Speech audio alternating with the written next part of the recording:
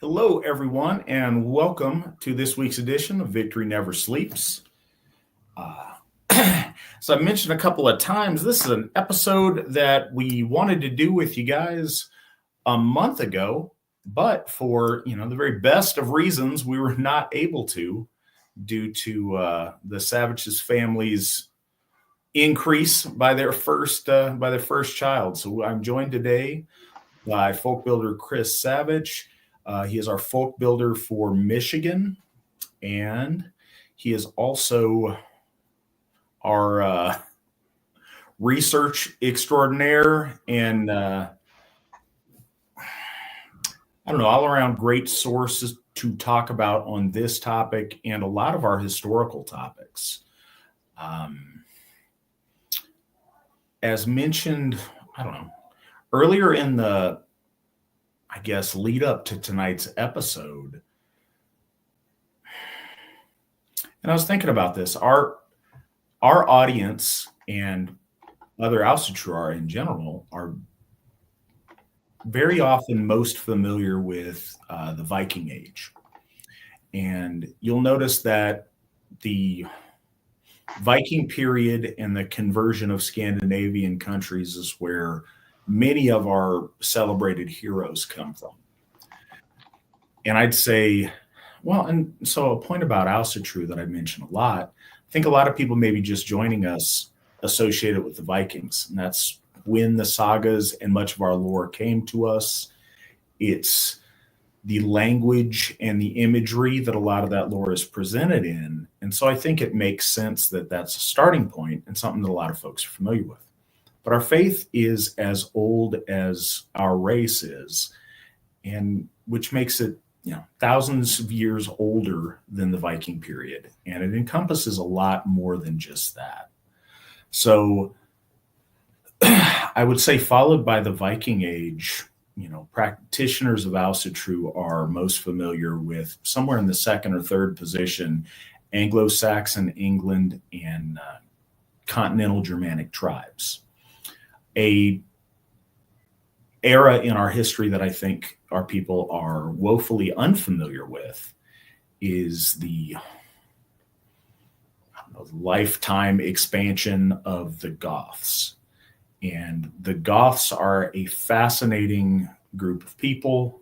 Their struggle against Christianity comes at an earlier stage than many of our other brothers and sisters' struggles. And we're going to talk a little bit about heroes in that struggle in general, and a little bit about the Goths and familiarize our folk a little bit with that this evening. So I'm excited for that. Before we get started on all of that, I want to mention that we have coming up here in a couple of weeks, Sigerbloat at Sigerheim in Jackson County, Tennessee. Very excited for that. I will be there. Producer Nick will be there. Chris is invited to be there and welcome to be there, but I do not think he will be there this year. We'd love to see you guys there if you can make it. It is a really beautiful piece of property. It's where we currently have the statues to our founder, Steve McNallen, and his lovely wife, Githya Sheila McNallen. Very proud of those. It's going to be the site for the AFA's Capitol and Great Hall there for events and AFA administration. And it's also going to be the site for Tiershoff. So we invite you guys to come out for that. It's going to be awesome. We'd love to see you guys there. As the flames in the picture might indicate, it will be hot. It is the South in July. I get it, but it's worth it. It'll be great. I will sweat with you. It'll be fantastic. And if you can make it, or if you can't, take advantage of going to Baldershof the very next month for Freyfaxi. That's at Baldershof in Murdoch, Minnesota, August the 22nd through the 24th. It's going to be a great weekend. I will be there. Other amazing AFA people will be there. Hopefully you will be there, and I look forward to meeting you guys or to connecting with folks that maybe I haven't seen in a while. So it's going to be a great event. Get your tickets now. talk to any of our folk builders and they can get you all squared away. But yeah, go ahead and do that. Another thing, like, share, subscribe anywhere you are currently looking at us or hearing the sound of my voice. We're on a lot of different platforms. Some people watch this live and participate in the chat and our questions, which is awesome. Others listen to it later as a podcast or maybe even watch it later with friends and family. That's awesome, and we appreciate all of it. One of our most powerful tools at present to get the message out is word of mouth. So if you like this, if it's entertaining, if it's educational, and hopefully if it's spiritually beneficial to you, please share this with people who would benefit from it or who would enjoy it. As always, tonight's show and all of our shows are largely question and answer driven. So if you have questions about any topic, especially related to the topic of the evening, but also about anything else you want, please feel free to ask questions in any of our chats when you're watching this. But also, if you have a question at any time, vns@runestone.org. Send us your question. We'll make sure it gets on the next program and gets answered. We answer all questions. So if you ask a question and we're talking about something else, it may take a little while to get to it, but we will get to it during the program. Other news and points of interest. Keeping you guys abreast of how things are going. As promised, as soon as we got Njordshof all paid off, we were going to start immediately getting things set up for Freyhof. So I was on the phone with Whit and Erickson today about this. A lot of moving on the back end. The Ericksons have looked at 3 properties to consider for what we're doing. We've got some very promising things in the works. Currently looking for funding and look at a number of different options. Looking at people who can make substantial loans that we would pay off in case anybody listening is interested in such. Please let us know. But yeah, that's what we're looking at. If you are a person who would like to do that, we can get that figured out. We pay off our Hofs very quickly. And folks that are interested in loaning us money for that, we do, pay a competitive interest rate to make that happen. Something to think about. Also, in the meantime, we are building up a war chest as far as having down payment money. We've been working on that. People have been very generous. It's currently sitting at $3,184. We'd like to see that, increase as much as we can get by the time we're fixing to make an offer on something. So, yeah, those are multiple ways you guys can help. Everybody has been amazingly generous so far. We really appreciate it. You guys are awesome. And thank you to the folks that have donated and helped make stuff happen.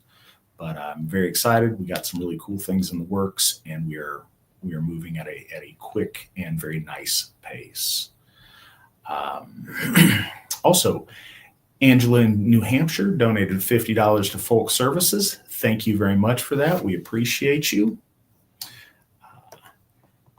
GW Farnsworth donated $25 towards our Freyhof War Chest and another $25 to the Victory Never Sleeps Fund. So we appreciate that.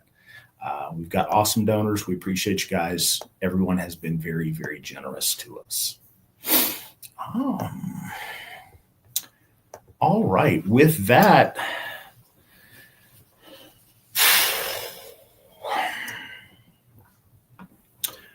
so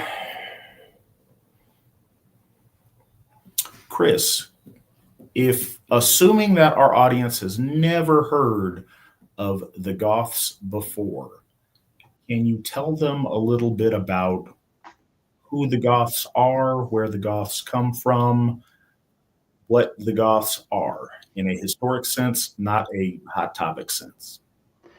So before I go into that, just to plug, I am hosting a moot in Michigan this Saturday. Email me at csavich@runestone.org. That's CSAVICH, runestone.org. If you are interested, there's still time. All right, Goths. So the Goths were, and it's important the Goths were a Germanic people that originated in southern Sweden and moved out from there into Eastern Europe, Southeastern Europe, modern day Romania, before moving further west into Europe proper. I say they were because, unlike most European peoples today, or just in general, there's no one who identifies as a modern descendant of a Goth.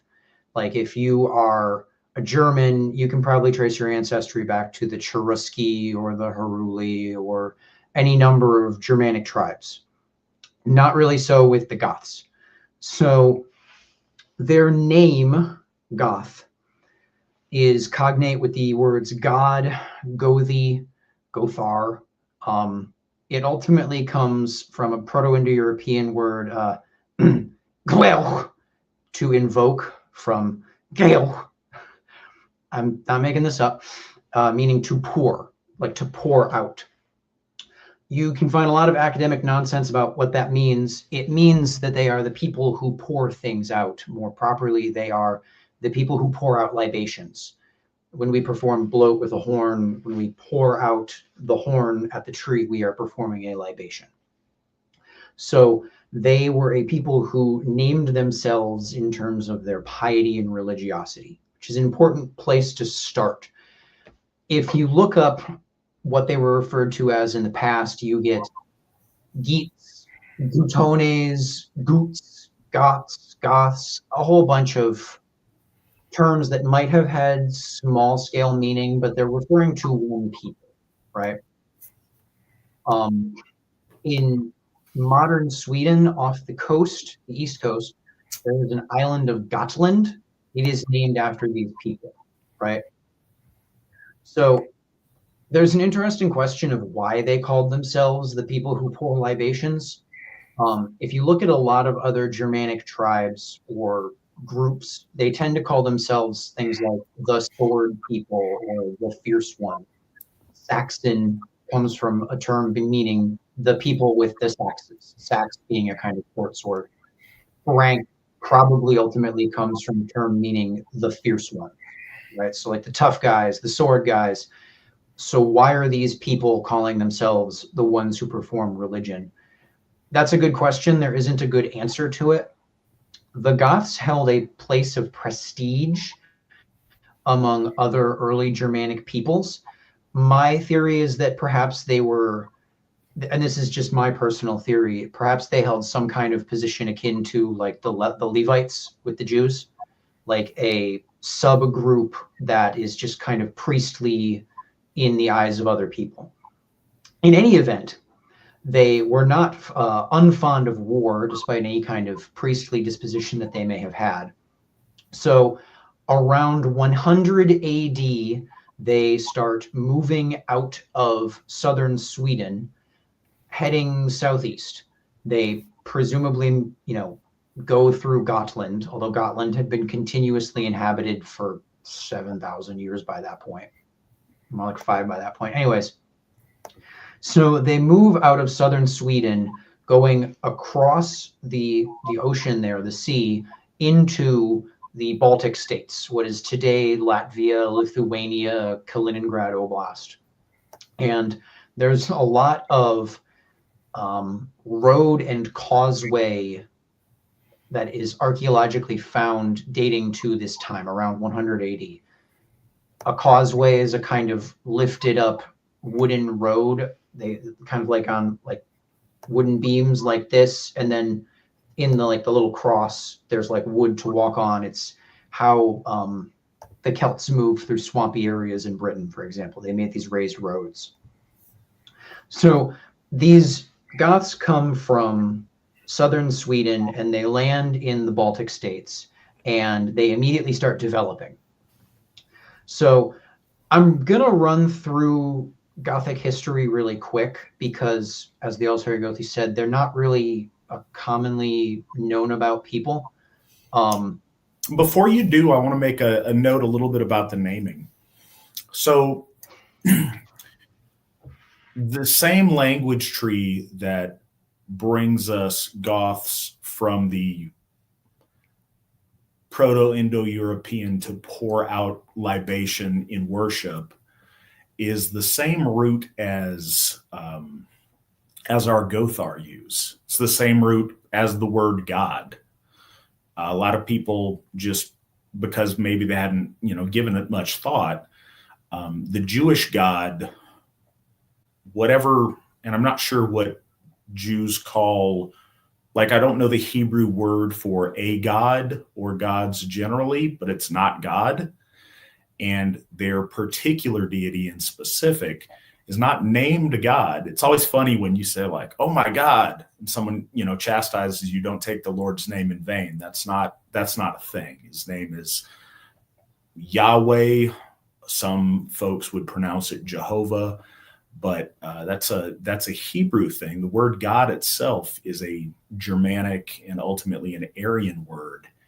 And these roots all go back to the same source. So these are people who chose to be identified for their holiness and their relation to our gods.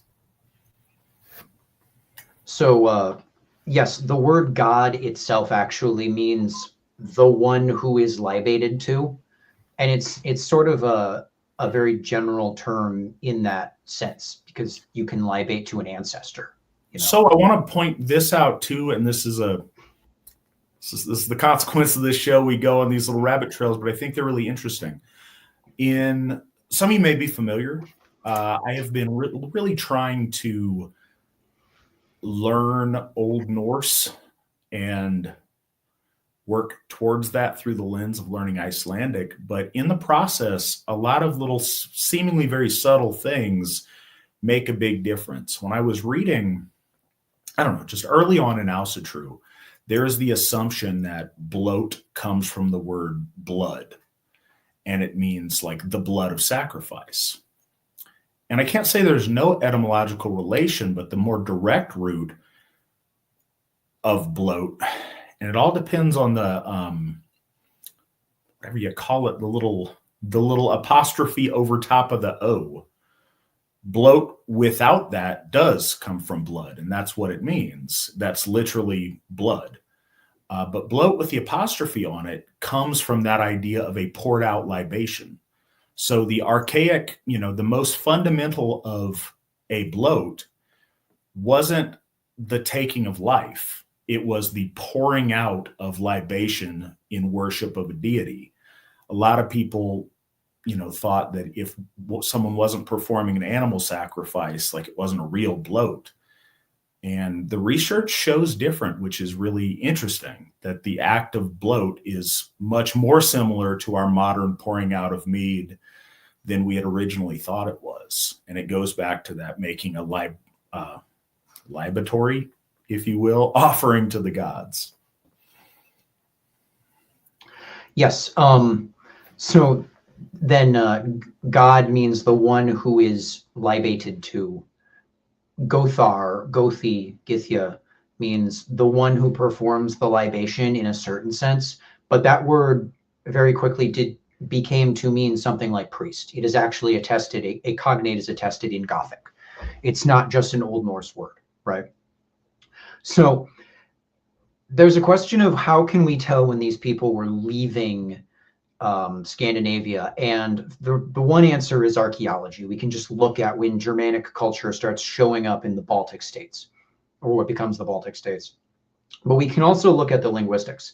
So Scandinavian languages, Old Norse, undergoes this thing called palatization, where front vowels get palatized. So like E becomes Y.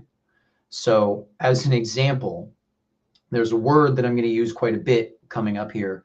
The modern English pronunciation would be feed, alliterates with think, rhymes with feed, means race, ethnos, tribe, etc. In modern English, this would be Theed. In Old English, it was Theode. In Gothic, it was Theudha. In Old Norse, it's Theodr, right? Theo, as opposed to Theo or Theu, right? The fact that Gothic doesn't display that palatization lets us date when Gothic splits off as a meaningful community from Old Norse, because they literally start pronouncing words differently, right? And consistently differently too. So the Goths move out of Scandinavia about 100 AD-ish, probably a little bit earlier, but around 200 AD, they start showing up in Eastern Roman armies and just Roman armies in general. So that demonstrates how quickly they moved from Scandinavia to Eastern Europe, to Greece, to Italy, if just as individuals. So during this time, we are told that they were in conflict with the Alans, the Scythians, and the Sarmatians, who are all Indo-Iranic peoples that lived in Eastern Europe. The Ossetians in the Caucasus are the modern descendants of the Scythians. So the Slavs do not show up here for about 500 years. Slavs enter the majority of Eastern Europe starting in the 700s. So there's a lot of ethnic groups in this area that are inhabiting places where we don't really expect them to be, like Illyria becomes Croatia, right? So the first major conflict between the Goths and the Roman Empire is when the town of Histria on the east coast of Romania, a Greek colony, gets attacked by the Goths in 283. It's around this time that the Romans start doing this. The Romans had this fun little dichotomy where they would break things up like east-west kind of thing, and everything that's on the east is just one thing. So they would say, oh yeah, there's Gauls and there's Germanics. Scythians or Germanics there, right? And then they would say, oh yeah, there's Gauls and there's Scythians. Well, Germanics get cloven down the middle. Oh, there's Germanics and there's Scythians. Gauls or Germanics. If you look on a map, you'll see like Germania inferior and Germania superior. X inferior on a Roman map means the Roman conquered whoever's. X superior means the unconquered whoever's, right? So around the 240s, the Goths start being recruited heavily for the Romano-Persian Wars. They gained honor in the Battle of Mysici. That's how I presume this place is named. So in 250, the Gothic king Cniva would conquer portions of central Romania that were held by the Romans at the time. He would then kill Emperor Decius in 251 and later be killed by Aurelian in 271. It's assuming Cniva and Canovaudes are the same guy, but it doesn't really matter. Shortly after this, they take to seaborne piracy in 253. They sack a number of cities, including Byzantium, like Constantinople itself. In the 270s, they get involved in even more piracy. They sack Byzantium again. So then Marcus Claudius Tacitus goes and he puts down the pirates in 276. So by 300 AD, there starts to be this distinction between the Thervings and the Greuthungs. They're typically called west and east, but it's really more like north and south. The Greuthungs in the north, the east, and then the Thervings in the south, the west. So what starts this conflict between the Goths and the Romans? And at this time, there isn't a meaningful east-west distinction in the empire, which I'll get to later. But what starts this conflict? Because the Romans are hiring them, but they're also engaging in piracy. So what's going on here? So the Romans had these two provinces, Illyria and Dacia. A lot of Illyrians joined the Roman army and sort of just self-promoted as a clique, culminating in Constantine. I don't know if we have a fun epithet. I'm going to call him Constantine the Traitor for whatever reason. Constantine is the kind of example of this, as he is ultimately an Illyrian warlord who takes control of the empire. There was another province called Dacia. Dacia was inhabited by the Dacians. The Dacians fought back against the Romans. So the Goths are pushing into these barbarian provinces that are providing a lot of manpower for the Roman Empire. And that leaves those areas very open to colonization by the Greeks and Romans. So when the Dacian soldiers leave Dacia, Greeks go in to farm that land. So the Goths are pushing into land that they want to settle, that the Greeks and Romans also want to settle in. So at some point, the Romans and the Goths enter into a tributary relationship where basically the Romans pay them to not invade, the Eastern Roman Empire. Philip the Arab cuts that tribute as part of a general budget tightening in the Roman Empire. And so the Roman-friendly Gothic tribes start being unfriendly. Then a funny thing happens where a big Roman army goes to put down the Goths, and then they all defect and join the Goths. So then this guy Decius, as already mentioned, he leaves Illyria to go fight Philip the Arab elsewhere, which leads to Cneva, the already mentioned Gothic king, filling this power vacuum in Dacia. Like, all right, the Romans pulled out. This is our territory now. We're going to settle this. The Romans don't think that just because they abandoned the land that it's not theirs anymore. They send a army back. Some fighting happens. There's tribute. And the tribute goes unpaid. In violation of a treaty, the Goths had been sending manpower to Rome to help fight. They weren't getting paid for their men. So now they're back to being violent. The Romans fight back.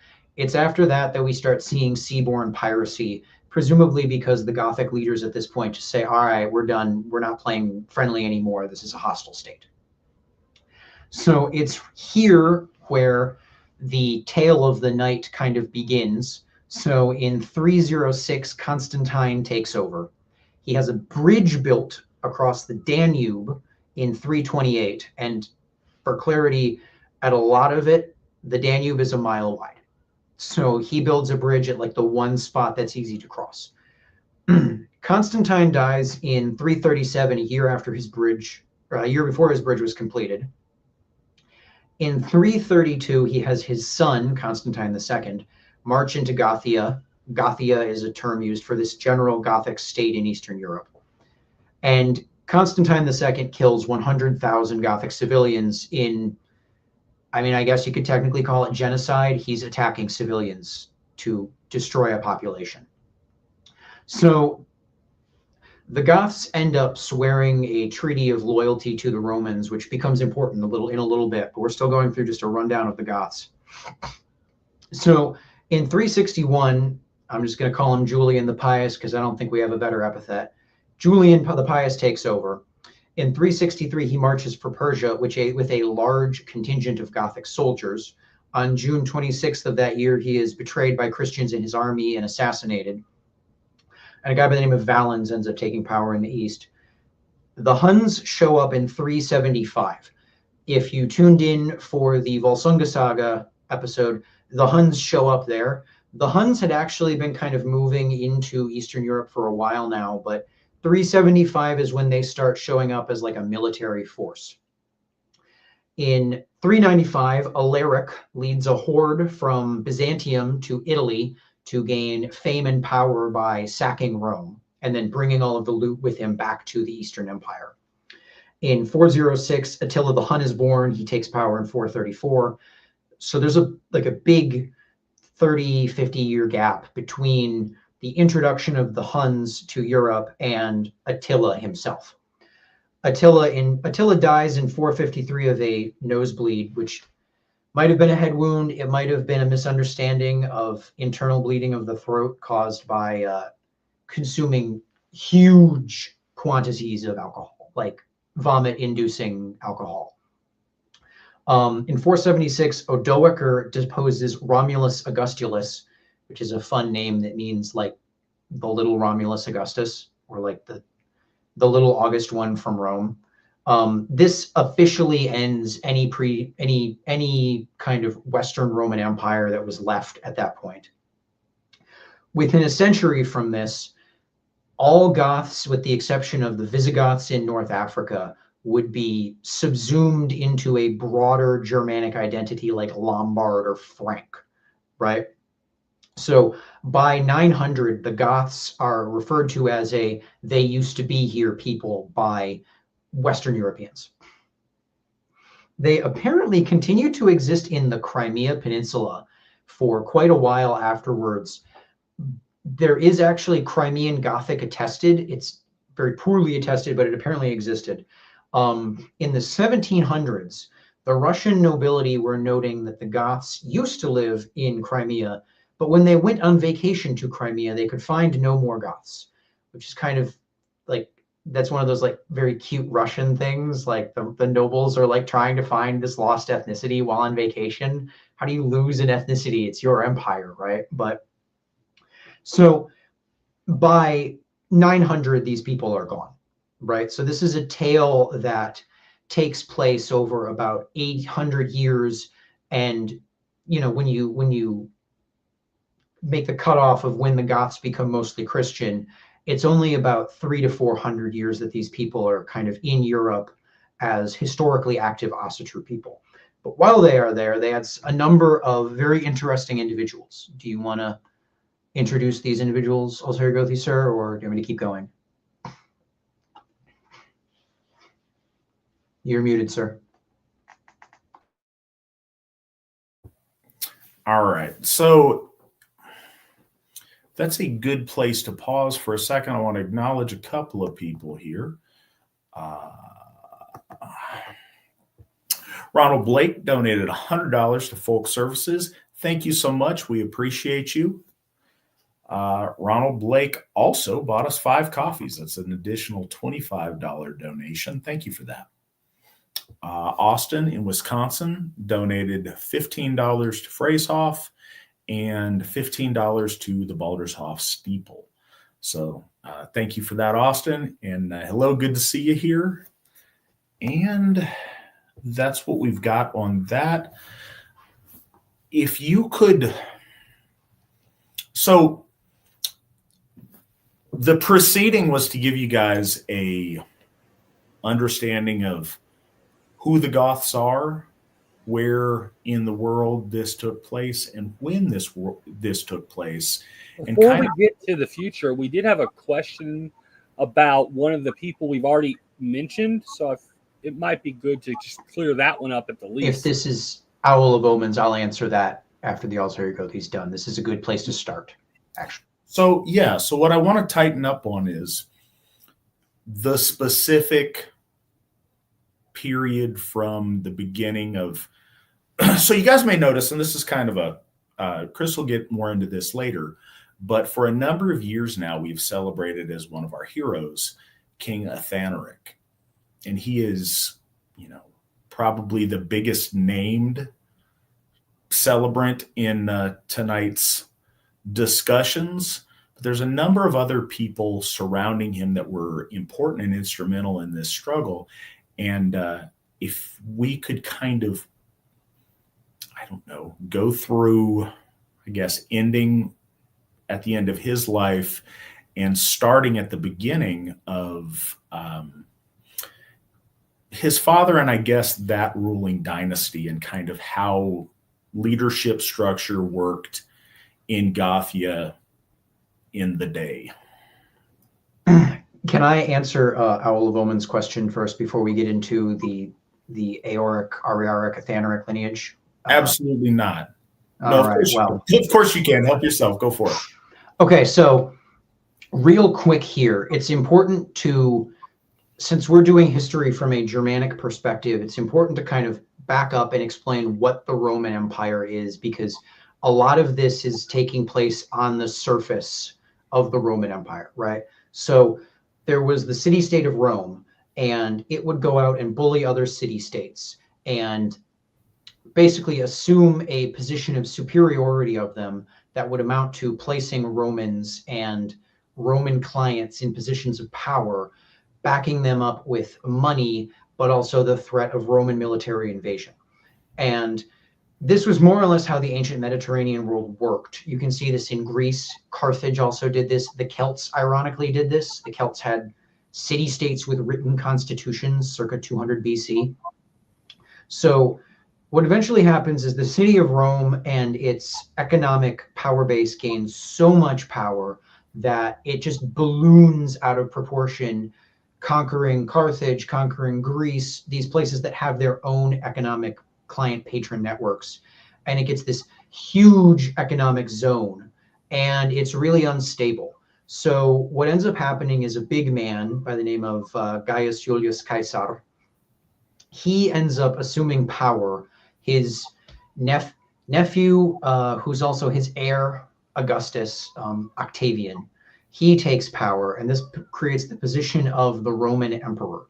So up until Diocletian, what the Roman emperor really is basically, to give an American example, imagine the US, there's no federal government, there's just 50 states and all of their cities kind of trying to make things work.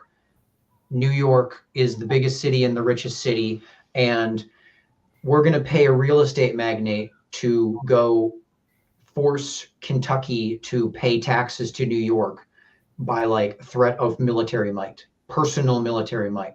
So the Roman emperor had to actually, of his own money, pay soldiers based in simple terms, right?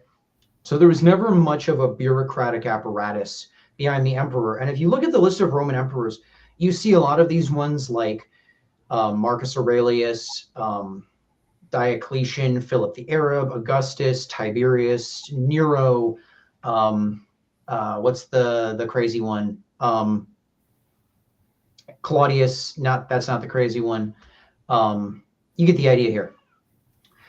It isn't until Constantine where there's really an imperial government to speak of, as opposed to what amounts to a rich warlord stomping around and paying local leaders to support him. So when Constantine shows up, what he does is he iterates upon Diocletian's idea. Diocletian had this theory of like, okay, what if we just take the economy and we get a bunch of nerds and we have them just grab it and just hold it in place and we can tinker with things. Constantine takes that idea and iterates upon it with what we would now refer to as ideology of economic central planning. Like, what if we just made bread cost $5 a loaf? It's illegal to sell it for more. What if we just make it so if your dad was a fisherman, you are too? It's illegal for you to be a blacksmith. And he comes up with this big imperial bureaucracy, the Christian Church. And the diocese break up Europe. There's nowhere in Europe that doesn't have a Christian diocese when Constantine takes power, because it is a government bureaucracy. Christian clerics reported back to the emperor through a chain of command about a variety of things, right? So when the Goths show up, what eventually happens is men like Odoacer and Theodoric were jockeying for the position of general, if not emperor, in the Eastern Empire. So people can occasionally, like the suggestion that Odoacer was Asatru leaning, I think that depends on what you mean by Asatru. Odoacer was an Arian, but so is Theodoric. There are several like turnings of the wheel of cultural revolution that happen. The Arians were arbitrarily more similar in their social ideals to their Asatru predecessors, but that doesn't necessarily mean that they had any particular holdovers regarding like worshiping Thor or secret or in something. Now, as I mentioned, there was this clique of Illyrian soldiers who had gained power in the East, culminating in Constantine. The Arian Goths, and I'm skipping ahead greatly, but this sets the stage, because when we talk about Ioric, Ariaric, and Athanoric, they are in opposition to this. The Arian Goths basically said, well, wait a minute, why are we letting these Greek dudes and whatever ethnicity Theodosius is claiming to be tell us what to do? Why don't we just take over, right? The Byzantine elite don't want that to happen, but they still want to use the Gothic soldiers to enforce their will. Hence why you get men like Odoacer, Theodoric, Alaric, who are ostensibly Christians invading the city of Rome and looting it, and then going back to the Eastern Empire to do what? They just looted a Byzantine city. But what they're really doing is they are extracting wealth from a city that is not under the control of the Eastern Emperor. And it's important to remember that, you know, we talk about like Byzantine and Roman emperors at this point as like it's almost like a holdover of terminology. The Eastern Empire the empire west and east should almost be thought of as a separate political institution from the actual Roman Republic. I know this is kind of rambly here, but I think that Odoacer and Theodoric's conflict was just simple: pay your minions to fight each other so they don't fight you, right? Which puts into position, what do the Byzantines want to do with the Goths? They want to use them to fight their enemies and then butt them up against each other so that they don't fight the Byzantine Empire, right? So there was a group of people who disagreed with that idea as the future of the Goths. So as I said, in, 332? In 332, Constantine as his son, Constantine II, march into Gothia and kill 100,000 Gothic civilians. What results is I'm going to call him a king for now, the king of the Goths, or at least the Therving tribe, a man by the name of Eoric, agrees to a treaty of Foedatus. And that basically means that in return for special treatment, the Goths would send an army to the Byzantine Empire to serve their needs. The degree to which the Foederati were actually under imperial control varies depending on when you are talking about. As time goes on, they lose increasing control, but what this really means is, okay, Constantine, you win, we're your allies now. The Foederatus army that would be sent out was under Gothic control. It would receive broad marching orders from the imperial government, but it wouldn't actually be managed by like a Byzantine general. So Constantine would be like, we're going to go invade Persia. And so a bunch of Goths would just have to show up as this separate army with their separate baggage train to go invade Persia, right? So part of that treaty was also that the Goths had, again, at least the Thervings, had to send their sons, the elite sons, to Byzantium as hostages.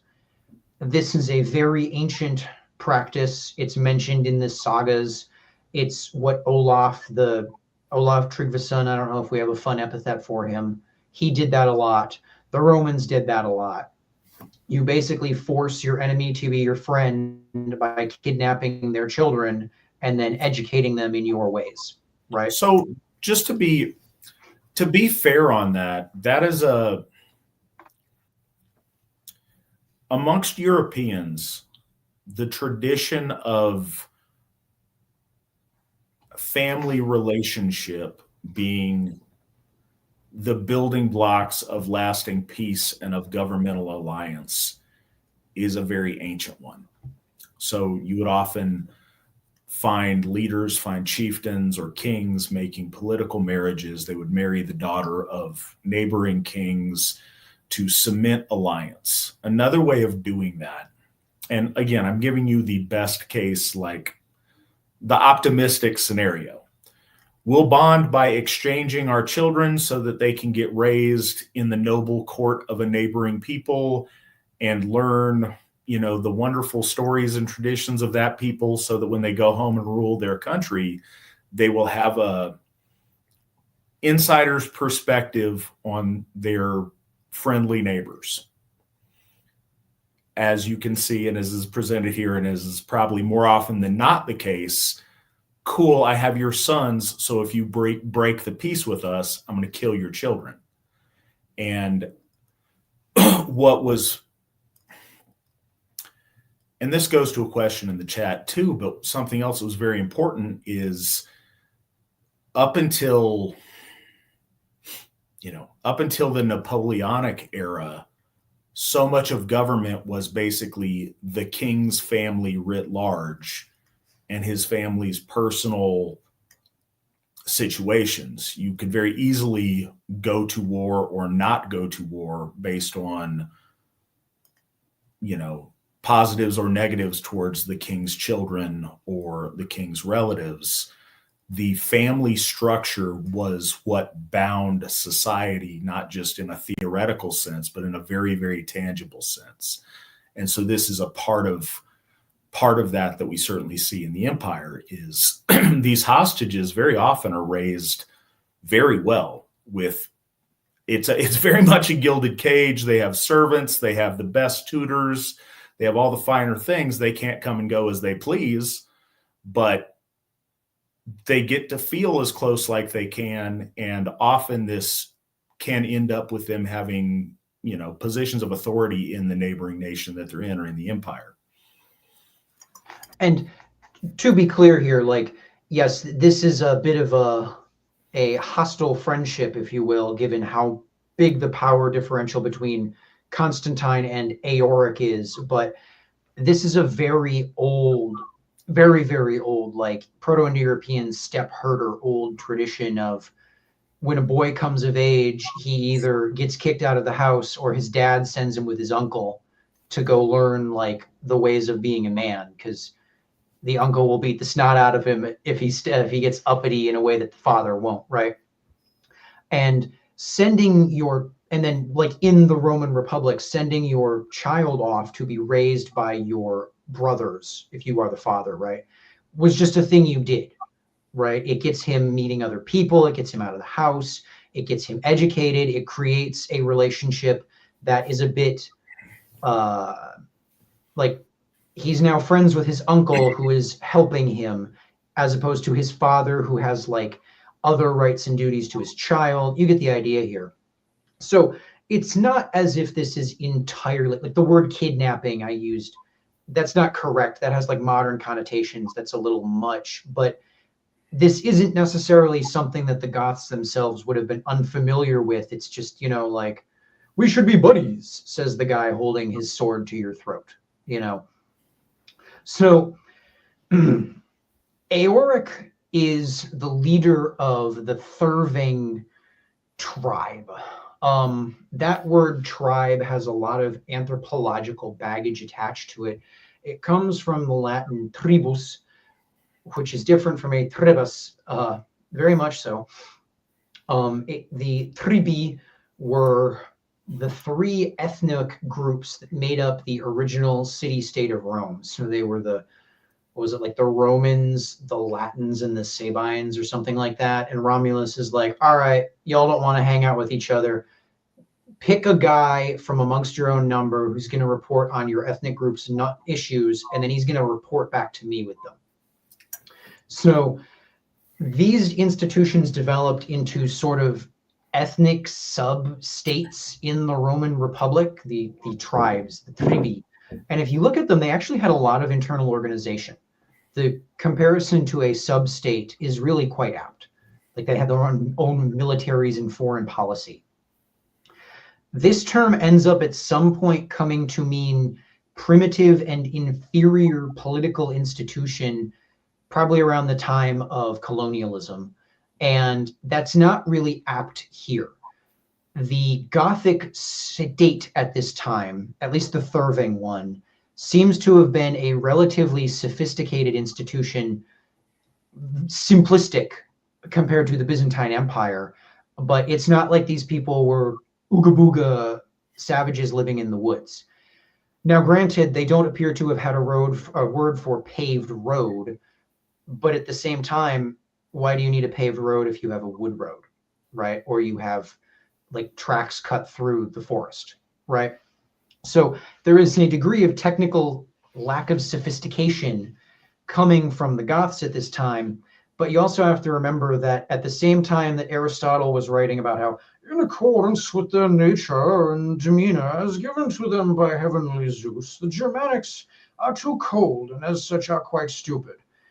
The Greeks were importing surgical tools from the Germanics. Like if you wanted to perform surgery in Athens, you did so with a scalpel made by a Germanic blacksmith, right? Chainmail, I don't know if it's fair to say the Germanics invented it, but by the time we're getting here, chainmail is something that the Romans got from the Germanics and the Celts, but semantics. So to kind of skip ahead of a lot of historical reconstruction of this, Eoric was the leader of a Gothic state that predicated itself on essentially a big ethnic network, right? He was the leader of the Gothic ethnos. The Romans referred to him as the Iudex, this position as Iudex. The Greeks used the term dikastes.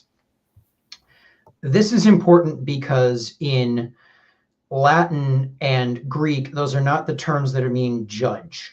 Judge literally comes from iudex, but that's not what a judge in ancient Rome was. A judge was actually a magistratus.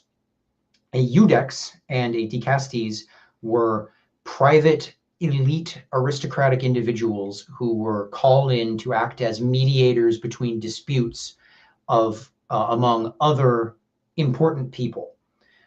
The ancient Greeks didn't really have judges as we have them today, like technical specialists who are like professors of the law that can bang the gavel and say, order, that's not how I define the law. That they didn't really have that position in ancient Greece. So forgive me for throwing in a Hebrewism here, but when you come to the Greek translations of the Bible, that's why we have the book of Judges. Mm-hmm. It's not that these people's job was to, preside over legal proceedings. It was very much this idea of before the official Davidic, monarchy in Judea, there were these important tribal leaders that were, the daddies of the house of Israel to make sure they were on the straight and narrow. And it was written again in the Greek through a Greek lens. And that's why you come with a very similar term in a very similar way to a very dissimilar people. Yes. And we actually, very interestingly, have a statement from the big man himself, Athanoric. Yes, Nick, you were correct. I was thinking of Caligula. From Athanoric as to what the position of iudex or dikastes actually means. And that is because Athanoric is actually the first quoted Goth here. In the historical narrative, I'll get to him here, but Athanoric ends up getting into a fight with the Byzantine Emperor Valens, and Valens was a very duplicitous and treacherous man. And so when Athanoric did diplomacy with him, he actually did it on a boat in the Danube. The official reason we're told is that he had sworn an oath of enmity against Rome and refused to set foot on its soil, which doesn't really make much sense because he literally just left Thrace to get to anyways. But at one point, he is referred to as the Rex of Gothia. And he actually says that is not correct. That is not what he is. He is the dikastes or iudex. Yes, this event here. Athanoric is presumably the chap with the winged helmet in front on the left there. He refuses to be referred to as a rex because he is a iudex or dikastes, because these are positions that are granted because of wisdom and not power. Now, this is a quote of his through Greek, right, or Latin, but it's very interesting that he is saying his authority to lead comes from his wisdom and not his power, right? I'm looking something up here real quick. Where is it in this? The specific words used for judge in the Gospels. So you guys will know that we celebrate the Remembrance Day for King Athanoric. And a lot of the times with these early Germanic leaders, we honorifically give them a title from a later period because the Gothic understanding of kingship is different from their neighbors and a little bit ambiguous. There's different kinds of leaders, some that lead in perpetuity, some that lead for a specific period of time. And a lot of the information we get comes through foreign sources that don't really have the right nomenclature for it. It's like a Greek might think of a king in terms of a tyrant or a dictator in a Roman sense. Certainly, they wouldn't extend the title of, imperator to him. So it's a strange thing, but something that I want to point out here amongst the Goths, or the people who pour out to the gods, there was always a sacral element to kingship. Your position as king made you de facto high priest, because there was no distinction between church and state.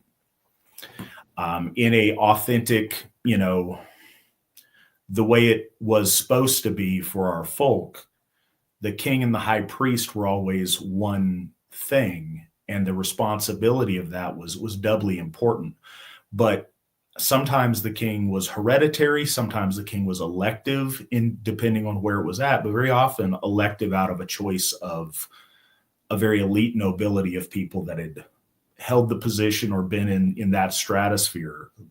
Their family had a tested approval by the gods.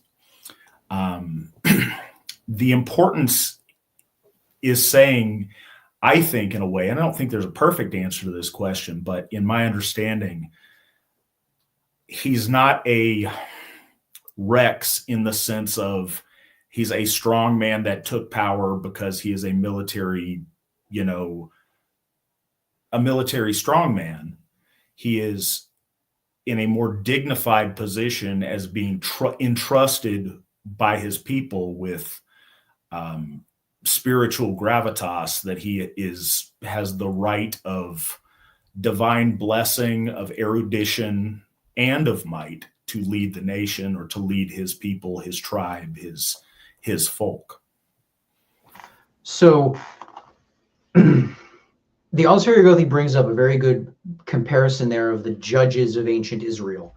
And you might be tempted to think, oh, well, spoiler warning, Athanoric was a punisher of apostasy and was consciously compared to the Pharaoh of Egypt from the Exodus narrative. Okay, he's a judge. All right, so they're doing like a Bible thing. That is not correct. The Greek word for judge, as in the judges of the Bible, is kritos, which refers to like laws, because the judges of ancient Israel were basically shoring up deficiencies in adherence to halakha, Jewish holy law, right? Iudex and dikastes are more like mediators in their proper judicial sense than enforcers of a law. So the point about the Rex is worth visiting here, because there is actually a Gothic cognate of the Latin rex. In the earliest period of Roman governance, the Roman kingdom, the rex was the supreme leader of all walks of life of Rome. He was the Roman. And while his position was not democratically chosen, but rather the body assented to, or more so accepted, rulership by him, with him on the one hand having divine backing, but also the acceptance of his divine backing. So like Romulus, and after him Numa Pompilius, were the military, spiritual, political, and economic leaders of Rome. There is a similar position in ancient Ireland with the Gaelic Ri, who was the spiritual, military, economic, and political leader of the Tuatha, which is cognate with that word Theed. In ancient Greece, this position was the Wanax, This word only survives into classical Greece in the Anax names, Anaximander, Anaximenes, Anaxagoras, etc. It is mentioned in Linear B attestations, the very oldest Greek we have. But more importantly, it's mentioned in Homer and refers to three individuals. Agamemnon, the Wanax of the Greeks, Priam, the Wanax of Troy, and Zeus, the Wanax of the Olympians. So you can see the gravitas that this term had in ancient Greece, that it's Zeus, the guy, the big man. He is the leader of an ethnos. And you'll notice that in the Trojan War, Agamemnon calls up all of the Greeks, like from all over Greece, even his enemies. They have to come help. This is a Greek issue. And then Priam calls up all of the Trojans, including Memnon, the prince of Ethiopia, whose grandparents had sailed off and conquered Ethiopia. Memnon himself was not ethnically Ethiopian. He was an Anatolian that was the descendant of conquerors who conquered Ethiopia. He was required to come fight in the war because he was ethnically Anatolian, right?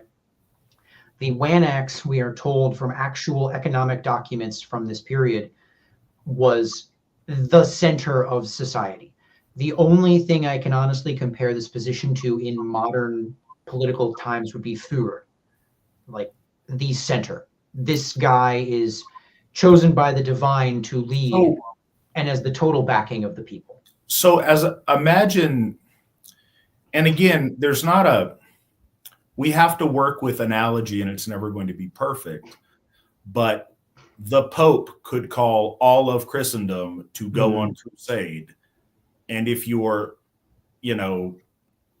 Philip and you're, Richard and you're at war, you can let bygones be bygones, figure it out and go crusade together because your faith unites you. In this sense, your ethnicity unites you, but also your faith. I want to point out no distinction between Ásatrú and being a Goth. The two are, up until literally this period, and this is where this is decided and why this is so important. No, the one equals the other. That's why we're named Goths. I'd like to say apostasy equals treason. Treason equals apostasy. Political treason is an apostasy. Religious apostasy is political treason. They're the same thing. And to bring this back to the story, we have this guy, Eoric. An atrocity is committed by the Byzantine Empire. So he sends his son, Arianism, yes, this is a running theme with these names, to Byzantium as a hostage. Arianism may have been given a statue of himself behind the Senate House in Byzantium that he was apparently quite fond of, we're told. Looking at that's what academics assume, that this Arianism guy got a statue of himself because he was the son of the Thedan. I will explain that term in a minute. Eoric. Looking at the original text, it could just be that it was like a fun statue, and this guy's like, wow, what a cool statue. I love these guys. It doesn't really matter. He is a hostage of the Byzantines until Constantine dies, and then he goes home. He gets home and he immediately starts shoring up his people's native state. Arianism and Athanoric are mostly attested to us by their fight with Valens and by punishing apostates. And this is actually pretty interesting, much in the way that it was a mistake to try and refute and debunk Julian's against the Galileans because it gives some of the arguments to us. We actually can tell a bit about Athanoric and Arianism's ideology based on how it is treated by Christian texts. So, in simple terms, as the Allsherjargoði said, apostasy was treason. Athanoric and Arianism punished people for, as we are told by Christians, abandoning the faith of their fathers. That term there, faith of their fathers, is incredibly important because that is not a Christian term, and it's not really a Gothic term. That is a Greco-Roman term.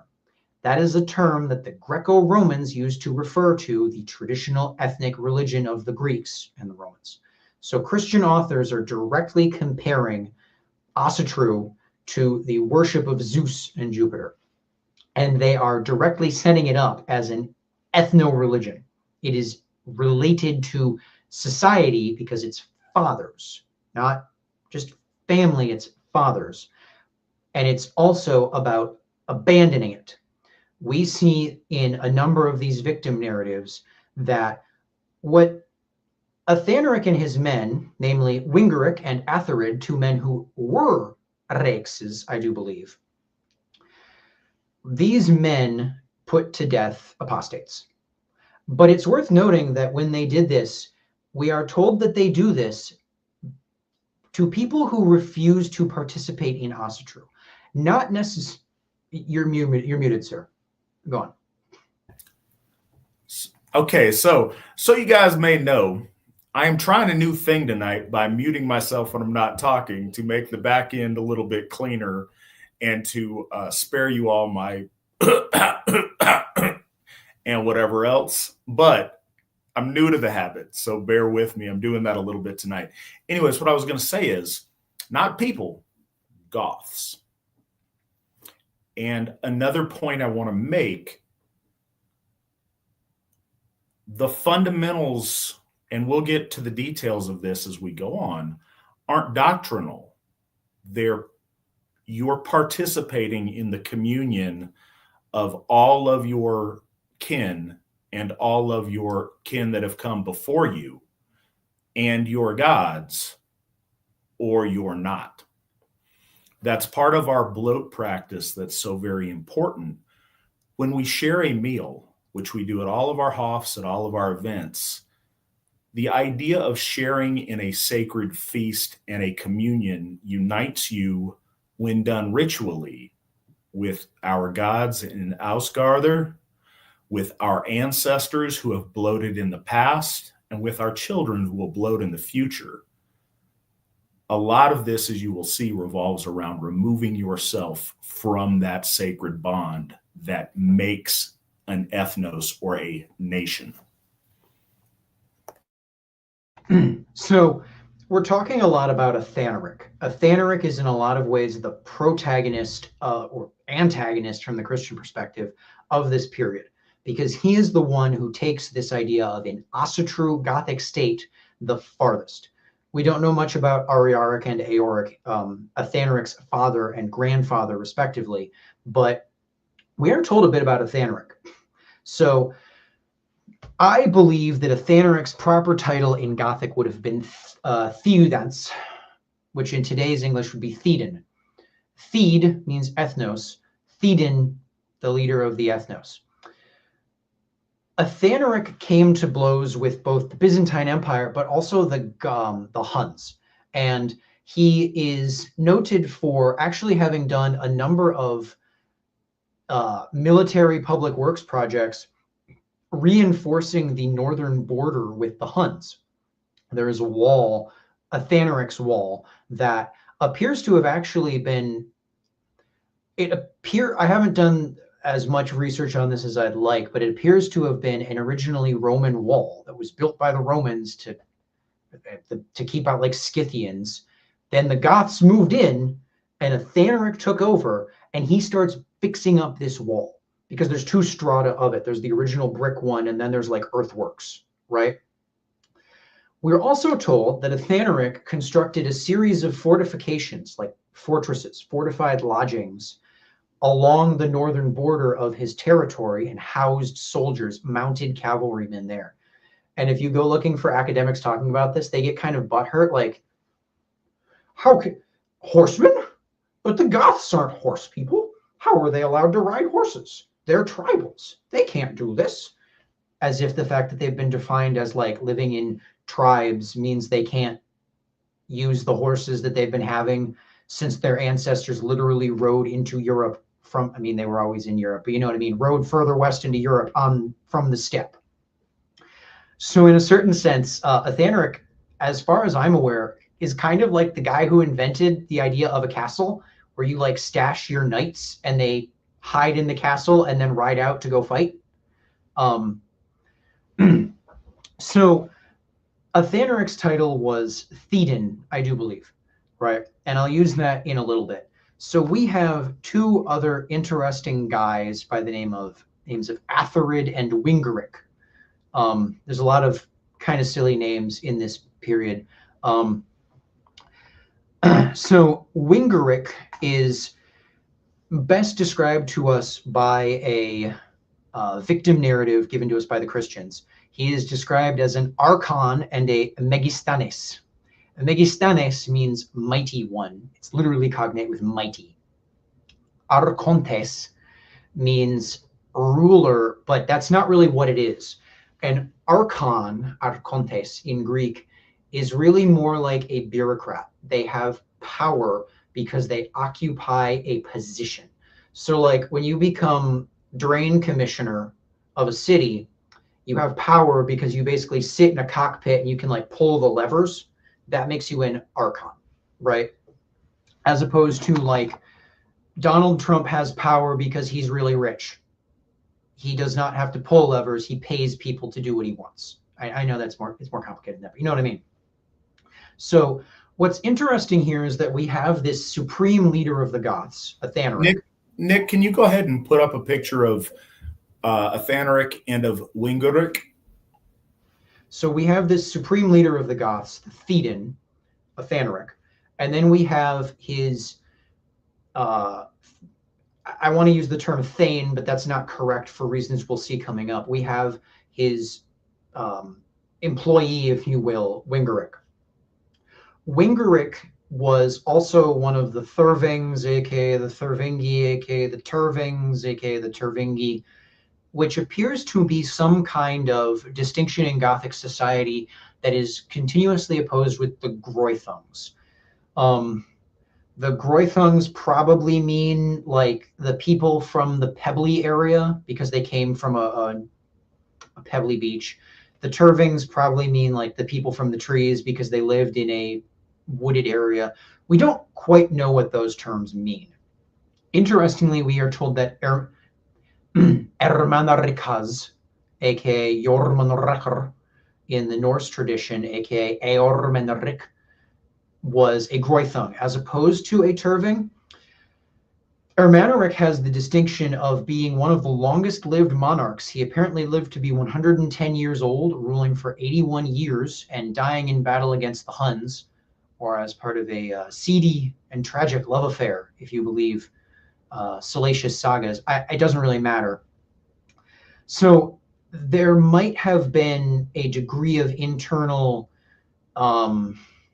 diversity among the Goths. We're not quite sure because we aren't given an opponent to Athanoric or Eoric or Ariaric for the position of supreme leader of the Goths, right?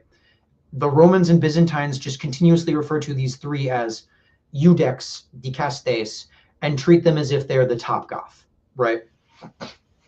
So Wingeric is I believe he is a Rex. Rex in Latin is R-E-X. In Gothic, Rex is R-E-I-K-S. I believe that he was a Rex, which is a position of independently wealthy and powerful, but nonetheless government officials.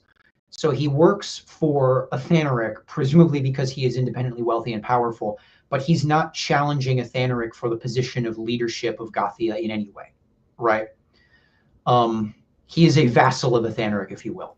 So something I like to think of in terms of this is, you know, these different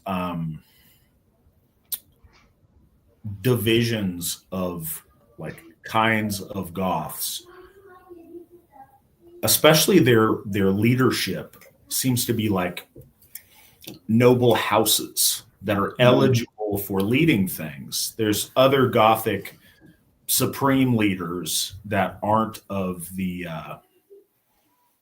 what is it, the Amals that are, or the Balti. The Balti. Anyway, we're coming to the Balti. So there's different houses that all seem to be thought worthy of leadership, of like high nobility, and that seems to be the case with some of this. And also the terms are kind of we either want to liken them to Roman civic positions or to later medieval feudal positions, and neither fits perfectly.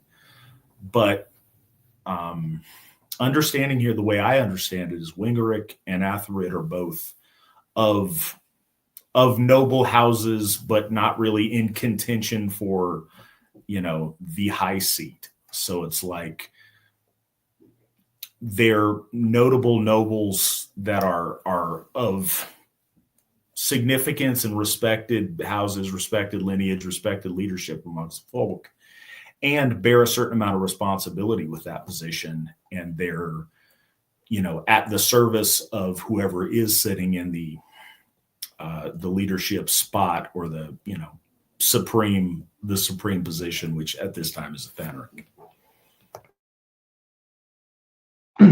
Okay, so it is interesting because Athanoric and his men under him are Asatru partisans. They put people to death for treason to the Gothic state and apostasy from Asatru. And it's worth noting here, refusal to participate in Asatru as a Goth, not necessarily just practicing Christianity or being chummy with a Roman. We'll come to that in a minute. But so there is an attempt by later Christian Germanics, Visigoths, to chart a glorious dynasty through a number of these Gothic rulers, including the Eoric, Ariaric, Athanoric lineage, but also like Alaric, Ataulf, Walia, Theodoric, etc., going back into ancient times. The Balti, we are told by Jordanes, were the ancient kings who led the Goths to the Baltics. They took their name because it means bold. They ruled the Baltics, and it seems there was an attempt to splice that idea into the Thedan ship of Eoric, Ariaric, and Athanoric. We don't know if that's 100% true or not, but it's interesting that later Christians are attempting to co-opt Athanoric, a man who on his watch had Christians put to death for apostasy, in order to create this glorious past going backwards. Now, modern academics think that the term Balt, as in the Baltic countries, the Baltic Sea, the Baltic states, actually means something like straits, referring to like the Baltic Strait, possibly meaning like the land across the strait, because they came from Sweden, they landed in the Baltic states, right? That would be interesting because the term's etymology is unknown. It just kind of shows up, probably from a Proto-Germanic root. In any event, there appears to have been some kind of noble lineage, at minimum, because we have Eoric, Ariaric, Athanoric, 3 generations. And then they have these lesser noble houses around them, such as that of Wingeric and Athanoric. As a point of fact, I believe it goes Ariaric, Eoric, Athanoric. And I mention that because we're celebrating one and leaving out one. Yes, let me confirm that here. Right, I'm sorry. Yeah, it's Ariaric, Eoric, Athanoric. Yes, you're correct. I have it wrong in my notes. Chris, you are killing it. I am blown away. We're an hour and 18 in, and we haven't even gotten to the main subject because I haven't even talked our about analysis is wonderful and in depth, and this is awesome. This is a master class you're giving us. Thank you. So Wingeric comes to us mostly from the Menologion of Basil II and the Synaxarion of Constantinople. These are Christian hagiographical texts written well after Wingeric died, but they are interesting because they are conveying a number of things that demonstrate this is an original. They're conveying something. Wingeric is, we are told, put an idol of a god or some kind of divine ancestor, perhaps. There's some debate amongst academics, in a cart and wheeled it around his territory. And anyone who refused to show it deference, notice, show it deference, was rounded up and put to death. We are told that he burnt 308 apostates to death in a tent, and then some Gothic guy showed up and saw this, and he was so moved by seeing them die that he became a Christian on the spot and got chucked in the burning tent. This is a common feature of Christian hagiographical literature, like random people seeing Christians die and deciding, oh, I want to be one too, and then dying. What's interesting is that there is other tradition attached to this. We are told about a Gothic noblewoman, what's her name? Gotha, who is described as a basileia of the Goths. That is very interesting because remember how I talked about the Wanax? What if you got rich in that society? You were a basileos. You were independently powerful and wealthy and were theoretically subject to the Wanax, but in practice could do your own thing. If the Wanax called you up on ethnic business, you were a bad Greek, and other Greeks saw you as free game. This term basileos is interesting because it is frequently used to translate rex in the very oldest Latin literature. That is important because at an early strata, basileos still has an ethnic connotation. Much later, it becomes the Greek word for emperor in reference to the Byzantine emperor, and other co-equals, like the emperor of Ethiopia was referred to as a basileos circa like 1200 AD, right? At this early stage, though, it still has a very ethnic character. So she is an Arian Christian, but she holds a degree of importance amongst the Goths, at least from the Christian author's perspective. She's only able to get 26 of the bodies, 21 of which are named. Now, this might be because the numbers are fudged by the guy who originally came up with the story to make Wingeric seem eviler. We don't really know. Of those 26, a great number are actually not Goths, right? They are named, they have Greek or Aramaic or Hebrew names, right? Which is very interesting because they're refusing to show deference to a statue of a divine ancestor or a god, who it might be a divine ancestor and a god, I don't know, some kind of religious figure of importance. So I want to make a kind of a side note here on a couple of things that I think we need to lay a little bit of foundation for. And Nick, if you could take down Wingeric and put up Aoric for me, please. So something happened during this period to where a wise man ruling his people recognized something. So Rome was very adept politically at manipulating border peoples or quote unquote barbarians and playing them off each other and doing things. But with the state institution of Christianity by Constantine the Great, an extra and particularly potent tool was given to the empire. Whereas all these other things, and Chris has brought us through the ethnic nature of religion just through word usage. Like, I don't think in the modern sense we appreciate enough. Up until this time, universal religion doesn't exist. All religion is ethnic religion. All religion is intrinsically tied to the blood and the bone of the participant because that is the religion of their fathers. But now we're in a really different time. Even Judaism, which by the time it's called Judaism is a monotheism, is still not universal. It's universal in its claims, I suppose, but not in its practice. That is the ethnic religion of the Hebrews. Within the empire, that made sense. But Christianity, this new thing, and specifically the Christianity practiced under Paul, was a universal religion that all the peoples of the earth needed to be converted to. And that's particularly advantageous if your leadership is Roman, to have all of these foreign entities convert to your faith and thus be under your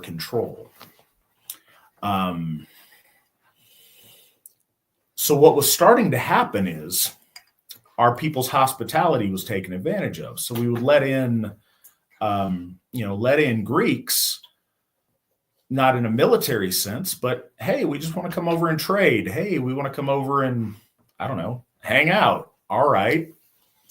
But part of that was preying upon the women, the disaffected, the young, to get them to,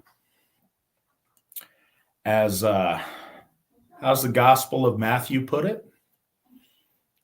Son of Man did not come to bring peace, but a sword, and to, literally to cleave kinfolk against one another.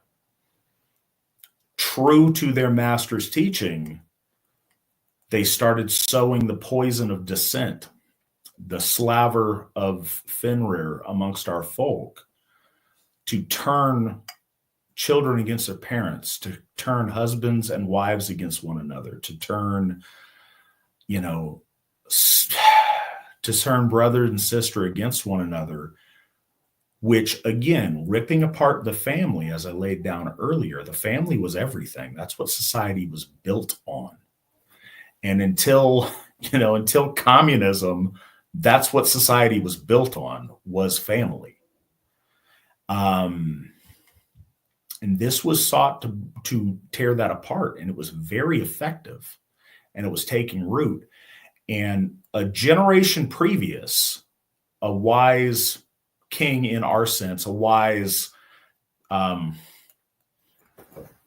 ethnic supreme leader, was aware of this and started, hey, official Gothia policy is we do not tolerate this. Foreigners don't have to worship our gods. They're foreigners. Why would they? They should worship their gods. But Goths will be Ásatrú. And he realized this before anyone else. So much when we talk about our heroes, we define a great many of our heroes in terms of the struggle between Ásatrú and Christianity. Sadly, most of our heroes that we celebrate to this point are on the losing end of that. They're individuals who took a stand after the social current had long since gone against them, against our gods, but they stood for what was right against overwhelming odds, very often paid for it with their lives. So we celebrate them for that. That's beautiful and wonderful. But there's something important here about someone who had the foresight to see this coming and to try with all his might to stave it off. Éoric was that king that saw this threat when nobody else saw it coming and said, hey, we have to stop this because this is a threat to our existence. And that's why we celebrate him with a day of remembrance.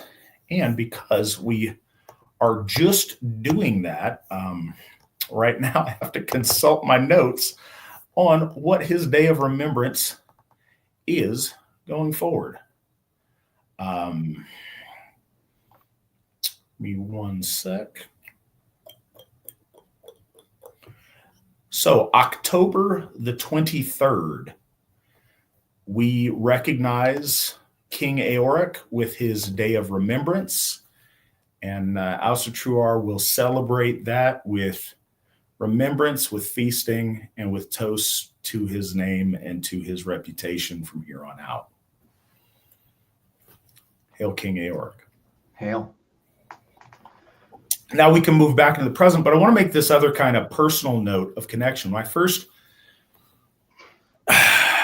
I first came home to Ásatrú and I was trying to read up on the lore and the history and the things and didn't know where to go, I came upon a really cool, and I didn't prep this for tonight, so I can't tell you the author. I want to say the guy's first name is Charles.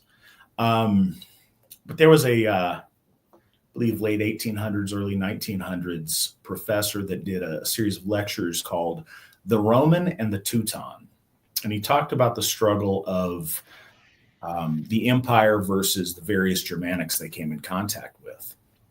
And this spoke to me really early. So one of the first things I did when I became Allsherjargoði was to acknowledge Athanoric as one of our heroes and celebrate him with a day of remembrance, because during this period they talked about that episode and in, flowery prose of that romantic period, but the idea that, Athanoric had this cart driven amongst the folk at this time, because this was a current thing. We started seeing large sections of Gothia split between Ásatrú and Arianism, and we started seeing moments that would eventually be civil war between Vitigern and Athanoric, and I'm sure that Chris will talk about that here in good time. But when we were seeing this going through, Athanoric had this cart brought around. We see the procession of carts talked about in Germania, and we see it talked about in the later sagas going on in Sweden, where you would have the image of one of our gods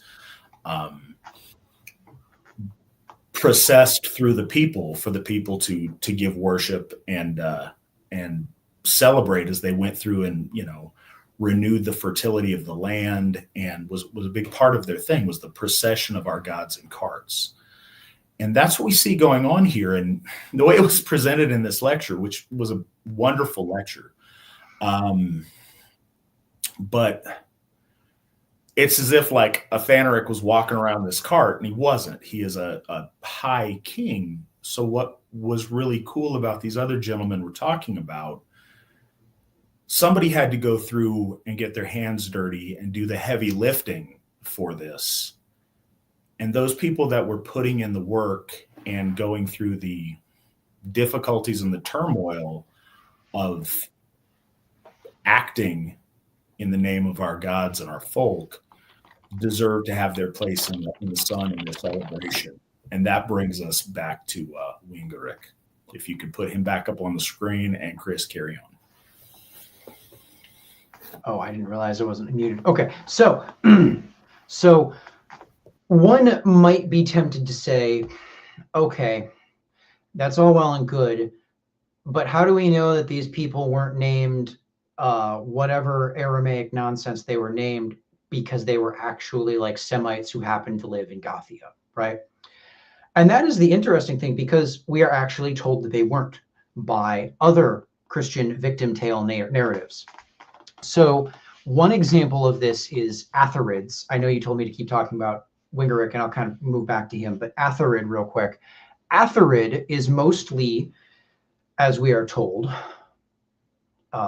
involved with the martyr tale of Sabas the Goth. Sabas is a Goth. He abandoned the faith of, there's that phrase, faith of his fathers.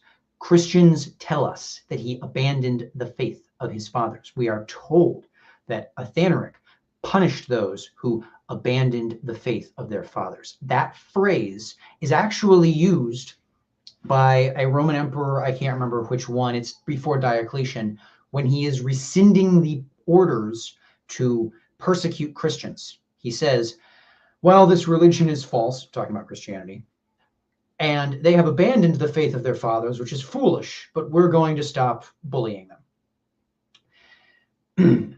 That phrase is important because it is an admission by the Christian authors of what Athanoric is doing. In Sabas the Goth's narrative, we are told about this fellow, Sabas. He lived in what is today Wallachia. Herwig Wolfram, who is the father of Gothicology. He wrote the History of the Goths, which is the seminal text in Gothicology. If you are going to study the Goths in college, you are going to read that book. He posits that Atharid was actually one of the reixes of Athanoric's original Cuni. I will explain what that word is in a minute. It basically means province, for lack of a better term. He was in northeastern Romania. So I'm going to sum up Sabas's tale. He abandons Asatru, practices Christianity, repeatedly gets in trouble, is repeatedly given chances to change his ways, refuses, culminating in his eventual death. There's a few interesting bumps along the way to talk about. At one point, he practices Passover with a Christian priest who is not a Goth by the name of Sansalas. Sabas and Sansalas are tortured for their crime, and then Sansalas is let go. he's not a Goth. So interestingly, he's let go despite not being a Goth, and despite actually, in a certain sense, being the problem. He's a facilitator of apostasy. He's not killed. Sabas, at another time, is taken into his village. I can't, the Gothic word for this, let me get it because it's fun saying these old words because it's, so, where was it? I'm sorry, I'm looking through all my notes here. Like your tongue dancing. I don't know how you're doing half the stuff. I really am sad that my accent of English doesn't have a rolled R because I love rolling my R's. Here we go. So the village was called the Heims, which literally means like homes, right? So the Gothic society appears to have been stacked up like this. At the top, you had the Theban, who's currently Athanoric. Then below him, you had the Reixes of the various Cunia. These are basically provinces, although the Gothic polity doesn't seem to be based on a division of land, like area, but rather people. So a Cuni is less of a province in the sense of like this patch of land and more like this group of people. The Cuni had multiple Reixes, and that multiple Reixes is kind of important here. And they were then made up of villages. These villages had their own, for lack of a better term, like mayoral councils. These men that ran the mayoral councils were the Fauramthlia. There's a fun word right there. They were the ones who were charged with the basic agricultural production of let's get enough food to last us through the winter, right? So they also, interestingly, it was at that level that people practiced religion. So you'll notice that we haven't talked a whole lot about Gothar at this point. We know that they had them because Wulfalas, who is the, if not the literal individual that Eoric met in Byzantium, was the spiritual individual that Eoric met. We'll talk about Wulfalas in a minute. He is, interestingly, one of the few figures who is no one's hero currently.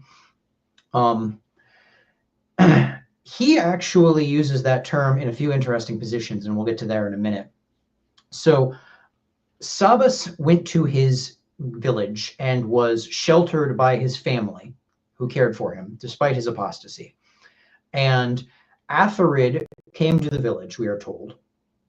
And just to be clear, Wingaric is the statue in a cart tent guy. Atharid is the punishing Sabas guy. I know this is a very disrespectful way to put them, but it just sums up because so much of what we know about these men only survives in these martyr tales, right? Unmute, sir. Caught it as I was saying it. So we are done a great service by Christians of the time because we find out about these men and about their deeds through Christian, moaning about the results of their deeds.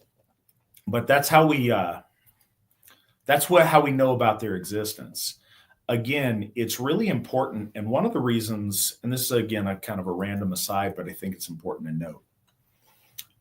Chris is helping us a great deal to record and save and document our history. Our folk coming late to writing and record keeping and record preserving is very unfortunate. It's one of those things about history, but we're really lucky when we have the information that we have. So we cherish it, we hold on to it, and we need to preserve it. We're fortunate in these instances that the enemy holds on to it. They obviously portray our heroes as villains and our gods as demons, but it's a place for us to work from, which I think is very important. So, in line with modern Asatru history, real quick, if you are an individual who is listening to this that happens to have copies of the magazines Iduna, Vor True, or The Runestone, physical copies, please get in contact with me. My email is csavich@runestone.org, CSAVICH, sorry, @runestone.org. That is an endeavor that I would like to speak with you about if you have copies of Iduna, the Runestone, or Vortru. Winding back the clock. So Atharid goes to the village of Sabas, and he arrives there, and he says that he wants to hold bloat, and he tasks the what are they? So he tasks the Gamainths with putting on bloat, which is very interesting there, because he tasks them with putting on the bloat, and we know they're the ones doing it because we're told, but also because some of the villagers go to Sabas and they say, look, you're in hot water with him already. We will give you unconsecrated meat so that way he doesn't know what you're doing. He then refuses and goes and gets in Atharid's face. That is very interesting because it means that the village is putting on the bloat. So when Atharid shows up, he can, this is a strong word, compel them to perform bloat, but only because bloat is something they already have the power to do on their time frame and schedule, that he is simply expediting because, well, the Rakes is in town. We have to hold a bloat. So Sabas finally gets in trouble when he gets drawn before Atharid, and he refuses to bow or pay homage in some culturally traditional way to Atharid. And he declares he refuses. He's not going to pay homage to Atharid, for he has no Frauja but Yahweh. And that enrages one of Atharid's men so much that they either throw a spear at him or a pestle, like the thing you grind up, like a mortar and pestle. The pestle is the grindy thing, the mortar is the bowl, I think. Either way. That is very interesting because it describes what the ideology of these Arian Christians at the time was. Atharid is a Reiks, a big man of the tribe, a government official of the tribe, of the ethnos. He is also a Frauja, that is cognate with Old Norse Frøyr, and distantly with Old English Freya, and with German Frau, right? Means lord, nobleman. Frauja does not necessarily imply position in a government. It means independently wealthy. Nobleman, right? Doesn't necessarily have connotations of ethnicity. So it's interesting that Atharid the Rakes and Wingarik by association are enforcing ethnic loyalty and ethno-religiosity, but they are also independent landowners for simplicity. So we should make a distinction and talk about what are we talking about when we say Arianism, because Sabas is not a Trinitarian, which is an important point. The 308 people that Wingarik had burnt to death in a tent were not Trinitarians, but they were Christians. That doesn't really make much sense unless you have a background with Jehovah's Witnessery, because almost all Christians, the super majority of Christians today, are Trinitarians. Trinitarians affirm that Yahweh, Yeshua, and Ruach HaKodesh are three co-eternal consubstantial persons in hypostatic union. Arians did not believe that. Arianism comes from the name of the bishop Areos, which has nothing to do with Arian. It actually is a Latinized version of a Greek name, which means he who is of Aries, like how Dimitri comes from Demetrios, which means he who is of Demeter, right?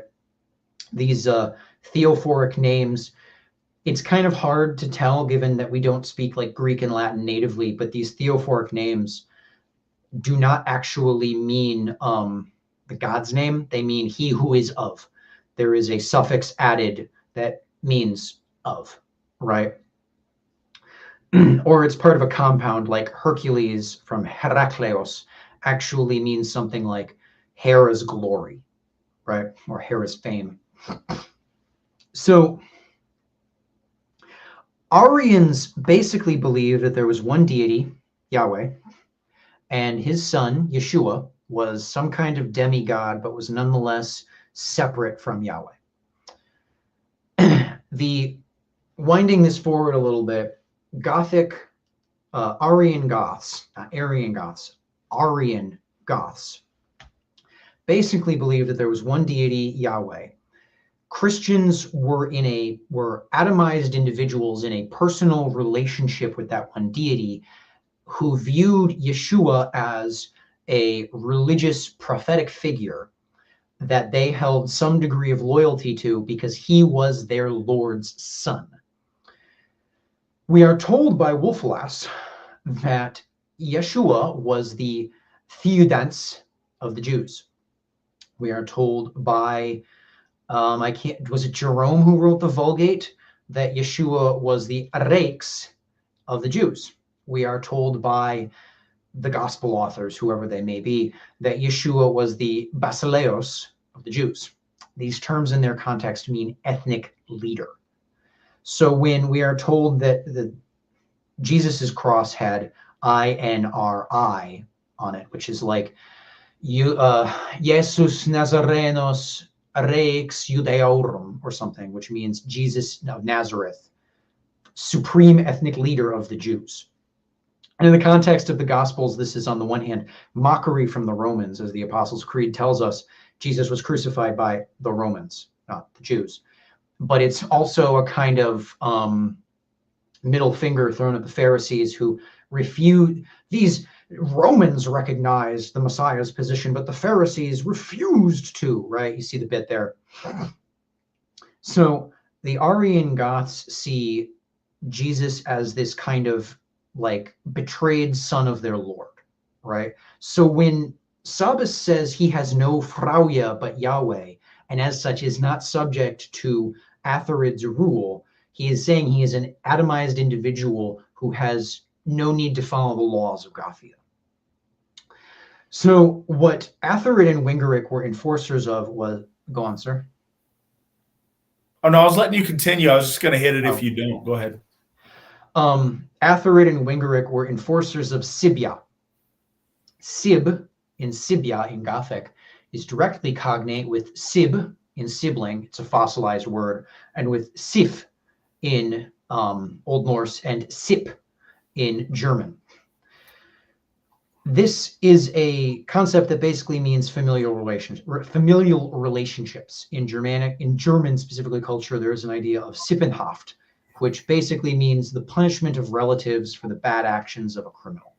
Sippenhaft is something that shows up in ancient China, where there's like 3-generation Sippenhaft set up by Qin Shi Huangdi. He basically said, if you steal, we're going to punish your siblings, your brothers and sisters, and your parents, and your cousins, and your nieces and nephews. We're going to punish your family 3 generations out if you break the law. And what Qin Shi Huangdi was trying to do there was basically, oh, you hear that your brother is going to go steal?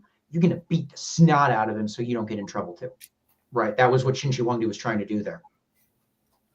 You want to interject? So yeah, I kind of do. So all of the things that you said, but as I mentioned earlier, the family and then, tribe and nation, they're all built on the familial connection. The bloat is, the sacrifice, the pouring out, but it's also the sharing of that blessing and that worship amongst your kin group, your extended kin group. When I do a meal blessing, I talk about our AFA family. May our friends and our family around this table be blessed. You're sharing that blessing amongst your kin group that makes up your community that you share with our gods. By his statement and his refusal to eat the meat served in that communal meal and being an active participant in that shared communion, that shared reciprocity, that gift cycle with our gods and our folk, he defined himself as like he self-defined as an outlaw. Not an outlaw in the cool motorcycle gang, like modern understanding of the term. No, that was the worst thing amongst our ancestors. And we see it in the Norse context, but it's a principle throughout our folk since the very beginning. You're either part of the family or you're not. And if you don't have bonds of kinship to protect you from that, you are outside of the law. Not meaning you can do whatever you want, but meaning nobody owes you anything and you're fair game. And you are choosing to opt out of your relationship, of your troth to the Aesir, of your troth to your ancestors, of your troth to your living kin and your countrymen, and you are breaking a fundamental link in the chain. It is absolutely treason. It's absolutely criminal, and all of the things, you know, that's one of the things, even in today's very, very liberal time in the West, treason is still one of those death penalty crimes. This is treason politically, spiritually, familially, in all of those senses. You are choosing to opt out of your birthright as a Goth. And not just kind of to passively opt out, but to ostentatiously in your face reject and rail against. And here's the important thing. The fundamental of all Christianity, and I was going to say evangelical Christians to this day are very hard on this issue, but it's in the name, evangelical Christians. Your job as a Christian is to spread the virus of Christianity. If you are not doing that, you are not doing what Jesus told you to do. Go to all corners of the earth and, you know, I forget how it was phrased in the scripture, but yeah, you're supposed to preach the gospel in all corners of the earth and be fishers of men, to build this Christianity. So he is not only is he opting out in a very in-your-face way, but he is vowing enmity with, and I'm going to try to take people from you. I'm going to try to convince your family to turn on you and to come with me to prostitute themselves to this foreign god. So that is supremely unacceptable on all levels. And that's truly what we're dealing with here if we're telling it honestly, and certainly if we're telling it from a Gothic point of view. In Christian theology, this is referred to as the Great Commission. This is actually where the speaking in tongues comes from. Speaking in tongues, like the rolling your head, the eyes in the back of the head, and then woo, that is a very modern phenomena, as is stigmata. It's a very relatively recent Catholic phenomena for people to have like holes appear in their hands that never shows up in like Russian Orthodoxy or Greek Orthodoxy. The Great Commission is when Jesus tells the apostles, like, go convert everyone. Yes, even the Gentiles. And then they're like, how are we going to do this? I don't speak Greek. I don't speak Ethiopian. And so Jesus gives them the ability to speak in the tongues, because Hebrew tongues, the language of Gentiles, as opposed to Hebrew or like Aramaic, you know what I mean? He magically gives them the ability to speak all languages, because they are going to go to literally everyone and tell them this stuff.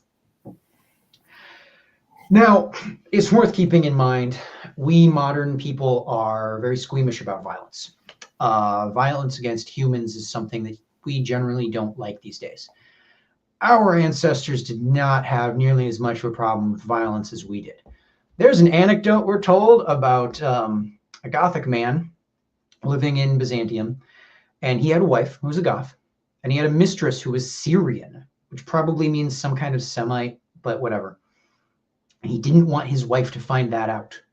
Not the mistress thing. She was cool with that. The Syrian part. Because if she found out that he had a mistress who wasn't a Goth, she was going to have her brothers go and torture that mistress to death, right? We're talking about a time in which violence is very easy for people. And that can make people squeamish, but it also heightens certain realities like violence is enacted upon you very easily in both directions. While I was talking about how like the Goths are engaging in piracy and raids circa 250 AD, remember the Romans and Byzantines are doing the same thing. The Roman Empire was constantly making bandit incursions into everything around it. The Persians, basically, their imperialism was in part justified on, hey, join us, we'll keep the Romans from raiding you and enslaving your children.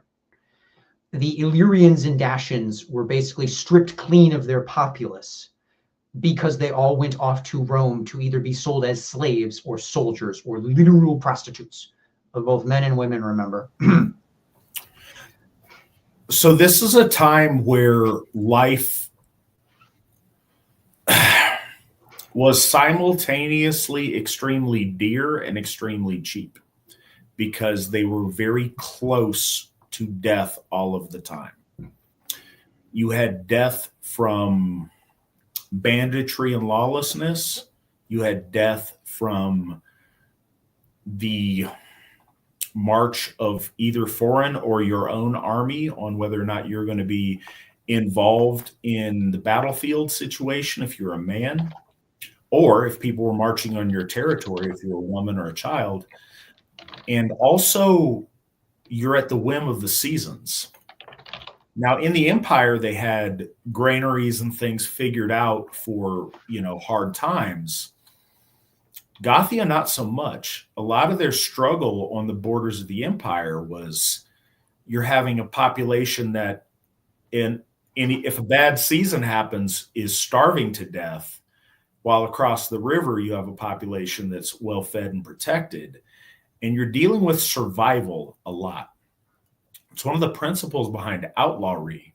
If you are not willing to contribute your effort to the survival of your kin, then your existence costs with no reciprocity. You've removed yourself from the gift cycle, but you're going to take all of the benefit of your folk without any commitment to give back or to share the burden. And that's not something you can do when you're one bad harvest away from death and famine and your children and your elderly dying.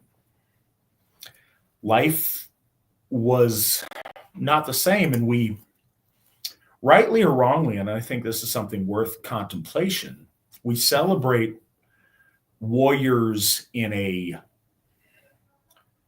idealized, pretend sense as if there's no consequence. But for a warrior to be celebrated, he's stacking a lot of bodies. And this isn't me making a moral statement, it's just keeping it real. Barring the Crusades and 20th century warfare, almost all of those times, they are what you and I would call brother wars. So it's a very rough time and a very difficult time. What I think is interesting comparing the heroes, Winguric and Atharid, are Winguric's, steely determination to execute his duty, and Atharid's attempts on multiple occasions. So in both of their instances, hey, I know you've been, disloyal with your Christian Greek friends, but I'm giving you a chance. How about you come back to the table with your brothers and sisters? No, I rebuke you, Jesus. All right, then. With Atharid, on several occasions, this lunatic Sabbath, who's going out of his way to make really bad life choices, Atharid's trying and giving him opportunities. so the soldiers that get tasked with actually bumping off Sabas, executing him for apostasy, they take him aside after Atharid says, kill this guy. And they turn to him and they say, look, we're willing to let you go if you just leave. And he demands to be killed. He demands to die so he can become a martyr. And then they drown him in a river. There's another that is murder. I just think that's an important point. That is that is very askew for the time. In this day and age, you choosing to do something so offensive and then like, no, I choose to die because screw your gods, screw our ancestors, all this stuff. No, come on, man. You sound a little bit nutty. How about you sober up and rethink it? And then doubling down, that's a lot of restraint. In the saga period, that's the kind of thing you say when everybody's drinking in the mead hall and you get cleaved in twain immediately. This is a lot of like, don't make me do this. You need to rethink your life choices. And then doubling down on, eventually if you ask, hey, please martyr me for Jesus, okay, sold. There's another Christian martyr about a century or so prior named Sabas the Stratophyllite. His tale, one of those Christian soldier, the Roman emperor does something zany and kills this guy for it kind of tales. In that one, there's no way this isn't fictional, but there's a bit where Sabas, this other Sabas, the earlier one, who is Sabas is a Aramaic word that means like uncle or something. So Sabas the Goth has literally taken a foreign name, right? The other Sabas is actually of Aramaic origin, and this earlier Sabas was just named Sabas. When he gets martyred, 70 soldiers supposedly then step forward and immediately become Christian on the spot, and then are immediately also themselves killed. At some point, the two narratives get spliced together.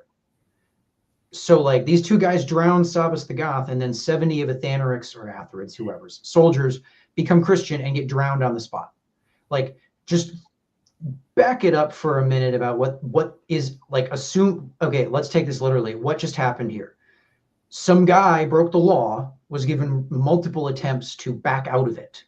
Like not even necessarily like you don't necessarily have to worship Odin. You just have to not tell everyone you are a traitor to literally everything. Well, and here's the thing, and I made this point earlier.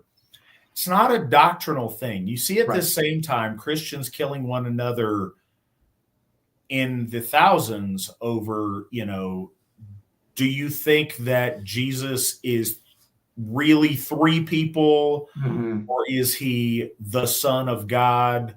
Or he the Son of God, but at the same time he is God, but he's also this Holy Spirit thing that doesn't really make sense, but just go with it. Was he really born of a virgin? Is the Eucharist, is it just symbolically the blood and the flesh of Christ? Or is it magically, like literally meat, the bread becomes meat and the wine becomes blood? I tasted it. It doesn't taste like blood. You're done. You're done. I'm going to kill you. I'm going to kill everybody who thinks like you. This is just, hey, everybody's got beliefs. We just made a sacrifice to Odin. We're all sitting around sharing it together. How about you share it with the rest of your family and us? In the, I'm sorry, this is a digression, but just to kind of giggle about like, whatever the Christological is the host actually meat, whatever that's called. In the Old Norse period, there's actually a point where a dude by the name of Botolf, he's a Christian, and he's going up for communion, and the priest like grabs him by the shoulder and says, hold on there. First, tell me, is the host wafer actually the blood of Christ? And Botolf says, well, no, it has to only spiritually be. If it's his meat, then I'm a cannibal, and he would be right to hate me. This gets the guy put to death. He literally gets tortured to death for this. Like, but back to Sabas. Okay, like this guy is given multiple opportunities to back away from breaking the law, from literally admitting to supporting a regime that 50 years prior had committed genocide against his own people. Like an army marched into Gothia and murdered 100,000 people for no reason. Like there's no inciting, chasing the army into the village. No, like just, all right, son, go kill a bunch of them. And then he demands to die as a martyr for this cause. And then 70 people decide to die with him for no reason. Like this is insane. Like if you take this narrative as literal. And, you know, I pointed out that the Goths didn't have a word for paved road. That's true. They also didn't have a word for male prostitute. Gothic doesn't appear to have a large number of words that were very common in ancient Roman Greek. They don't appear to have a word for slave, at least in the sense that the Romans did. The Goths do have a word, skalx, which patently comes from the Latin calx, which means chalk. What the Romans would do when they would get slaves is that would be sent to market is they would coat them in chalk dust. So that way, if the slave runs away, you can tell they're a runaway slave because it's a guy covered in chalk dust running. That's a runaway slave, right? Goths did not have a word for this concept. They did not have a word for the literally industrial scale slavery that the Romans were doing. They would round up like dozens of people at a time and ship them out to literally be worked to death in fields. And that was if you were lucky. If you were unlucky, you went to a mercury mine and you would die an agonizing death from mercury poisoning. I'm not going to go into why that happens, but don't inhale mercury fumes. So this you heard it here, folks. Don't love mercury. Yeah, let's put that into a short. Don't inhale mercury fumes. So I mentioned this guy Wolfilas a few times. Wolfilas was a half Gothic, half Greek. I think his mother was a Cappadocian Greek. He was a very important fellow for Christianity in Gothia. He supposedly translated the Bible into Gothic, except for the Book of Kings, which he refused to translate because it would inflame the warlike sensibilities of the Goths, which is kind of odd, but whatever. He could have written it in the Futhark. He refused to because that was too pagan. So he had to come up with this kind of knockoff Greek alphabet. If you see texts written, if you see like Gothic words and it looks like goofy and oddly bold, like the word skulks looks like SR, two flavors of Cyrillic LRS. He used a variant of Greek. And even then he had to add in probably a few letters from the Futhark. He wrote a Bible translation. There's some disagreement in academia. Academics are weak of will and poor of hand and can't imagine someone translating the Bible themselves. So they imagine a team did it. It doesn't really matter. Wolfilas is more of a class of person than an individual, really. He translated the Bible into Gothic, and he uses a relatively oblique translation of just one-to-one conveying concepts. For example, I'm splicing together a few Bible verses here for effect, but he says that Jesus performed blotande in the Als under the auspices of Gudja. Als in this context is equivalent to Hof. Als is the word that Wolfilas uses to translate hieron and naos, which are both Greek words that mean temple. The distinction in the Gospels is based on, are they talking about the outer portion of the Jewish temple in Jerusalem, or are they talking about the sacred inner precinct? It doesn't really matter. He translates them both as als, which is indicative of the fact that the Goths don't really have a complex set of terms for temples. Temples are just kind of temples, right? So he basically says that Jesus performs blot in a Hof led by Gothar. It's just a very literal cultural translation, right? He says that Jesus is the Theudance of the Jews. The only other individual he uses this word to describe is Herod when he's talking about the feast where John the Baptist is killed or set up to be murdered, whatever.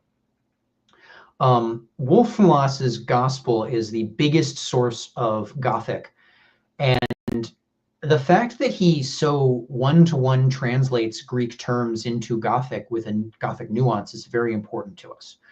I mentioned that Gothic doesn't have words for like male prostitute. Just a little bit of fun with words here. Where is it here? Okay, so yeah. Why did you look that up? Which one?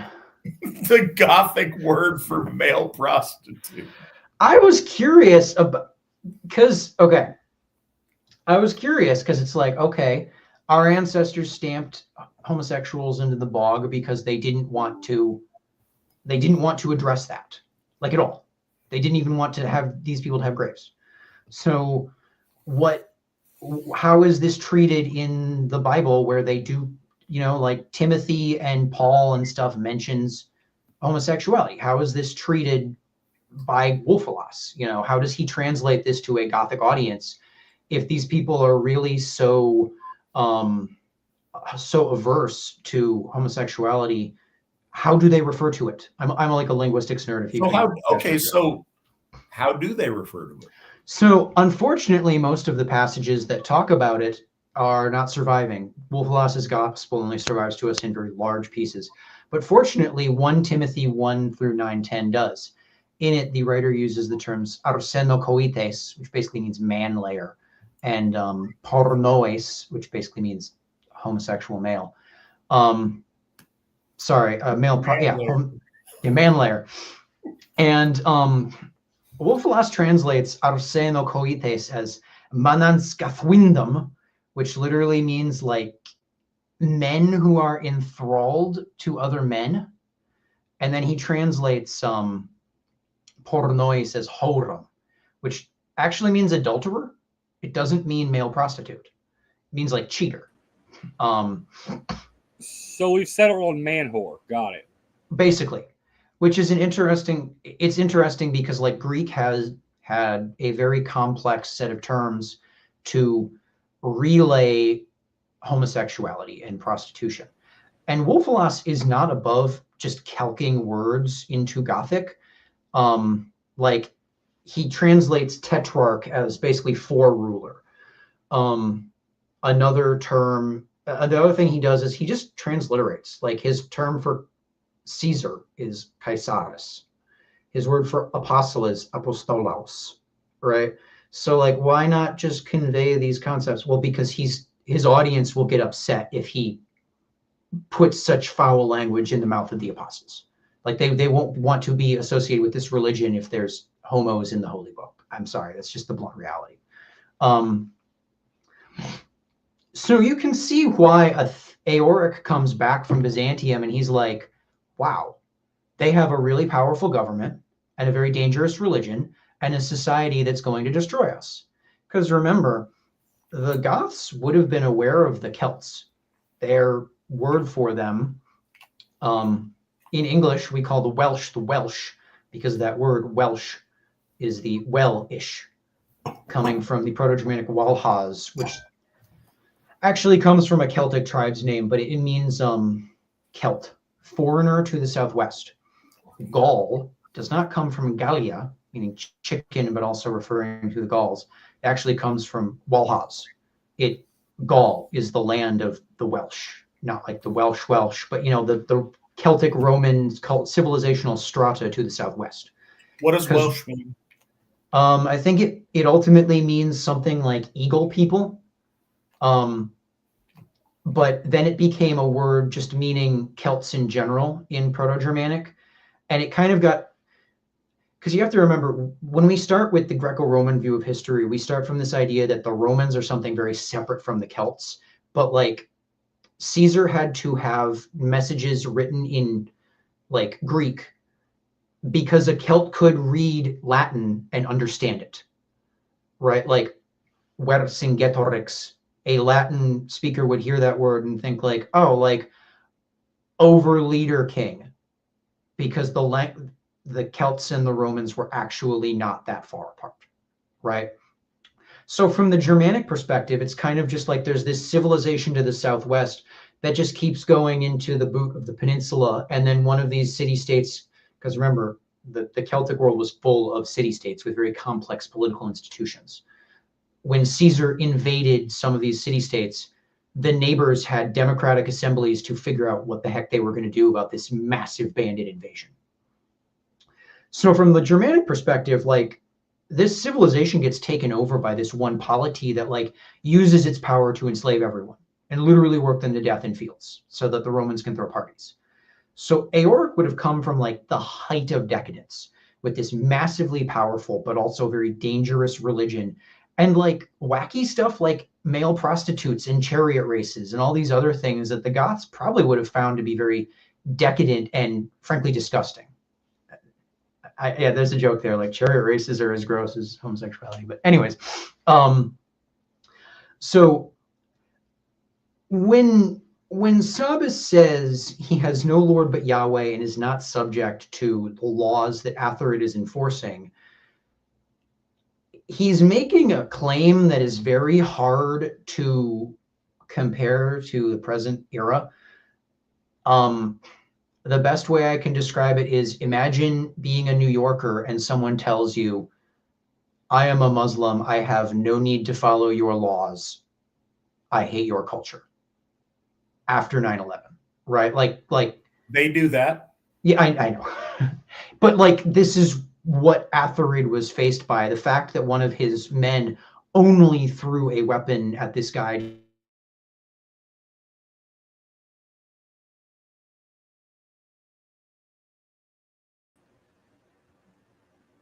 Knock, knock, Chris. Where'd you go? Uh-oh. He took a step too far. So we'll wait for Chris to get back.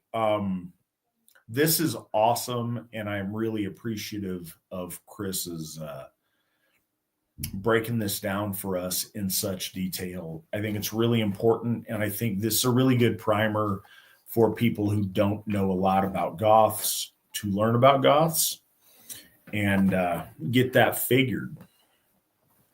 So, kind of point of information while we're doing this. If you could throw up a picture of both Wingeric and Atharid. I don't know if you can do two at once. I want to mention their respective days of remembrance. We celebrate Wingeric henceforth on March the 26th, and we celebrate Atharid on April the 12th. And one may ask, why these days? We try to figure them out for a lot of our heroes. So what we go with first is if we know somebody's birthday. But a lot of these ancient heroes, their birthday is lost to the sands of time, and we may not ever recover that. When we do, we'll fix it. You may notice that over the past couple of years, we've changed around a couple of days of remembrance as we've uncovered people's birthdays. We want to honor that. When we don't have it, we try to find significant dates to associate with these people. We mentioned earlier that the Christian martyr texts are what reveal to us these heroes and their lives in some ways. So specifically Atharid so they talk about Saint Sabas because he was martyred by the evil, mean Goth Atharid. We are putting Atharid's day of remembrance on Saint Sabas's feast day. As far as Wingeric, in the Eastern Orthodox Church, there is a day of recognition or mourning or celebration for the martyred Christian Goths that he put to flames in that tent. That is the day that we are honoring Wingeric on. So those days are chosen importantly, but on purpose. And I think, in a special way, and I'm glad we have some dates there. We're figuring out what's up with Chris to get him back for us. We've got a lot of other cool stuff we can talk about, and we will when we get him back. But until then,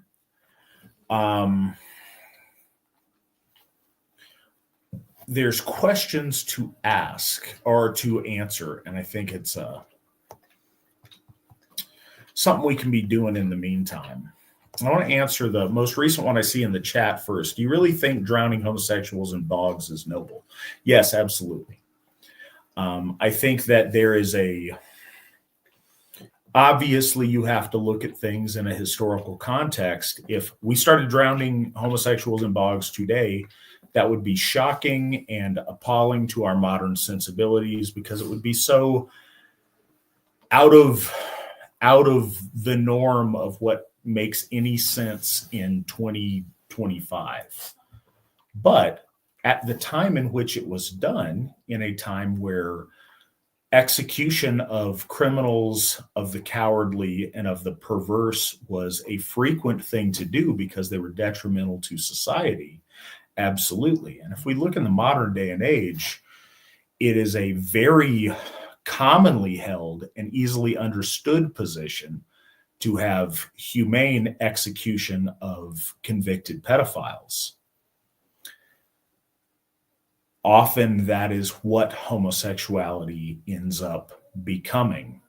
So I don't think it is that far of a stretch to see a certain amount of nobility in punishing that particular perversion in that kind of a way. The principle in the ancient Germanic tribes days, when that was the practice, the death penalty occurred to a lot of people who transgressed significantly.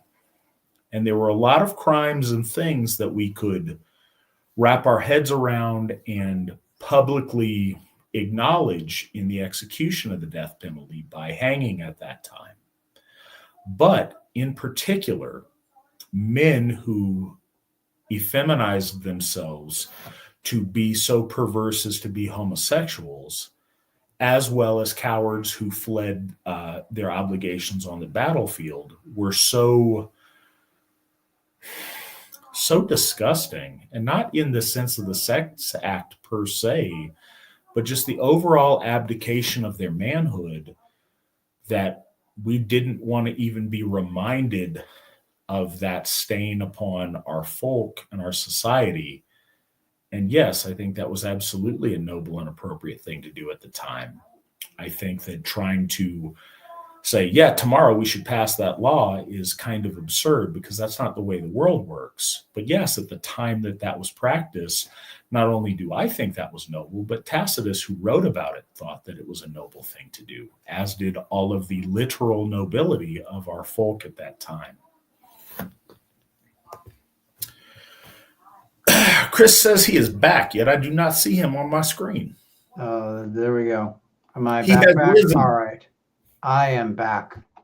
I gotta get my tabs where I had them so I'm not looking off the side. Okay. So I presume the you were talking about the most recent, the falling and fast forward. Yes, because I think it needed to be addressed quickly and yeah, I think comprehensively. Just to add in my 2 cents on this here, I've seen people make point out evidence towards, make the argument regarding whatever, that some of the groups that Tacitus is describing are like war bands, right? So just to say, their actions are reflective of their culture, but they might be acting with a degree of, shall we say, looseness of procedure that might not have happened in other areas, like, stringing someone up for committing something your people find heinous without a trial. You'd be strung up with a trial if you did it in a different context. That's not to necessarily like defend homosexuality or something, but it is to say that, like, There's a context that needs to be accounted for in how things proceed. Like, did people just kill their neighbors? Well, no. But you get where I'm going with this?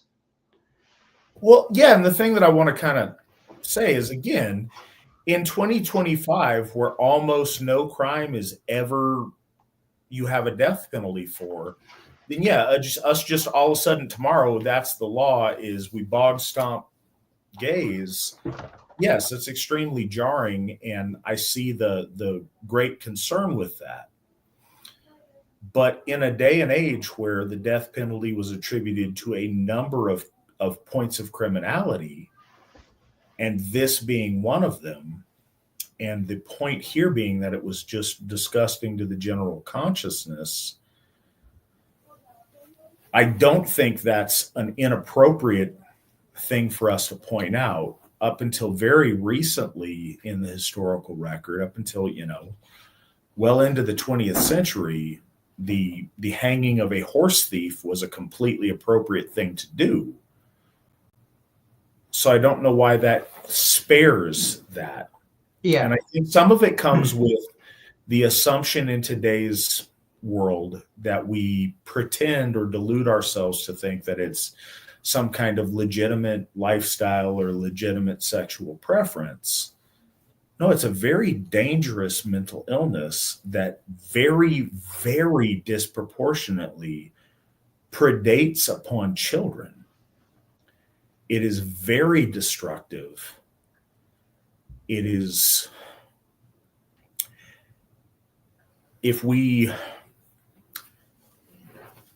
I think that if you look at the number of instances of child molestation and you subtracted those perpetrated by homosexual men, you would see that number decrease in a shocking way.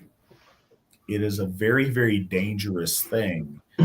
Removing danger from society is very much an obligation, and I think very much a noble thing to do. At a day and age where you don't have prisons or institutions or things to put offenders of those kind of things, this is how you removed dangerous predators from society. Yes, it makes all the sense in the world to try to magically inflict it with the stroke of a imaginary pen upon 21st century jurisprudence. I think that's not a fair way that makes any sense. But yes, looking at it in the context of its day, certainly. But just to say what I was saying about the context, like, horse thieves hang because horse theft is bad. But if you kill your neighbor because he stole your horse without going to the authorities, that's a different kind of thing than going to the authorities and then they hang him. That's all I'm pointing out here is. Anyways, back to the Goths. Sorry. So there's a question of what is Atharid and Wingaric, what are Atharid and Wingaric really enforcing here? Like loyalty to Asatru, but under what framework?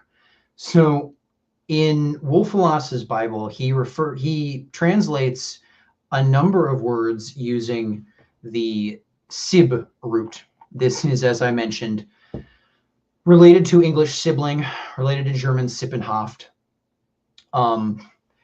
It has some lovely other terms it's associated with, like siblayer, which means siblayer, which is an old, it's Old English. Yeah, the Old English word for incest is siblayer, right? But then there's Sibraden, which means kinship, consanguinity, sibrid, the abstraction of sib. The red is the same in kindred, right? Siblafa, literally sib love, meaning familial love. In Beowulf, sib is used in a lot of words meaning peace. At one point when Beowulf, he's told to maintain the peace, maintain the sibya, which is implicitly associated with a lack of violence. And you can see that in that story I told about the Gothic guy with the Syrian mistress. She is outside of Sibya. She is not a sib, is not characterized by sib. Therefore, violence comes with her. Both directions. Remember, like there's a violence can be inflicted upon outsiders, but be careful because violence is inflicted by outsiders. In Old Norse, we have sifjaspel, which means to commit incest, but actually means to contaminate Sibya. In Lokasenna, when Iduna asks that Bragi keep Sibjar between those born and adopted by not quarreling with Loki, she mentions Sibjar, born and adopted, right? There's a number of other words associated with it. I'll spare everyone that. The point of this here is that unsibiousness, that's a Gothic word, it means unsibness, is very bad. We don't have a good translation of this word in modern English. The easy one would be un-American, in like the communism is un-American. What's next? Men marrying dogs? Jaywalking? Kind of sense. But an honestly good translation would be the Hebrew mored, which literally means rebelliousness, but like rebelliousness from halakha. Because in Jewish thought, if you reject Jewish holy law, you are rejecting the basic principles of society. In Gothic thought, if you reject the sibia, unsibiousness, if you become unsibious, you are rejecting the basic principles of literally not committing violence.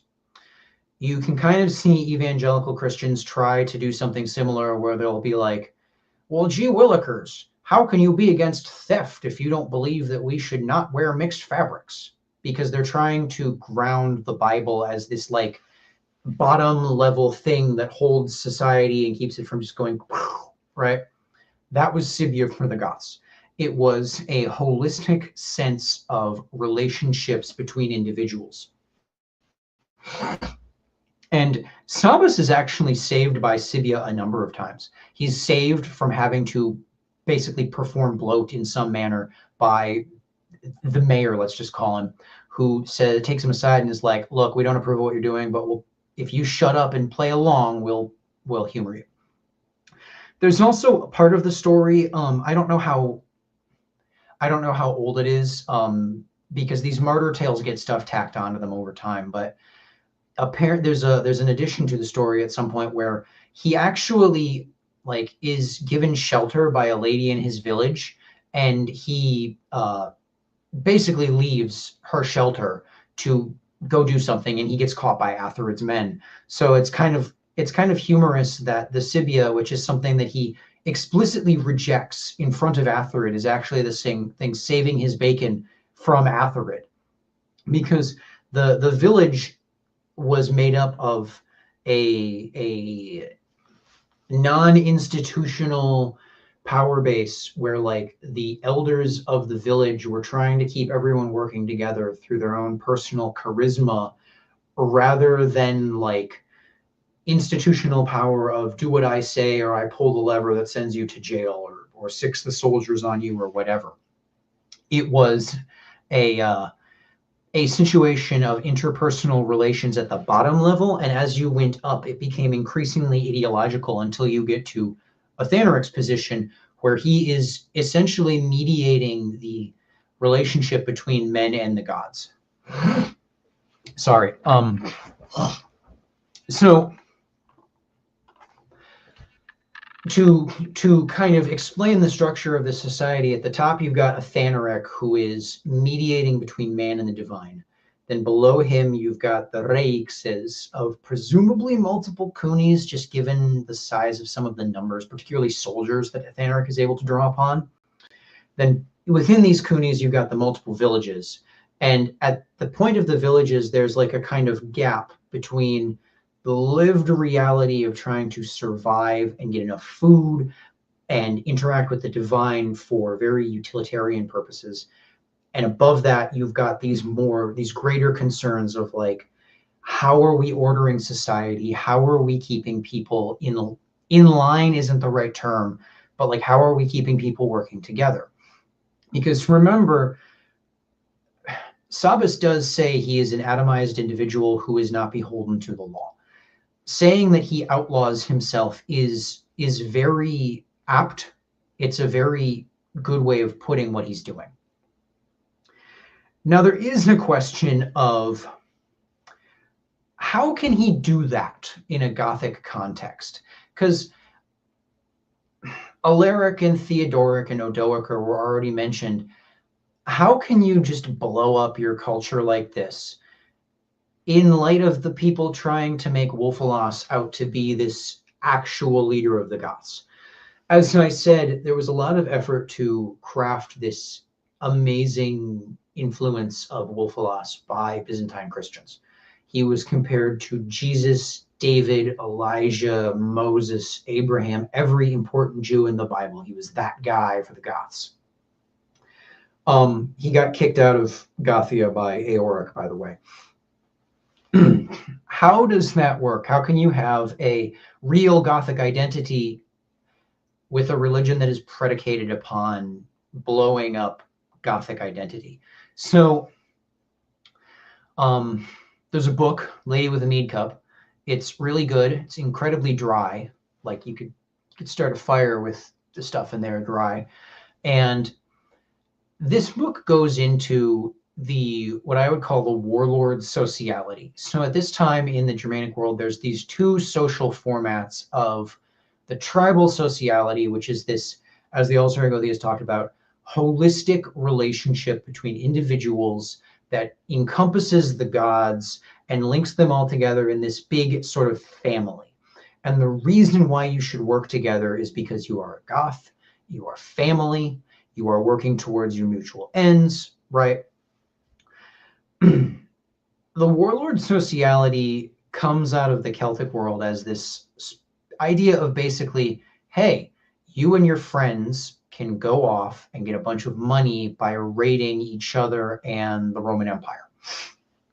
The warlord sociality gets imported into the Gothic world, into the Germanic world from the Celtic world.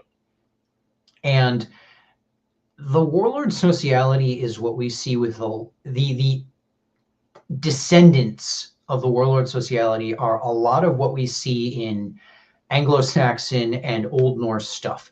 Beowulf is extremely warlord as opposed to tribal here. And there's a bunch of words. I'm not going to play the word games if the Allsherjargoði is not on to fill dead air while I get the words out. But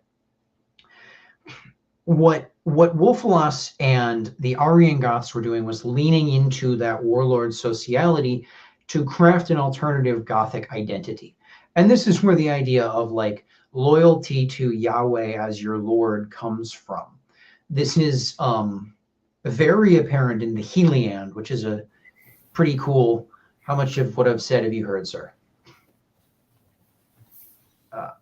I just got back in the room. I went and tucked my daughter in. So you've been without a net for this whole time. All right, fantastic. I didn't fall. I'm talking about the Lady with a Mead Cup warlord versus tribe thing.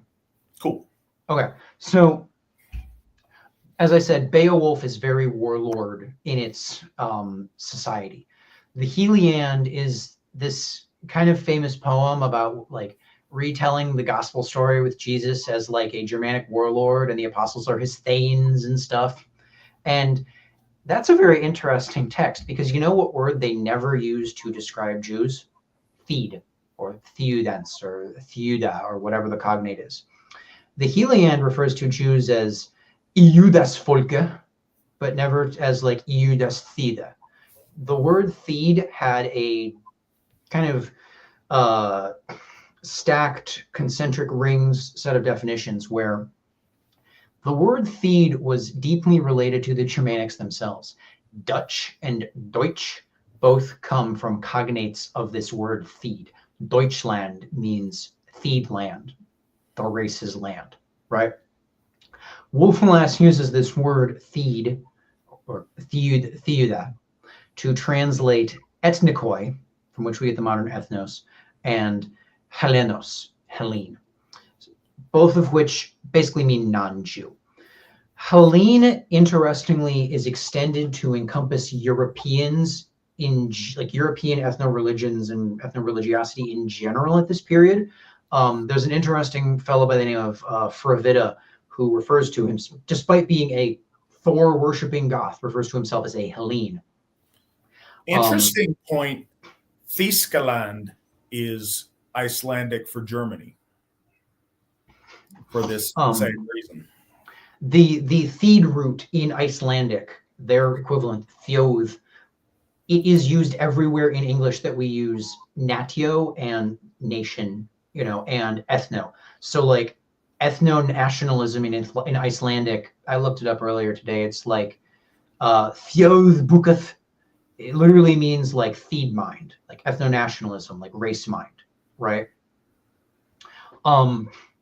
So there's a distinction in how ethnicities are referred to, where like this word Theed refers to Europeans, namely Goths, but then Greeks and Romans, and presumably Celts, but it doesn't extend to Semites, like Syrians, not just Jews. So the warlord sociality is immediately in contact with the tribal sociality. And again, I'm citing Lady with a Mead Cup here. The warlord sociality is based around this idea of like the warlord and his wife as the father and mother of the warband. In contradiction isn't the right word, but it's modeling itself off of the tribal idea of like the top males and the top women, implicitly their wives, but not necessarily, right? And the warlord sociality mediates itself through bloat, right? The warlord and his wife are putting on bloat, and they give the gifts and they receive service. I'm not trying to be critical of the warlord sociality here, but you can see how this could be co-opted towards the ends of this Arian Christian identity. And it's important to remember here, this is Arian Christian. The Trinitarians do not have anything to do with this. They're not doing this, Yahweh is your Lord, you have to be nice to his son, Yeshua thing. No, that's different. What Trinitarians do is different here. But you can see how this warlord sociality could be co-opted because, and this is a term that the Lady with a Mead Cup author uses repeatedly, the warlord sociality is based around fictive kinship. The warlord and his wife are putting on a bloat as a way of artificially binding the warband together as a sort of little family in addition to existing familial relationships. And when this goes into the Scandinavian and Anglo-Saxon contexts, it does interface with the tribal sociality quite a bit as it co-opts more and more of the tribal sociality. But the reason I'm pointing out this distinction here is both to explain how can Sabas and the guys that Wingeric punished even do what they're doing? How can Wolfalos construct this idea? How can the Heliand have this like Jesus as a warlord kind of thing? But also it answers the question of what did Eoric go home to, right? Because I'm not going to get into the specifics, but basically all of the soldiers in Eoric's patch of homeland left to go fight elsewhere when Eoric came home, or they had already left when he arrived. So what is he the Eudex of? What is Athanoric the Eudex of? What is Ariaric the Eudex of? Because Christian sources are very insistent that there is like a lineage here, Ariaric, Eoric, Athanoric. There's like a tradition being passed down.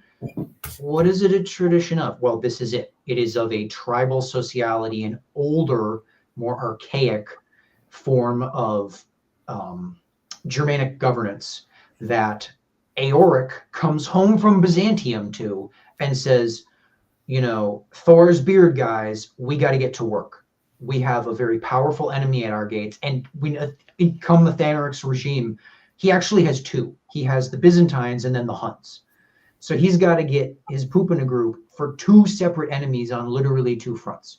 The Goths, Athanoric's Goths, are literally being like pincered on two fronts. Do you want to throw the map up now, Nick? I should have a pointer, but I don't know how the heck we would do that. So I've kind of been the map, Nick. Yeah. Bear with me. Okay. Bearing And biting. We'll find the link. I know. So I can kind of ramble Take about the time to appreciate this map. This is a thing of beauty. This is a really cool map that Nick found for us. We were fumbling around with some less than maps, and this is a really good one that captures where we're talking about, specifically at the time period we're talking about, even with the Thuringi in like designated on where we're talking about. So I think this is very valuable. If Nick can blow it up a little bit bigger, it'd be awesome. If not, we can work with what we got. So just to kind of explain, why are there two empires? So remember how I said that the Roman Empire basically worked on having like a single rich guy lead the armies and personally lead the armies using his own money to get booty and slaves to give to latifundia plantations, who would sell their products to the government that would then distribute them to the cities in an early form of welfare that would then create goods that would be bought by the latifundia. Anyways, the empire got too big. And so there was this idea of, okay, what if we had a Caesar who led the thing, and then an Augustus who was his protege, kind of like the vice president, but not like useless. Like you'd have like the general and then his lieutenant, right? And then they realized, oh, the empire is still too big, and they did that again. So they'd have an emperor in the West, which is like, however I'm going to, France, Spain, Italy, you get the idea, the West. It is plum. Yeah. And then you have like the Burgundy East, right? So you have Constantine. Constantine gets succeeded by Constantine the Second, right? He gets preceded by Julian, because much like Clovis, Constantine converted and then immediately started murdering his entire family. So Julian takes over. Julian restores the Greco-Roman religiosity to its rightful place. Julian dies. Then he is succeeded by a guy named Jovian, who dies very quickly. Anyways, so Jovian is replaced by two dudes, Valentinian and Valens, both of whom are chosen by the imperial elite because they are stupid. They are easily manipulatable. So these two then split the empire, Valentinian in the west and Valens in the east. Valens was not a very good leader. The writing at the time takes great pains to tiptoe around the fact that he does not make good decisions. So Valens got paranoid that a guy named Procopius, who was one of Julian's big men, was I'm sorry, the story took too long and now the map's gone. We didn't actually talk about the map. So Valens gets paranoid that a guy named Procopius is trying to steal the throne. Valens then tries to murder Procopius. Procopius then actually tries to steal the throne. He almost succeeds and calls in the Gothic soldiers that have loyalty to Constantine's family, because Procopius is claiming that he is basically avenging Julian, who was part of Constantine's dynasty.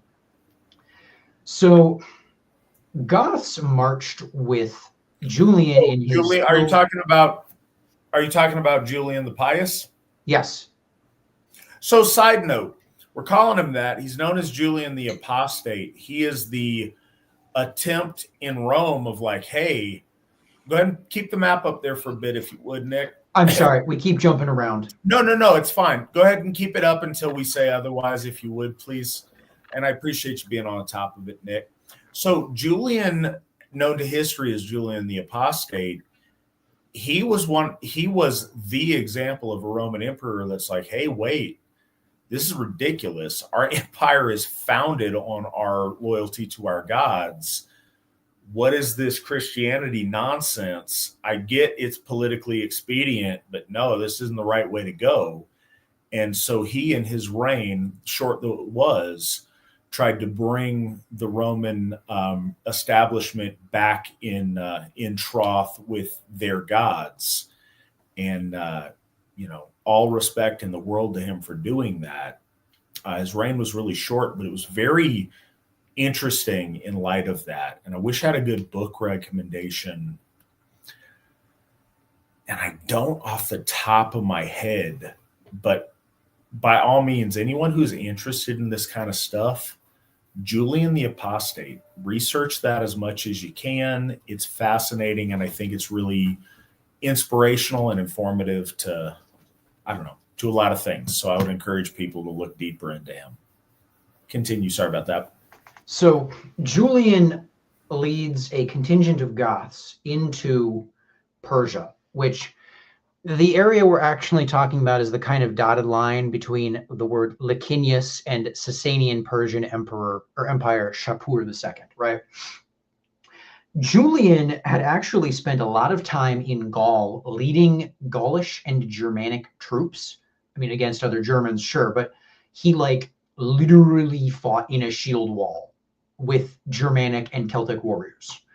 This guy was the real deal as far as thanes and jarls were concerned, right? So when he puts Hellenic and Roman polytheism back in their rightful place, this would have been seen as a good thing for the Goths in a certain sense, in a distant kind of way. So Julian dies, unfortunately, and Jovian takes over, and then Valens and Valentinian. Valens gets it in his head that Procopius is trying to overthrow him. Procopius gets attacked. Procopius then actually tries to overthrow Valens. And Procopius calls in two people, Ermanaric, Jormunrekkr from the Norse sagas, and Athanoric. Athanoric's troops actually occupy the city of Byzantium in Thrace. They hold it because Procopius had it, and he gets betrayed by his generals, which is how Valens takes over. Valens then comes back, and he actually accosts Athanoric on his way out of Thrace, and there's a rather apparently embarrassing incident where Athanoric says, bro, I was working for Procopius. You killed him. I work for you now. We're just mercenaries. And Valens throws a temper tantrum because all of his retainers are yeah, dude, just let him go. They don't care. They're not going to try anything. Valens then leads an army into Gothia, the area on the map that it's kind of under the word Goths. It has kind of reddish and yellowish stripes, and just starts attacking.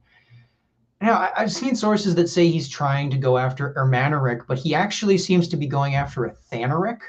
I don't know I presume he didn't really have much of a plan and was just kind of lashing out at this opponent of the soldiers of Procopius, right? This is where the treaty on the Danube comes from, where Athanoric says he rules due to wisdom, not power, right? Which again, remember, is the first quotation from the Goths. It's kind of interesting that the people who pour out libations to the gods, their leader describes himself as ruling through wisdom and not power. So this starts a running conflict between Athanoric and Valens. And it's during this time that Athanoric's men are really clamping down on the problem of apostasy. And part of that is because it's also during this time that Athanoric is dealing with the Huns. So it doesn't really show it well on the map here. But if you look at where it says the word Goths on the map, the Huns are actually coming in from there. And they are fighting against the Goths. And Athanoric is trying to shore up his regime against them, but also flag on the play. Not really a flag on the play, but a pin in the play. Go on. I would like to do an aside on the Huns for a second because it addresses a question Yes. in our queue that I think is very worth. I think this is the perfect time to address it, and I think it'll help clarify. And it's something that Svan and I have been over a number of times during our Volsunga Saga episodes and our other, treating of the relevant lays in the Edda on it. Question is, oh no, he asked 2 questions and I'm stopped on the wrong one. Hold on, I apologize. Yeah, the screw up wiped the question from mine. I remember what it is, but I don't want to get it wrong. No, you're good. I can't find it now. Here we go. Were the Huns Aryans? Were they chased out of Asia by Genghis Khan? No, that's ahistorical. Genghis Khan comes much later. 800 years. Genghis Khan is a 1200s phenomenon. But were the Aryans is an interesting question. Yes and no. By this point in their push, they were a loose confederation of nomadic peoples, and as they came from the steppes, as they would roll up tribes, it's like, join our confederation, join our war band, or be destroyed. Cool, we're Huns now. We're all Huns now. So the Huns at this point incorporated a number of what you would call Slavic and then Germanic peoples into their retinue. Their initial population was steppe nomads, and you've got this bayou of where the Asians meet the OG Caucasians, and you've got some Mongols, and you've got other, Ukrainian, Russian, white people. So it's a mixed group of people that does include a significant Asiatic, almond-eyed contingency. It's hard because the descriptions we have of the Huns come from their victims, which always paint them as other and as, these almost little swarthy, beady-eyed demons on horseback. They're known at this point to the Christian population of the world as Attila is the scourge of God. He is, the torture implement of the Almighty against the pagans, because he is largely hurting at this early stage. He is largely hurting Germanic tribes people in Eastern Europe. So some of the Huns are Aryans, some of them are Mongols, many of them are somewhere in between, and a lot of them are just people that caught up, and it's like, hey, join our war band or die. So you might ask, Chris, you're a language nerd. What do you have to say about where the Huns Aryan? In addition to everything the Allsherjargoði said, the question is, what do you mean by a Hun?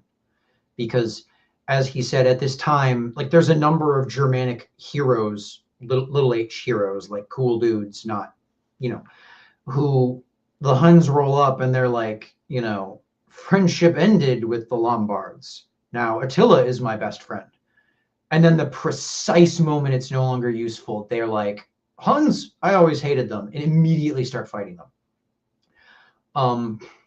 We know 3 words from Hunnic. The first is medos, which is obvious. It's mead. It's obviously an importation from Proto-Germanic. It's just cognate with mead. The next is kamos, a lesser barley drink. And then there is strava, a funeral feast. Linguists think that kamos and strava come from Proto-Indo-European words. So we don't really know. They might have spoken Turkic or whatever the heck. There probably wasn't all that big of an original Hun populace, What probably happened is that these powerful outsiders were able to unify a kind of constellation of other groups around them just through sheer inertia. There is an interesting theory that traces movements of the steppe peoples into Europe towards a series of defensive, preemptive pushbacks by the Chinese into the steppe. Now we're talking about like military actions that are still in what is today modern China. So it's kind of a domino effect where like the Chinese emperor pushes against this steppe leader who pushes, who cause Attila to enter Europe. It's probably not likely that the Huns came from too far east, like literal China east. Apparently the original Huns practiced head binding, which is an odd thing that doesn't really happen much in Europe, but who knows, right? We don't really know much about them. We could have. There was once a guy by the name of, where is it here?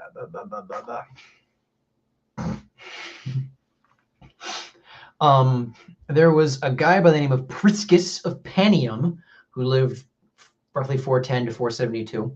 He wrote an 8-book work, The History of Attila, exploring the Goths as a people, their language, their religion, their culture, where they came from, their heroes, their kings, their society. Priscus basically got deputized to be a diplomat to the Huns. He didn't want to do that. He wanted to be a nerd in his library and got repeatedly deputized to be the diplomat to these people. To demonstrate just how in with the Huns Priscus was, at one point he had to deliver a very precious necklace from the Byzantine empress to Kreka, Attila's top wife. Priscus was alone with Kreka and Attila's son without men watching them for, I don't know how long, but long enough for them to presumably talk. Like Attila left this guy alone with his wife for long enough for something to happen. That should demonstrate how much this guy mattered in the Byzantine Hunnish diplomacy. This is well after Athanoric, by the way, but it's just a fun fact. Priscus wrote an 8-book work, The History of Attila, and then in the mid-900s, Constantine the seventh, Porphyrogenitos, received a vision from Yahweh, telling him to cut and paste the entire Byzantine imperial library into a 53-book set, reducing Priscus's 8-book set to just 35 lines. That is basically everything we know about the Huns, those 35 lines. The reason Yahweh told Constantine the Seventh to do this was because Yahweh felt that the imperial library was too big. It was hard to read all of the books in it, and that thus Constantine the Seventh needed another dining hall to party in. So the Huns, this is kind of why the Huns just show up and like, where do they go? Well, we literally do not have the book that told us what happened and where they went and stuff. Attila dies and his horde collapses. I already mentioned about the nosebleed. It's probably not a nose. People don't just have nosebleeds and die. You know, there's something that causes it. Were we going to hit other questions before I go back into Athanoric and Valens? Because we've kind of gotten out of Atharid and Wingeric. I can talk more about Wolfalas. You're muted, sir.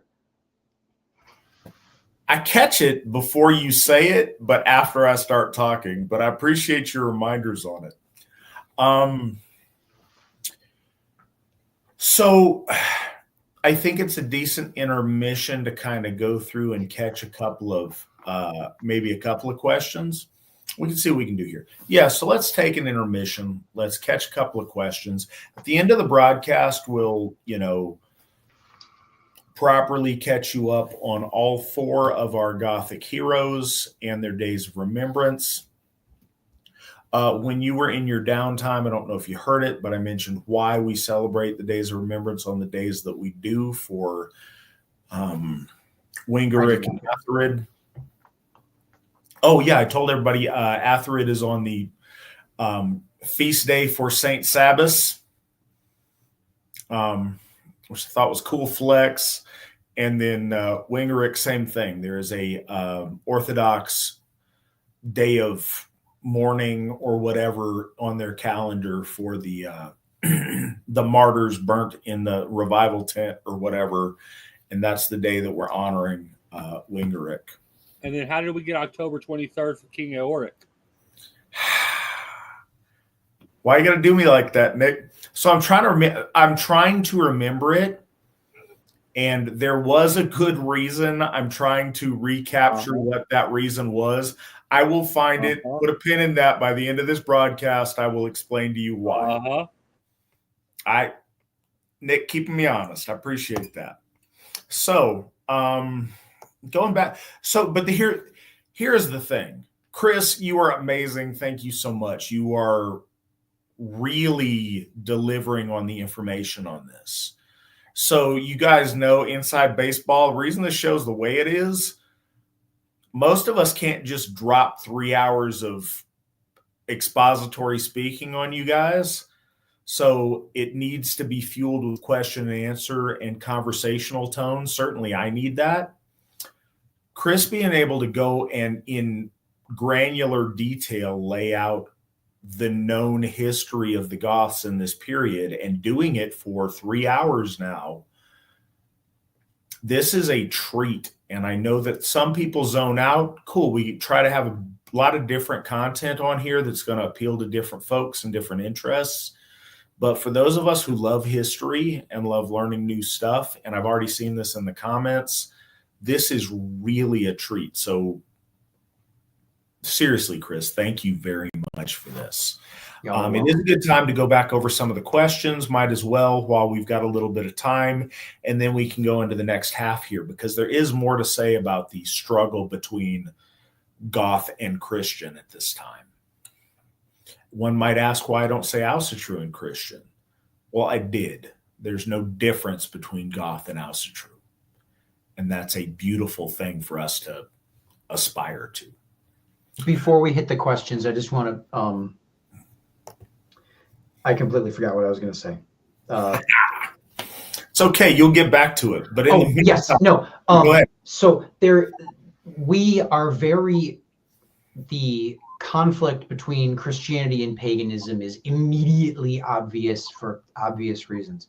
It is worth stressing here that the Christians tell us that the reason why Athanoric and Atharid and Wingeric and Eoric are doing their thing is because they are punishing people who are refusing to perform and participate in Ásatrú, which at the time is wrapped up in, like, you can't not be loyal to Thor and also not be a criminal. Refusing to be loyal to Thor literally means you are allowed to commit theft in a certain sense. So it's worth reiterating. We live in a day and age where religion is optional, and being American does not imply a particular religiosity. For a long time, it implied Christianity, but we live, post-Enlightenment, there's this smorgasbord of religions thing. So from somebody in a modern understanding of our social contract, this might seem jarring. The social contract looked very different in the days of our ancestors. It wasn't a choosing of faith. Faith was a fact. The gods were a factual part of life. There weren't atheists. There weren't, people who had different thoughts and feelings about stuff. I mean, there's always been crazy people, but no, these are the gods of our folk and our ancestors. These are thus a living part of our state and our function and our folk and all of the things we did in life.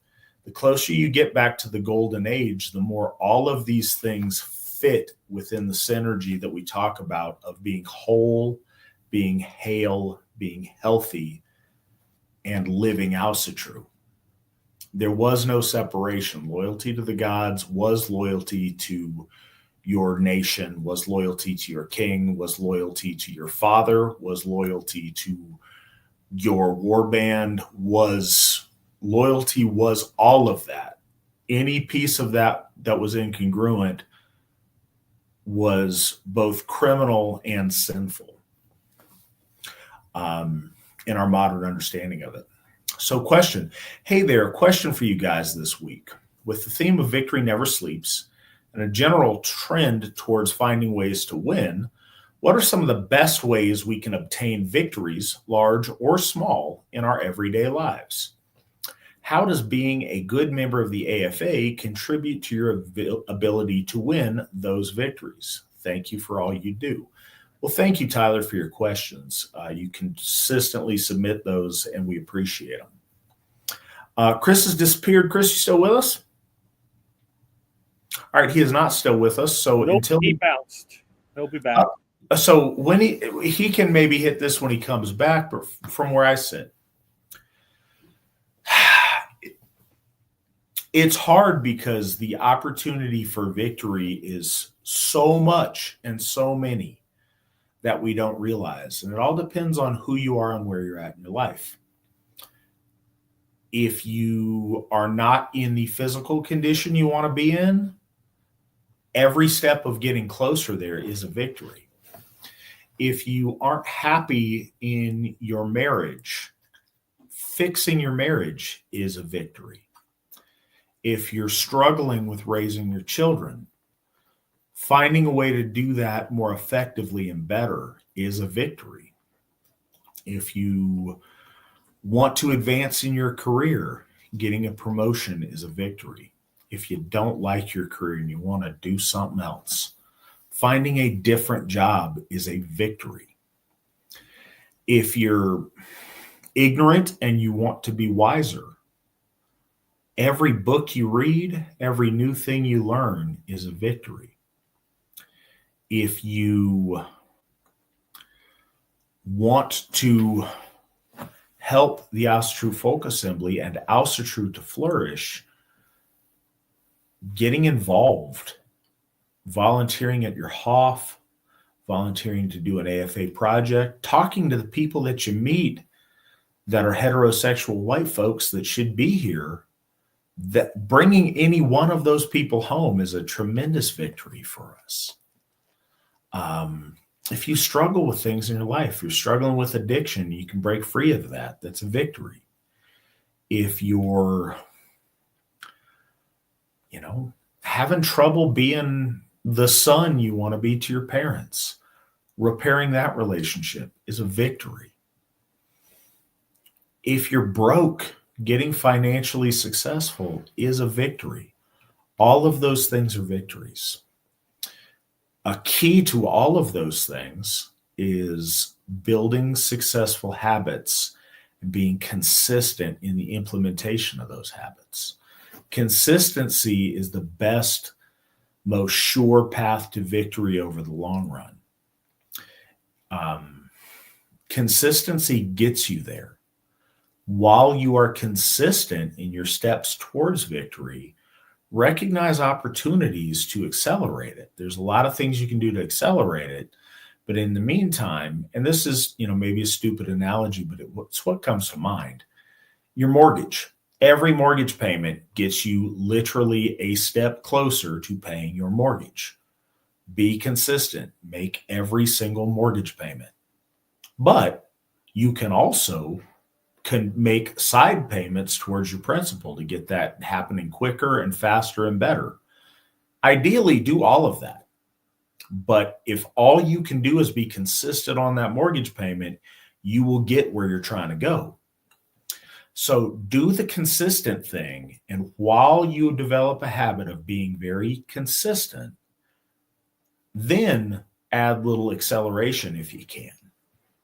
But the second part of the question is, how does being a good AFA member contribute to that?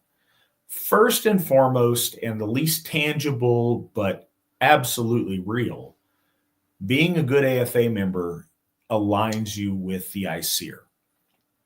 They appreciate what you are doing, they smile upon you, and they bless your endeavors. If you do nothing different but become a faithful AFA member, you will see victories where you did not see them before. You will see success at the things you are trying to be victorious at faster than if you were not a successful or a enthusiastic AFA member. Beyond that, though, it connects you with a network of family, of fellow worshipers who want to help you and want to see you succeed.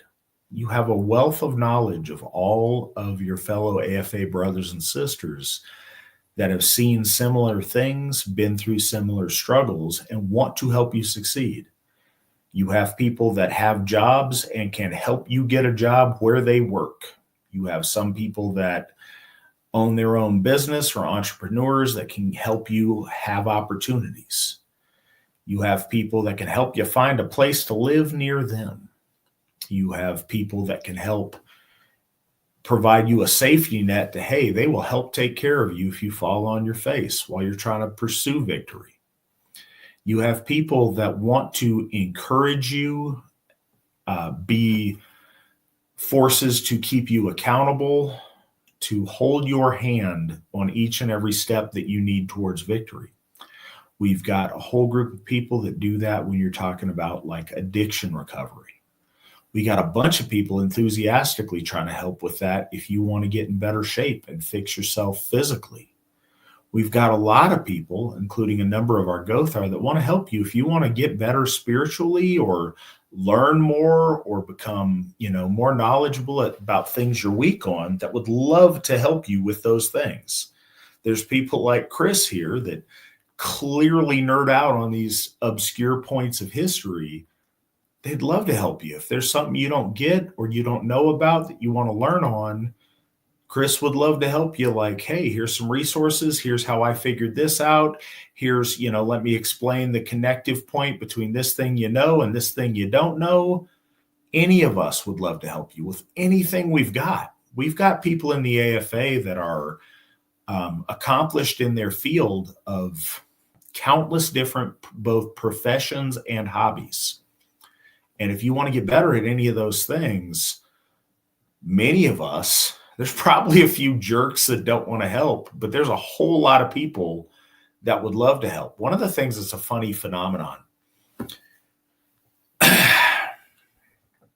people want to help. When we see people struggle, there's almost a robotic, hey, if there's anything I can do, let me know. We say it robotically, but at least in the AFA, we don't mean it robotically. Most of us, when we see a fellow AFA member who is struggling or who has something they want to achieve, we desperately want to help them.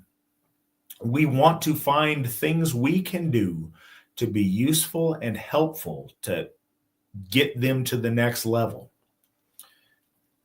Ask for those things. You don't get what you don't ask for. But if you ask, I think you'll be very surprised at what you get.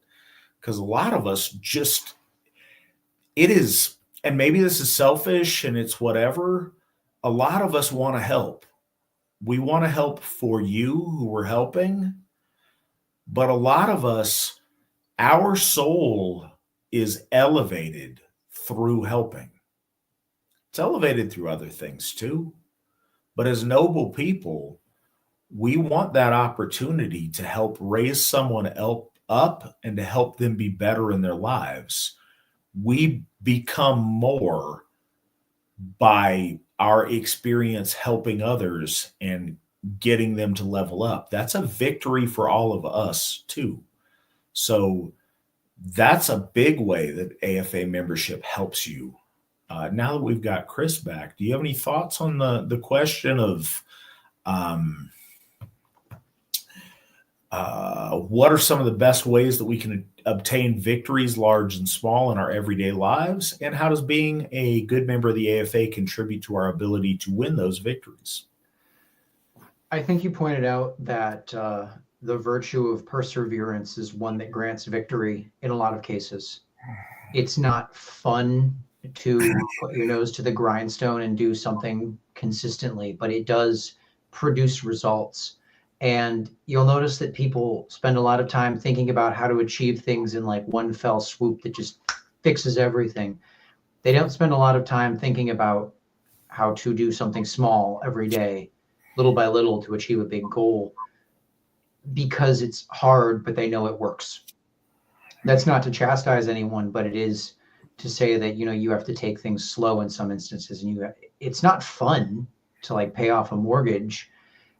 And if you think about it as you have to do this little thing consistently, then it's actually kind of liberating to have that stability. Like, you can base other things off of that. It acts as a springboard to do stuff. You know, like having a budget is based off of, well, you have to have food, you have to make rent payments, et cetera, et cetera, et cetera. In addition to the knowledge base, just being part of a community and moving forward is massively important. And having people, even if you're not getting free heavy machinery training, just having friends who get things and are willing to, even if you just need to vent, hear you, is massively helpful.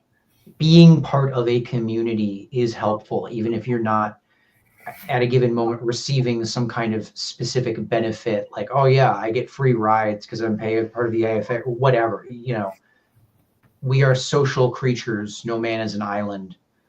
Just being part of a group is a benefit in a lot of ways, I think. So, is your buddy? Well, like there's some kind of white thing on my shoulder, but I think it's maybe something shiny on the. Anyways, I'll figure it out. I don't know what this is, but it's bugging me. I think it's just the shine off the leather there, but anyways, it's the tism. Don't worry about it. So, Gutiska Razda, the Gothic language, was it a divergent language of Old Norse, or was it an older language that adopted after migration? This one is all you, Chris. So, Gothic split off from the ancestor language of Gothic and Proto-Norse around 100 AD. So just to kind of back it up, with language families, the name comes from when some stuffy European academic decided to name a language family based on the sum total geographic extent of the extant languages. So Indo-European was coined before we found out about Hittite, the Anatolian languages in general, and Tocharian, because it stretched from India to Europe. Tibeto-Burman stretches from Tibet to Burma. Sino-Tibetan from China to Tibet. When a language has Proto in it, with the exception of Proto-Norse, for a specific reason I'll go into, that means that it is reconstructed. It is Proto-Indo-European because it is a reconstructed language. You can put a proto-language wherever you want. It's kind of arbitrary. We just put it at the most recent point we can reconstruct. Proto-Germanic is not attested, except possibly through certain names that are filtered to us through Greek and Latin, but that doesn't really count. Proto-Norse doesn't count because they said, like, okay, Proto-Norse was spoken in like 400 AD. And then they found runestones from that period. So it's technically no longer unattested because we do have words from then. We actually, humorously enough, we actually have a runestone with the I can't remember what the specific phrase is, but it's like Erlas, which is the Scandinavian cognate of Aryan, like Arya from Sanskrit, surviving into a Scandinavian language. Anyways, Gothic split off from an ancestor, a shared ancestor of Old Norse. And we can tell, as I said, because of a number of divergences and differences from Old Norse. You can look this up if you want. It's like, oh, the vowel grade is the palatization is a blunt one. Like the distinction between, like, the, you know, Icelandic and Old Norse, it's thjóð. In Gothic, it's thew. In Old English, it's theo. That's a very easy one to point out, as opposed to more complicated vowel stuff, or like case grammar, which is a little more complicated to explain on the fly. So it's not, I guess you could say it diverges, but it diverges from an ancestor of Old Norse. Does that make sense? Yes. Okay. No, you're good. You're good. I think that made a lot of sense and was good. Next question. The Federati, they comprised almost entirely of Gothic troops at this period? I think that's the key to understanding this question.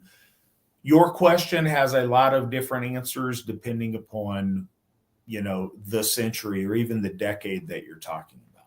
So there's a guy who's pretty interesting named Theodosius that comes up in the story of Athanoric. As time went on, there was an increasing Gothic contingent in the Byzantine military. I don't want to spoil the story because it's kind of cute how the turn happens. But yes, it becomes increasingly Gothic. And the Goths maintain that independence of the Foederati more so than other groups. Again, without spoilers, the Scythians get increasingly just fed into the normal military instead of being part of this parallel military. The Scythians, the Illyrians, the Dacians increasingly just go into the army instead of being a separate but theoretically allied army. So all of this depends. If we were talking about Arminius's day, it looks different. At that time, you would still have like Italian Foederati even. So, but what they like to do is take neighboring peoples from one part of the empire and send them to a distant part of the empire to fight. Mm-hmm. It bleeds the fighting men of a potential threat on one part of your border and uses them in your military waxing at a distant part of your border with people that they have no kinship to or no tie to. If you start sending kinsmen against their kinsmen, you can have unexpected complications in your battlefield that you don't want. But this is a really smart play. It's dual purpose, and it's not always exploitive. These people will get paid well. Their leadership at different times become equitas. They become like knights. Yeah. In the empire, they get generalships. You can go really far. In the Federati or being, in the Roman auxiliary in some fashion, you can go very far in the empire and it can be very beneficial. So it's not like a slave army that they're impressing into service, but it is a way to send, angry young men from one part of your empire to go fight different looking folks in a different part of your empire. It serves dual purposes. It's really kind of a genius thing. One of the criticisms that the Roman traditionalists levied against Caesar and his regime was that, it resulted in Belgians in the Senate House, like literally like people from Germania setting foot within certain parts of Rome, not just like holding political office, but like physically being in certain areas. Well, and holding office where, ethnic Romans are subordinate to them depending upon their position. And that was a really interesting thing. And there became a point in the, as the empire started to crumble to where you weren't allowed military service as a Roman. Right. It was exclusively Germanic at one point, certainly in the Western Empire. And it was a very strange thing. But at this period, Chris is laying it out for you. That's why I said let's start with talking about what the Roman and Byzantine empires were, because Rome starts out as a republic, like republic from res publica, meaning the matter or affair public, the public affair, the affair that belongs to everyone, the thing that belongs to everyone, the all thing. Right? A republic formally is a body that exists separate from any one man. And in European history, this is juxtaposed with feudalism, where theoretically there's a point circa 1200 AD where England is the king of England. England is Richard. Wherever Richard is, that is England. Even though he didn't spend most of his time in England, he spent almost all of his time in, Angevin, France. Right. No, that is England. In his body, he is His body is England. Right. And in Shakespeare, you have like Hamlet referred to as Denmark. Because he is Denmark. There is no separate political body to the individual of the king. He and is this Denmark on two legs. Yes, like unironically though. If he dies, there's a new Denmark. And this goes back to the thing with Sabas and with the warlord socialities. This comes out of that. There is no higher body that, I don't know if encompasses you or that you compose is the right way to look at it, but like going back to the Rex and the Thedan, these positions were not democratic in the sense of like, well, I didn't vote for him, but the position is on the one hand balancing the gods telling, like in, Odin says, Athanoric, enact my will, and then the Gothic people accept Athanoric is our leader. They don't vote in like a, oh, well, you got one vote less than the other guy, so you lose sense, but they do assent to his leadership. I will follow you, right? And that is lost during Christianization with this atomization. And it's the social structure is rebuilt through the web of oaths of feudalism, right? Like theoretically, like the Pope gives the king land, the king then parcels it out through oaths, going down to the peasants who agree, I'll give you 1/10 of the produce that I harvest from your land if you let me raise chickens, right? That is, and this is why I say I brought up the thing about the tribes is like the state that Athanoric is leading is unsophisticated compared to the Byzantine Empire and certainly compared to today's states, but it is a republic, and like an ethno-republic, there is a body there that Athanoric has to act appropriately towards. He can't just say, well, I'm the king and then whatever. You have to do what I say because I'm the king. He actually does have to meet certain criteria and standards. Importantly, the gods' criteria and standards. But, this is why it's wisdom and not power. People listen to him because they follow him, not because he can force them to do his will either through might or money, right? I'm completely lost track of where we're at. Sorry, you're muted. I didn't catch it at all there. No, you were fine. We were talking about the Federati and their composition, and I think we got that covered. So the next question is luck, happenstance, coincidence. Can these words be discussed as far as they apply to Ásatrú? Certainly they can. So luck is its own thing, and I will handle that separately. Beyond luck, as far as coincidence and stuff. So luck is a tangible storehouse of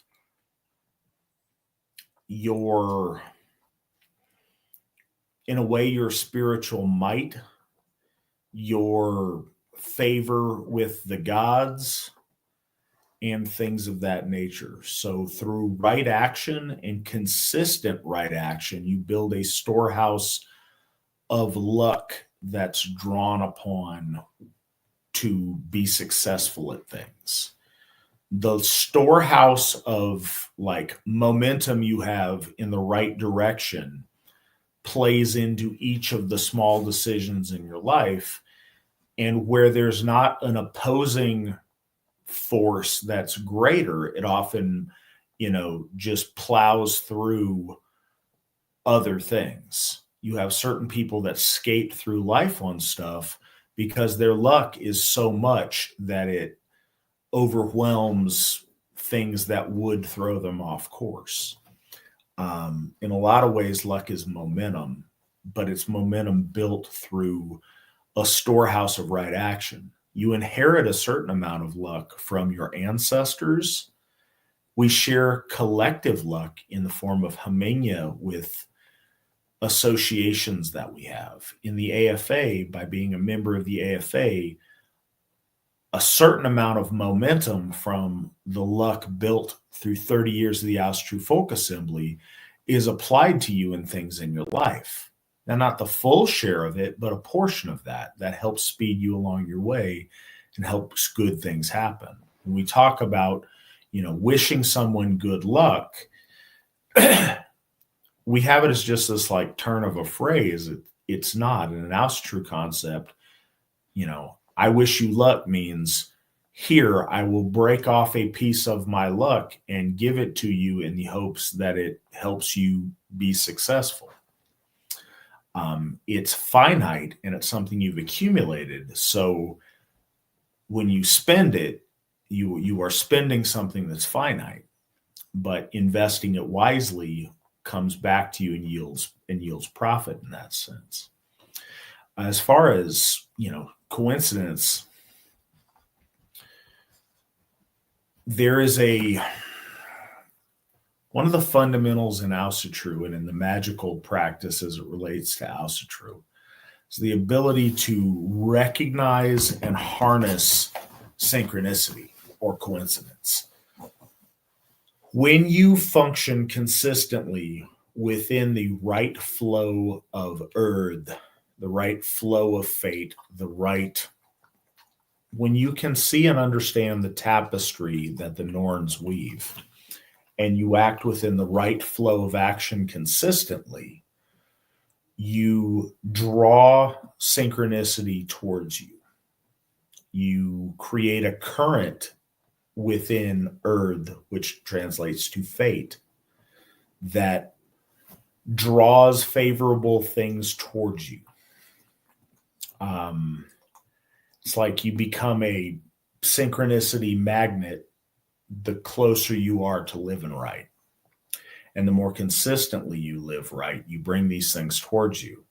So there's one plank of doing the right things to bring those things your way, but there's an additional wisdom in being able to recognize synchronicity, to see when things are unfolding in a certain way and to know how to act accordingly to that unfolding. Harnessing those two things is at the very core of magical and metaphysical efficacy within Asatru.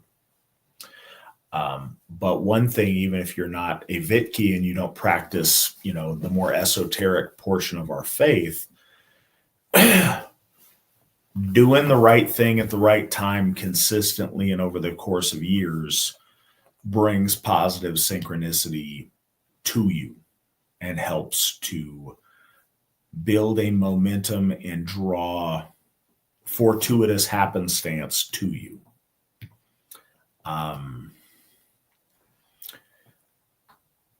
As well as you winning the goodwill of the Aesir helps for you to get blessings in your life in ways that you realize and ways that you might not realize. All of those things, I think, affect luck and happenstance, as you would put it. So the next question is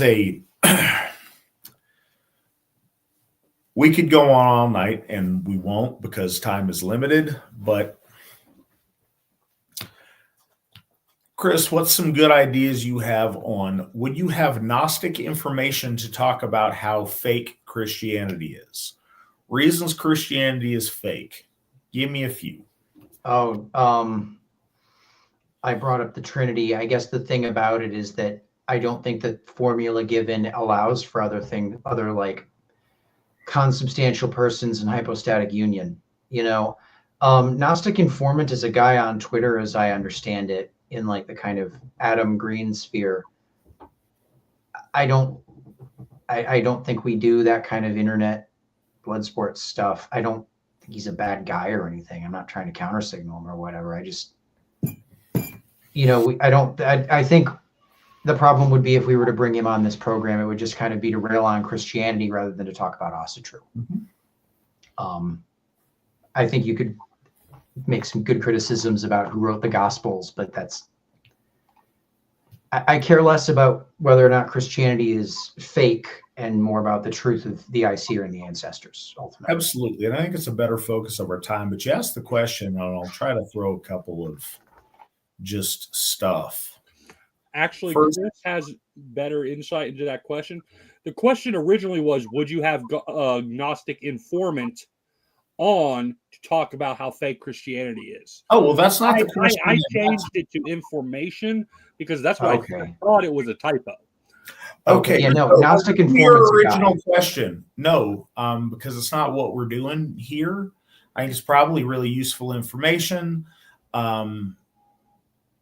Yeah, no, we wouldn't. That's not the program that we offer. I would be curious to listen to his talking about said. It's an interesting topic, but the point of Victory Never Sleeps is to talk about Ásatrú. We try to answer or address other faiths within the context of how they relate to the subject that we're talking about or how they relate to a particular point within Ásatrú. But no, we don't really invite external speakers about other religions onto the program because it's not really the nature of this particular program. But I appreciate that. So the next question, and this gets into kind of some more meat and taters of what we're on. Were the Huns Arians? Oh, no, we already did that. Cool. So we're on the next. All right. Do you think the way Christianity took over Europe is comparable to how now all this degeneracy and Islam and Europeans being replaced in their countries? Okay, this is a continuation of that. They tried to convert all Europeans. Now it's about trying to force all European countries into a place where their native population will be reduced to a minority. What are your thoughts, Chris? I think there's similarities you can draw, and they're not raw. It's not like they're incorrect similarities. I think that if we're being honest, though, the problem with drawing too close of a similarity beyond just state-enforced cultural revolution towards the dissolution of ethno-states in the name of imperialism is that, if we're being honest, Christianity is a lot more put together than, like, I'm just going to call it wokeism as like an ideology. Like, there's a central text, there's doctrines, there's dogmas, there's ideologues, there's like bishops, there's a church. That's not really the case with like liberal progressive ideology. And quite frankly, Islam isn't really being pushed on white people or even non-white people in the West by the state. It's kind of just like allowed to do stuff that Christianity isn't. Like, I don't think I've ever actually seen an Islamic evangelist in my life, and I lived in Detroit for a while. You know, I don't think I've ever seen any kind of like state promoted become a Muslim and you don't have to wait as long at the DMV or whatever kind of benefits, or like only Muslims can vote benefits. It's more so that Muslims are just brought in and treated with kid gloves. But even then, you do see these forces of dissolution working against them. They're just arbitrarily more put together and willing to fight for their stuff than Christian groups are. And I mean, I say that there are Christian groups that like get upset about abortion and the like. But, you know, when you see, oh, there was something at the Supreme Court or whatever recently about like parents can opt out of LGBT education classes at schools or something, that was won by Muslims. But it's not like Islam is spreading. It's just kind of arbitrarily late to the game in terms of liberalism. Yeah, I see what you're saying. I don't think that is the one-for-one case. Because again, it wasn't like the Roman Empire or some formal organization stayed true to its own thing and then inflicted Christianity on the rest of us. They were part of the Christianity they were spreading, and then, yeah, they would spread the destabilizing Christianity, but it was a part of what they were about. It wasn't the same thing where you see very traditional societies today inflicting degeneracy upon their opponents in order to weaken them while maintaining a non-degenerate society themselves. And there is in the Roman Empire, just to add real quick, in the Roman Empire, there was a loose attempt at creating like a kind of unified Christian ethnos with people like Theodosius, who we'll talk about in a little bit, who it's like, what ethnicity was he? Well, he looks like a white dude on his coins and statues, and he was born in the province of Hispania. He could have been who knows what, right? As much as there is like a attempt at multiculturalism producing like the beige mulatto, every race combined into one thing, it's not like in Lou Diamond Phillips.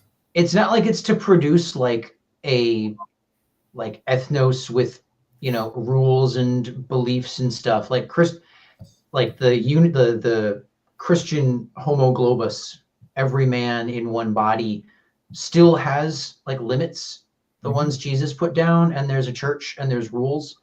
They're not our rules, but they're like rules. There's no real rules to like the Lou Diamond Phillipsification of the globe, you know? Yes. So next question.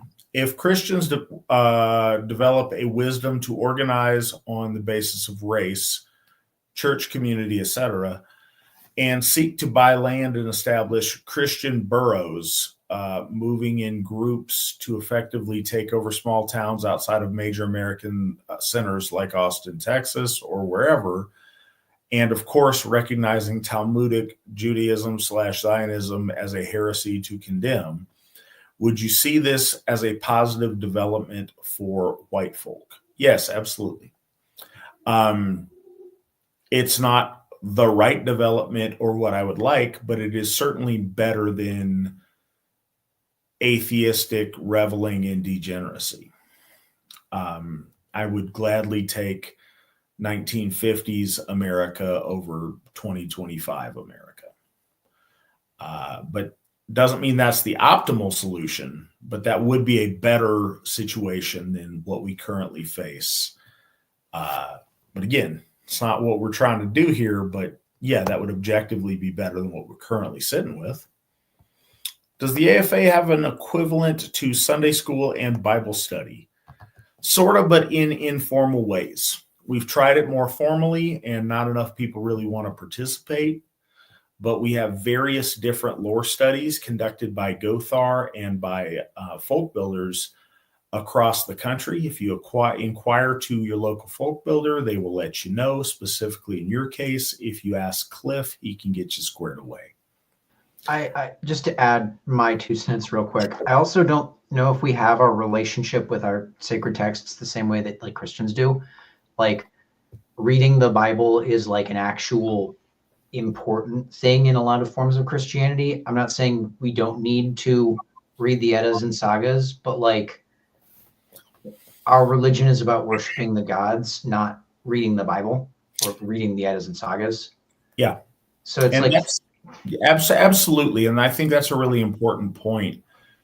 Our religion is about participating in the gift cycle and worshiping the gods. To the extent that your reading our lore helps you to do that, absolutely. But that's certainly not a requirement in the same way. It's a little bit different, but we do have lore study for people who are curious. You know, by all means, read whatever you want, but you can become an expert on the lore and not be Ásatrú. You can also never have touched the lore once, but actively participate in the gift cycle and be Ásatrú. I believe, sorry. Go ahead.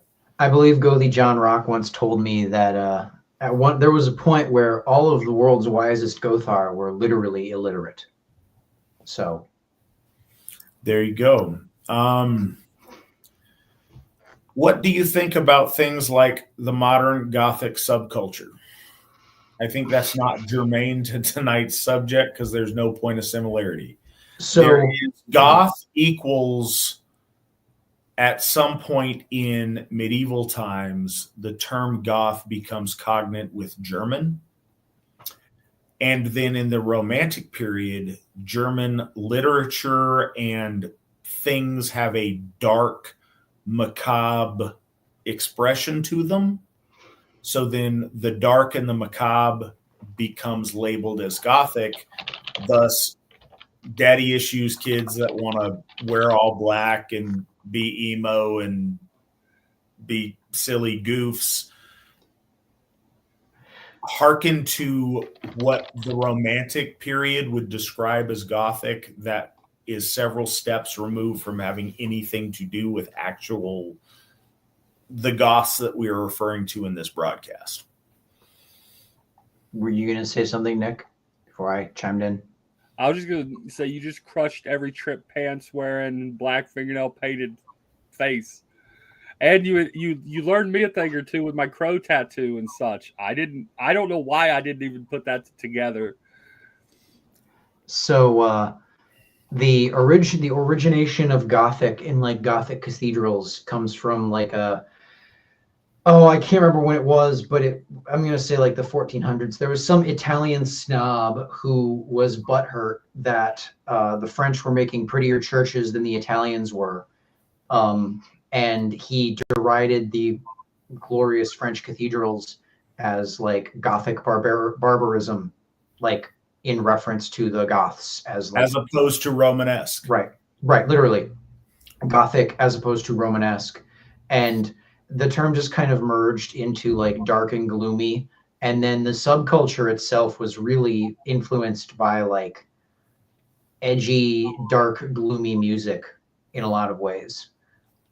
It's like so many steps removed from Athanoric that I think if you told him like this is what a goth is in 2025, he'd probably be embarrassed. Like, oh, where did our people go wrong? And it's like, so that I will flag on that. He would definitely be embarrassed. I think if you talk about Gothic architects, I think if you talked about, Gothic literature, those people would be embarrassed. I think if you talked about Gothic Americana, where you're talking about like dark, seedy New York things, they would also find that embarrassing. I think all parties would be embarrassed by goth subculture of the modern period, but it is what it is. Different people like different stuff. We all have silly hobbies. I'm sure that, laid out any of my silly hobbies, people might make fun of too. So I'm not trying to be a jerk to anybody.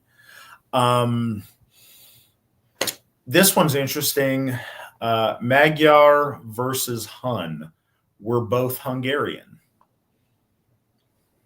Break it down for us, Chris. As I understand it, there's no meaningful, I guess some Hun guy bred into a lineage that eventually led to the Magyars. But as I understand it, the Magyars have no real connection to the Huns proper.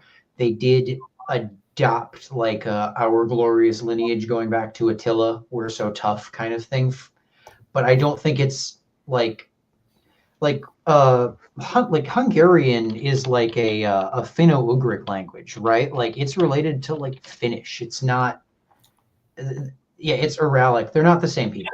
Okay, so there is a root, like there is an intermixture in Hungary of lingering Asiatic raiders in a really distant, and I guess there's something there, but the politically incorrect term for a retarded person is a Mongoloid. Not because they're actually related to the Mongols, but Down syndrome people tend to have Asiatic-looking eyes. So when Eastern European people would have a child with Down syndrome, clearly that must be the genetic lineage of the Mongol invasions, because this kid's got slanty eyes. And I think we deal with a similar thing in Hungary. Although if you look at somebody like Charles Bronson, he doesn't quite look like the rest of us. Something looks a little bit Asian and a little bit dissimilar. But he certainly doesn't look like a Chinaman. So there is a mixture of people when you get on the corner of the steps as they intermix into Europe. And sometimes that comes out in strange ways. Is Loki Jesus? No. That's something that we need to resist the urge to do. Our lore has nothing to do with Jewish lore. There's not an overlap. There was no like meeting of the minds and let's overlap characters. They are completely and entirely separate, as our races are completely and entirely separate. There's not a they're not all part of the same story. That's not a thing. Which brings us back to take us back to our history, Chris, if you would.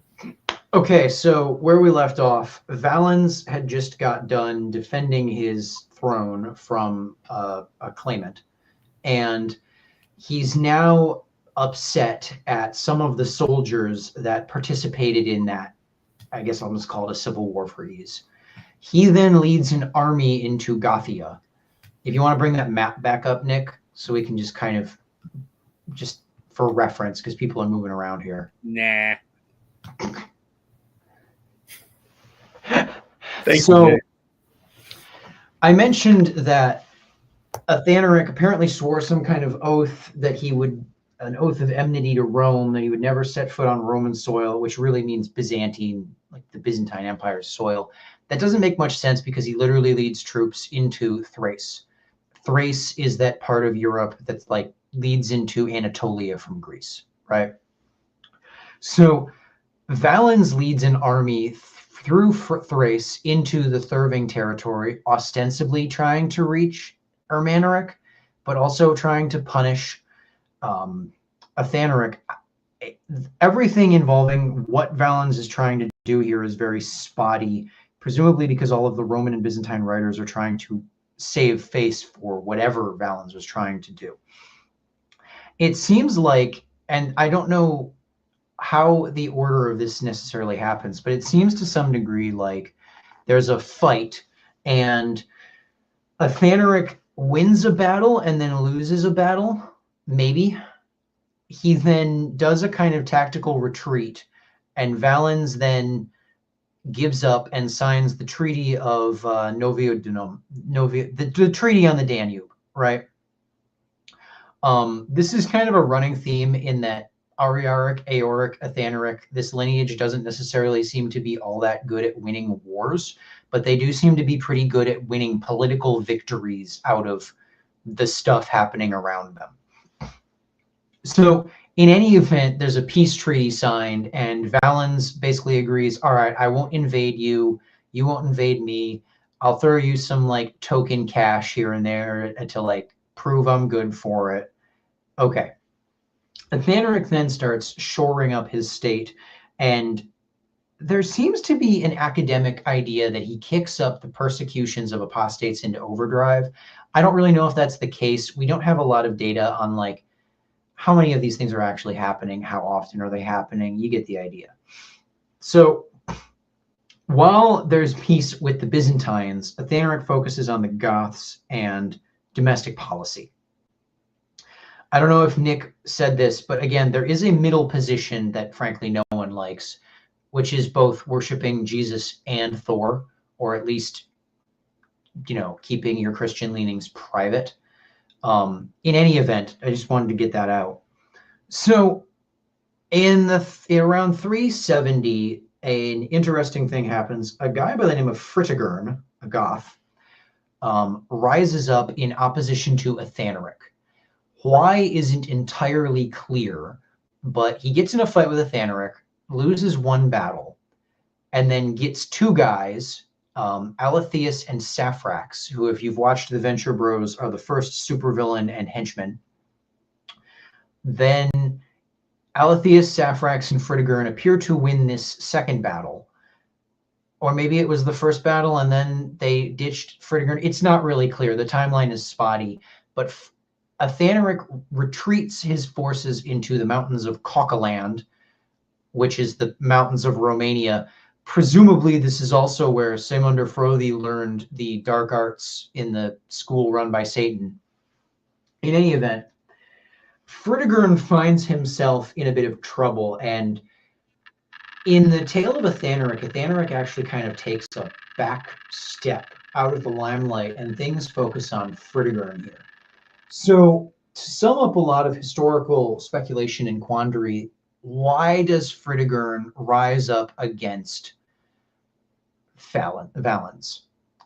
Rise up against Athanoric. I think that I keep saying Valens here. Fritigern, I think, was upset at Athanoric centralization of power, possibly into a clique of these children of the hostage elites. You know, Ariaric's son was sent abroad. So were other sons. I'm betting that there was an ideological elite that had like seen beyond the veil and were like keeping to their own to a certain degree, at least in terms of ensuring that this ideology of no, really, guys, Byzantium is a problem was prosecuted properly. I think there also might have been, to some degree, an expectation that Athanoric would be throwing money at certain warlords like Fritigern, and he just wasn't, possibly due to the money not being present. The reason why I go into this is that Fritigern fights Athanoric twice. Athanoric retreats deeper into safe territory. And then Fritigern seems to be at a loss of what to do. So he actually moves his barbarian horde into Thrace, which again is that kind of peninsula going into Anatolia from Greece. This is problematic because Valens initially doesn't want this to happen. So Fritigern offers to convert to Arian Christianity, and it's worth pointing out here that at this time Valens, the Byzantine emperor, is an Arian. Trinitarianism in the Christian world has a very devout and very organized elite, but it is not a popular position. Various, what Christians would now refer to as heresies, are still the dominant form of Christianity amongst Christians. So Valens gets a Gothic Arian priest to convey a message to Valens, and Fritigern gets a Gothic Arian priest to convey a message to Valens saying, in return for your support and funding against Athanoric, I, Fritigern, will convert to Christianity. Valens apparently doesn't believe him at first. He's just like, no, this is a trick. I'm not going to do it. So Valens then lets them in with some kind of scheme of getting rid of Fritigern and his horde. So Fritigern and his large barbarian horde cross the Danube and enter into Thrace. Valens then has them basically placed in a concentration camp and denies them food. Again, we're talking about Fritigern's barbarian horde. Fritigern is at least opposed to our hero Athanoric. I don't know if he maintained the Christianity thing or not, or even if he really did it. Who knows? But so Fritigern and his barbarian horde cross the Danube, enter into Thrace, and then literally get put in a concentration camp. They are denied food. They're treated extremely badly by the guards. There's an anecdote given that the Byzantine guards would like buy the children of the Goths in exchange for dog meat. Like they would buy the children of the Goths to sell into slavery at their own profit in exchange for giving them a dead dog to eat because they were being denied food that badly.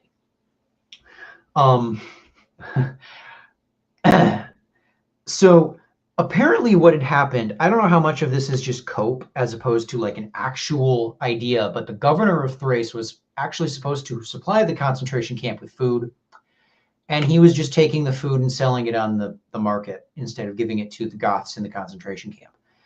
Things start getting ugly in there, and Fritigern demands to speak to Valens. And instead, okay, well, you got to go through the governor first. Valens and a few other Gothic elites then have dinner with the provincial governor and some other Byzantine elites. They then try to kill Fritigern at dinner. There's a few other Gothic generals in here that I'm leaving out. They're not really important because they stop showing up at this dinner. Alatheus and Saphrax disappear here. Fritigern literally disappears. He escapes the attempted murder dinner, gets back to the Gothic horde in the concentration camp, and leads I guess it's a revolt, a breakout And they then start stomping around Thrace as this massive barbarian raiding horde. At one point, they come to a city, I believe it's Adrianople. You can take the map down, Nick. I just wanted everyone to know where Thrace was, right?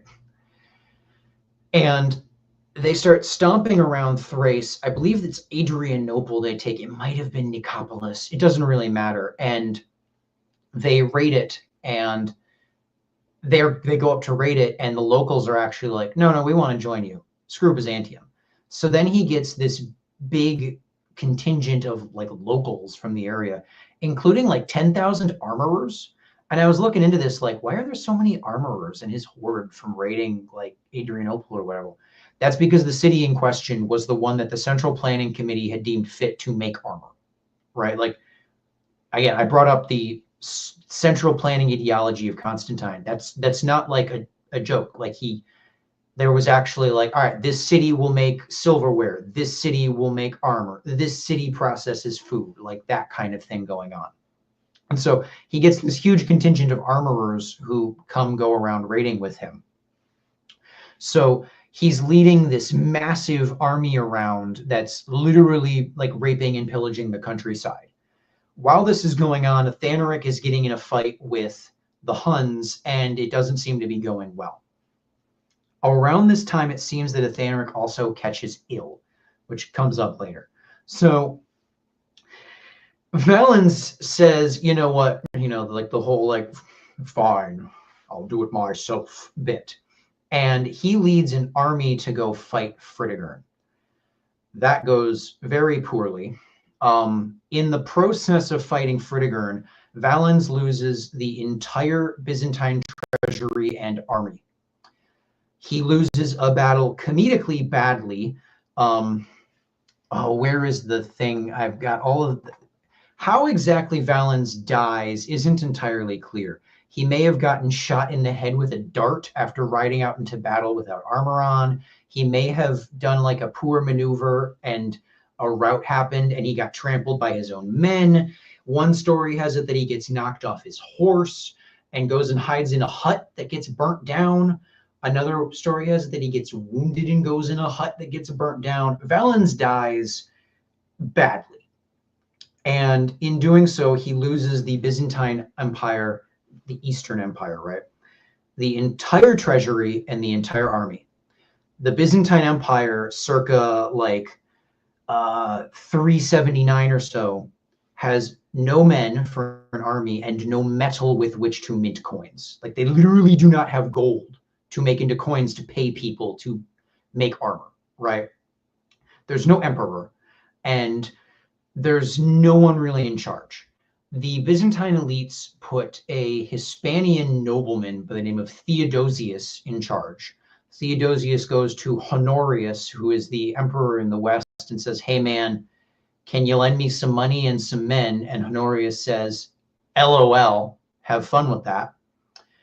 So Theodosius is in charge of a state with no money and no men that is facing Persian hostility in the east, Hunnic hostility in the north, and has a very upset Gothic warlord rampaging around Thrace, shockingly close to its capital. So Theodosius goes to a very unlikely source of where to get men, Athanoric, Theoden of the Goths. Athanoric at this time seems to have run into a spot of trouble because of the Goths and presumably his illness and weakening health. And he actually takes up Theodosius on this venture to move his tribe into Byzantium and live there. And I want to pause for a second here and explain what that means. I mentioned about the foederati. What this basically means is that there's a parallel Gothic state existing within the borders of the Byzantine Empire for the purposes of fighting. There is another group of people that have something similar at this time. It's the Jews. At this time, Jews are allowed to have a Sanhedrin, a local city council, basically, for themselves as a parallel state everywhere in the Roman, like the Byzantine and Eastern and Western Empire, except for the city of Jerusalem for Christian purposes, right? They are allowed to have what basically amounts to a parallel ethno-state distributed through the empire, like the mycelial mats that fungus have throughout dirt, right? And the Goths appear to be given something like that. Like, this goes into during the rule of Theodosius and his children. There are like Gothic courts where if you're a Goth and you break the law with another Goth, you go to Goth court and it's settled in the Gothic manner. So the army of Theodosius is basically the Thirving polity of Athanoric, which appears to be getting pushed out of Gothia by the Huns, right? Like, things are going really bad for the Goths that aren't in the Byzantine Empire. And this seems kind of odd because up until this point, Athanoric and his ideology is more or less focused on ensuring an independent Gothic ethno-religious state in opposition to, on the one hand, the Byzantines, but also the Huns. This is less odd when you realize that what Athanoric has more or less secured for his people here, at least in the short term, is a continued existence as a sovereign entity within the Byzantine Empire. Kind of like how the mitochondria is the powerhouse of the cell. Your mitochondria has separate DNA from the rest of your cell. Your mitochondria has its own DNA. It is its own separate thing, just like the Gothic state was. A modern equivalent to this would be actually Chechnya in Russia, where Chechnya is sort of its own independent polity with like its own foreign policy, provided it continuously sends out Chechnyan soldiers to fight for the Russian state. Something similar appears to happen here with the Thirving polity in Byzantium. Relatively quickly, when is it precisely? 381. So Athanoric moves to Byzantium in 381, and he signs a treaty on January 11th, and then dies on January 25th. He does not appear to have converted to Christianity, Athanoric. He said, we have a second quote from him. In addition to his mentioning about wisdom and not power, he also is said to have marveled at the walls of Byzantium and said, surely this emperor must be a god. That doesn't sound like something a Christian would say. So I also checked every single source, period source, that mentions Athanoric, because if you look into Athanoric, you find academics say, oh, well, of course he became Christian. He just had to. Well, why? Well, he just, of course it happened. He had to. Okay, but like what evidence? Well, it just had to have happened. Not a single source mentions Athanoric converting from what I saw. Including, I believe it was, I want to get this guy's name correct. Was it Themistius?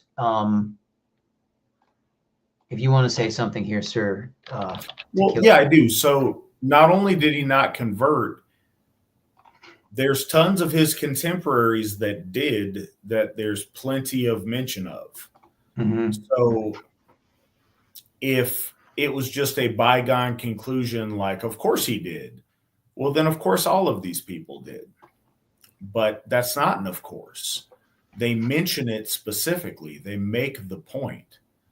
And that's how we know a lot of the things that we do. And this is less necessary outside of these points of conversion in certain periods. Like, you don't need to mention in Sweden in 700 and previous that people are Ásatrú. Of course they are. And you don't need to mention in, 900 and after that they're Christian. Of course they are.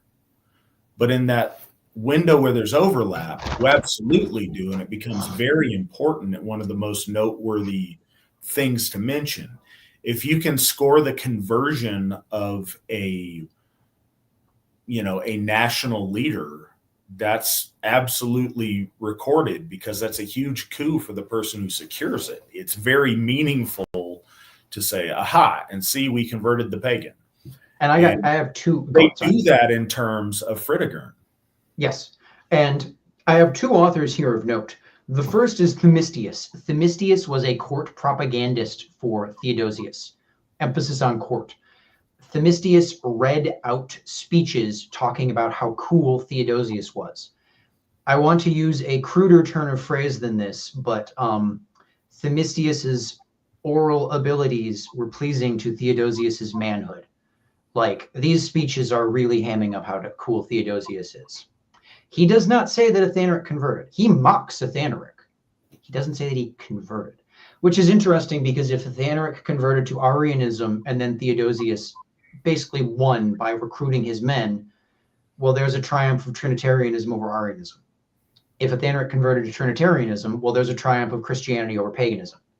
There's no reason to not say it, given that you are literally, like, Themistius is literally, look how cool Theodosius is, he beat Athanoric. There's also another author, Ammianus Marcellus, or Marcellinus, that is a Hellenist. He worships Zeus at this point.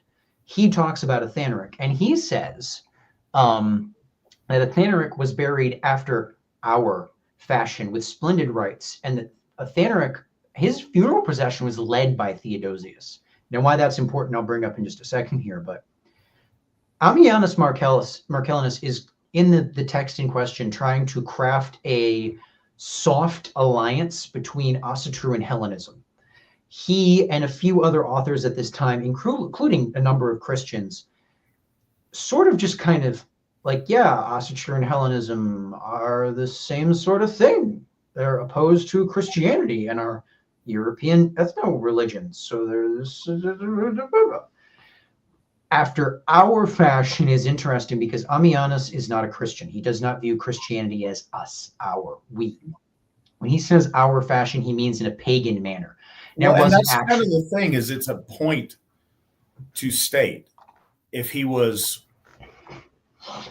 funeral was conducted as a Christian, as everybody else was, then you don't need to specify after our fashion. The fact it was noteworthy is that the people conducting it, though Christian, were hearkened back to like, okay, well, we got to do this like Grandpa did it because this is how he would have wanted it. Right. That's the fact that's kind of a thing. The reason why you would note something matters. The reason why you wouldn't mention it also matters. So the fact that it was noteworthy is, I think, very compelling. The omission of him being converted, that would have been huge if he would have converted. Politically and religiously, in both senses. And that's not the case. And that's why we celebrate him. That's why we don't find any reason to not celebrate him. And there's many of reasons that you've heard tonight. He led the charge by issuing the orders, setting the policy, and being that symbol of opposition to this insurgent Christianity amongst Goths. And there's an interesting interplay here. So just to go back to this funeral real quick, I actually was kind of like, okay, what does that actually mean, our rights? The Thurvings, at least at this time, appear to have practiced inhumation, like burying a body, not just cremation. So if he was buried specifically, that doesn't really mean much. Like, Christians do burial because Jesus will come back and resurrect them. But that doesn't necessarily indicate anything because Asatru Thurvings practice burial. Also, Theodosius could have just led a procession to inter a cremation urn anyways. It doesn't really tell us much, right? I think that hour is more important, particularly because Ammianus also talks about a fellow by the name of Frevita, who was a Goth, who identified as a Hellene as his like position in Byzantium in the Byzantine government, meaning he as someone who worshipped Odin was identifying as a Zeus worshiper for purposes of like classification. Christians also did this. Other pagans said this was the thing. So I don't think the hour means like, oh, he was buried in like a funeral involving Aphrodite per se, but it does mean it was not Christian. It's Asatru in this context. I don't think that Theodosius had Athanoric killed. We don't see the sort of like that sort of skullduggery from Theodosius. He actually seems to be relatively okay with Asatru and Asatruar, probably because they were opponents to Arian Goths, really, is what the thing was. And Theodosius is viewed as a champion of Christianity, but what he really did was just didn't rein in the excesses of Christians against pagans. So like the Serapeum, I think it's the Serapeum that gets torn down under his watch. He has nothing to do with it. Like John Chrysostom just tears it down. He just didn't stop John Chrysostom from Antifa-ing around. He didn't stop Ambrose from doing his thing, because why would he? He's a Christian. But he wasn't like giving the imperial stamp of approval. Yes, I, the emperor, say do this. He actually got chastised. If you want to interrupt, I'm going to talk about the massacre of Adrianople. So at one point, Theodosius has this Gothic guy, because his army is literally composed of Goths at this point, by the name of Buteric, which is a fun name because it basically means like butter rich. King Harlaus' strongest soldier. So he's placed in charge of this city and is like the military police occupying it for the emperor. And Theodosius makes a law that basically says homosexuality is illegal. And there's a charioteer in this city who practices pederasty, and Buteric arrests him to execute him, and a mob like attacks the jail. I don't know if they had jails, but the jail. And I believe they kill Buteric. So Buteric's men just rampage through the city and they kill a lot of people. Like, I think it's like in the thousands total is the number. And Chrysostom and Ambrose and a lot of other Christian bigwigs like cry, oh, how horrible that Theodosius let this happen. How horrible. They're very lucky that Theodosius was a kinder man than I. I would have had them trampled to death with horses if they did that to me and I was in charge. There's like a story where Chrysostom or Ambrose, I can't remember, like denies Theodosius access to a church until he repents for having like not punished the people who did the massacre of Adrianople hard enough, like not putting down mob violence against the state. What? Like, anyways, one of Theodosius's top generals was this Fervida guy who was an Asatru. And he was the top military leader for a while in Byzantium.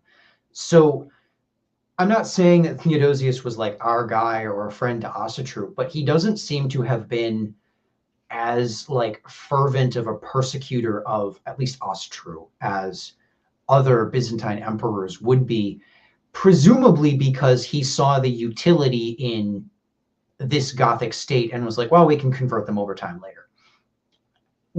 All of which is to reinforce the point, well, if he's, for lack of a better term, tolerant of Asatru with this, why is he not going to be tolerant with about Asatru with a man who's going to die in 2 weeks after coming here and signing a treaty anyways? Like, not that he would know that, but like the man is sick and dying. Is he gonna, we're only going to sign this treaty and save your people if you convert? I don't really see that in Theodosius. He doesn't seem to have that kind of guile in him, you know. Go on, sir. No. I agree with your assessment on it. And again, it would be a really cool flex to suggest that he did, even if he didn't. Right. It'd be a really cool flex to claim that, and nobody does. Nobody at the time does. So I think that, we have to stand with the way he lived his entire life, which was as a champion for our faith. And, we stand with that and we celebrate it. Sorry, it was Gratian that said, yeah, not have fun with that, bro. Not Honorius. So this actually turns out to have been a pretty good thing for Theodosius to do, because immediately Theodosius gets access to a general by the name of Modares. Modares beats Fritigern. We're not given a lot of details on that, but we're told that he defeated Fritigern in battle and Fritigern fled. That's the last time that Fritigern is mentioned in history.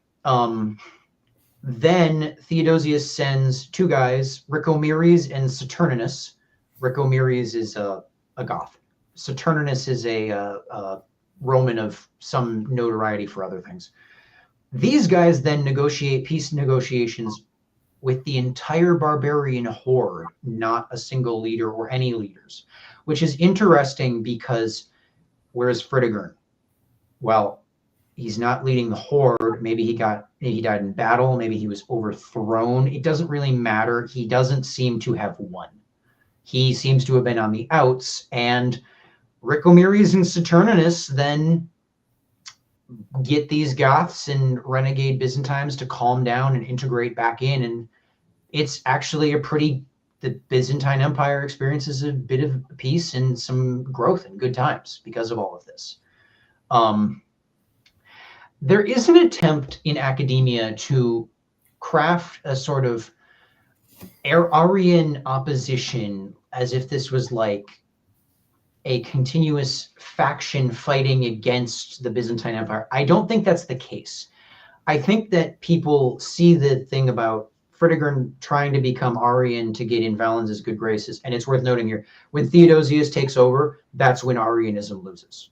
Because the one thing he was really good at was punishing Arianism. He was, if anything, a partisan for Trinitarianism more than Christianity, really, right? But the fact that there's these Gothic warlords like Alaric and Odoacer and Theodoric that come later that are Arians in ostensible conflict with the Trinitarian Byzantine leadership, I don't think is an indication of like a Gothic opposition to Byzantium, as much as it is that there was a faction of Goths that more or less wanted to do the thing that the Illyrians did. Hey, we're Goths. We work together with other Goths. Why don't we take over this operation and run it for ourselves? But they're not really opposed to Byzantium. They just want to be in charge, as opposed to Athanoric's group that theoretically do not want to be in Byzantium. They're there because the Huns drove them out of their homeland, really. And not to keep talking about Fervida, but he's interesting as a kind of, where does this go after Athanoric dies? So Fervida is an important guy. He marries a Hellenic woman. He has to get approval from the emperor to do so because he's a foreigner marrying a Roman citizen, right? Pagans cannot marry Christians at this point. That is illegal. The fact that this wedding occurs means that the woman he is marrying is a pagan in some way, probably a Zeus worshiper, because we're told she's Greek. So at Fervida's wedding, a Gothic Arian stumbles in and calls him out and says that he's a bad Goth for playing ball with the Byzantine Empire and is not fulfilling some kind of blood oath of enmity against Byzantium. Again, blood oaths of enmity against Rome by Rome's enemies are a kind of stock trope in Roman propaganda. So how true that is kind of up in the air. I'm going to say it here. There were Celtic institutions where the supreme leader could not leave a sacred precinct. In Rome, the Flamentialis, the top priest of Jupiter, could not leave a specific area in the city of Rome. So that's further, this could support the position of Athanoric and his Thedanship, right? This restriction on where he can physically go. He has to stay in his state unless leading it in war. We're told that Athanoric and his men came to Byzantium as refugees, which is an interesting point there about like why they're going. But Fervida at his wedding gets called out in front of the Byzantine emperor for being a bad Goth. His response is to draw his sword, charge at the other guy, and stab him to death at his own wedding. This enchanted Theodosius, and this was the start of Fervida's glorious military career, culminating him basically being the supreme military leader of the Byzantine state. So again, this leads back to Theodosius not really him being tolerant of these Goths and their silly Thor worship, because these people are literally all of the army at this point. But there does seem to have been this struggle between the Asatru into Trinitarian kind of Byzantine loyalist Goths and these why don't we take things over and run it for ourselves Goths, characterized by like Odoacer, Alaric, Theodoric. Because again, remember, when these people are sacking Rome, Rome is still like majority pagan in terms of just the people living there, like into the 500s. When Alaric sacks Rome, he's really looting a rebellious province to bring money back to his base of operations to fund his attempted coup, what would become an attempted coup, there. Because remember, Alaric is doing military stuff. There's a lot of Gothic warlords who get up to nonsense and shenanigans at this time that aren't really relevant to us because they're Arians and they don't really go anywhere. There's a reason like everyone except JWs are Trinitarians today, right? Which ultimately brings us back to Athanoric's kind of regime as being, we've talked a lot about the ethnic nature and not a lot about the religious nature, but I do want to go back to just talking about the Gothar real quick. We haven't really talked much about priests, which is kind of interesting because in these Christian, like, oh, the evil king, he's just like the Pharaoh from Exodus kind of narratives, there's always like the evil scheming pagan priests with their magic, sorcery, and devil worship. And that's not really present in anything here. Wolfenlass translates several terms. I think it's like presbyteros and some other term that mean like elder, religious leader, but not necessarily like ordained clergy in like a hierarchical sense, just like a local priest. He uses the term Gothi quite a bit, but he uses it to refer to like local priests, right? I think that there wasn't like a firmly established Vatican-style Brahmin Flamen priesthood separate from the political leadership. I think political leadership and religious leadership were at this time intertwined very tightly. So there would be like village priests, but they wouldn't necessarily be like the clerical authorities. That was still these government officials like Athanoric and Wingeric, whose positions of power were, again, it's not necessarily super emphasized, but were enforcing the will of the gods at the end of the day. Like in a certain sense, I'm not a Gothi, blah, blah, blah. Don't listen to me if I'm wrong, but like in a certain sense, like the gods are part of the tribe. Like a tribe includes gods. You know what I mean here? And it can't really be separated from it. They are getting orders politically and religiously from on high that they are then enforcing isn't the right word, but like manifesting in reality. Theology and politics don't really separate in this system, right? Which kind of goes back to a point about why, if kinslaying is so bad, why are Athanoric and Wingeric allowed to kill Goths, even for something as bad as apostasy? And I do think part of that is the authority of the Thetan, right? Like Athanoric's position as supreme leader of the Goths kind of grants him a little bit of leeway in doing something like that. This isn't necessarily like genealogical in any way, but this does actually exist in another ethno-republican monarchy. In the Ashanti people of Africa, they have an explicit hard, fast rule. Ashanti are not allowed to kill Ashanti. Only the king is allowed to kill Ashanti. Like execution can only be done by the king. So it's not like this idea is like fictional. It's found amongst other groups. Like the authority of the leader is the only thing that can violate this taboo against kinslaying, in particular because he's doing it against people who have made themselves no longer kin. I'm rambling. If you want to interject, sir, go ahead. No, so you're not, and I think that's the point. Is these people are specifically abdicating their kinship. That's a big part of what they're doing, is separating themselves from the line of their kin, and they are acting against their kin. And we have to, our faith has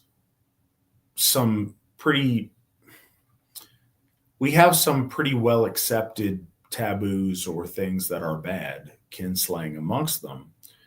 But those are always balanced with like obligations. If one member of your kin slays another member of your kin, you have a conflicting obligation of vengeance and of not kinslaying. So there's not a right answer. You just got to pick the best of what you've got. If you're in charge of maintaining the integrity of your society, and yeah, there's another Goth who's committing wrongdoing, to protect all of the rest of your kin, you need to deal with your kin that's out of line. There's a big part of policing your own backyard rather than having an outsider have to do it that also factors in to dealing with kin.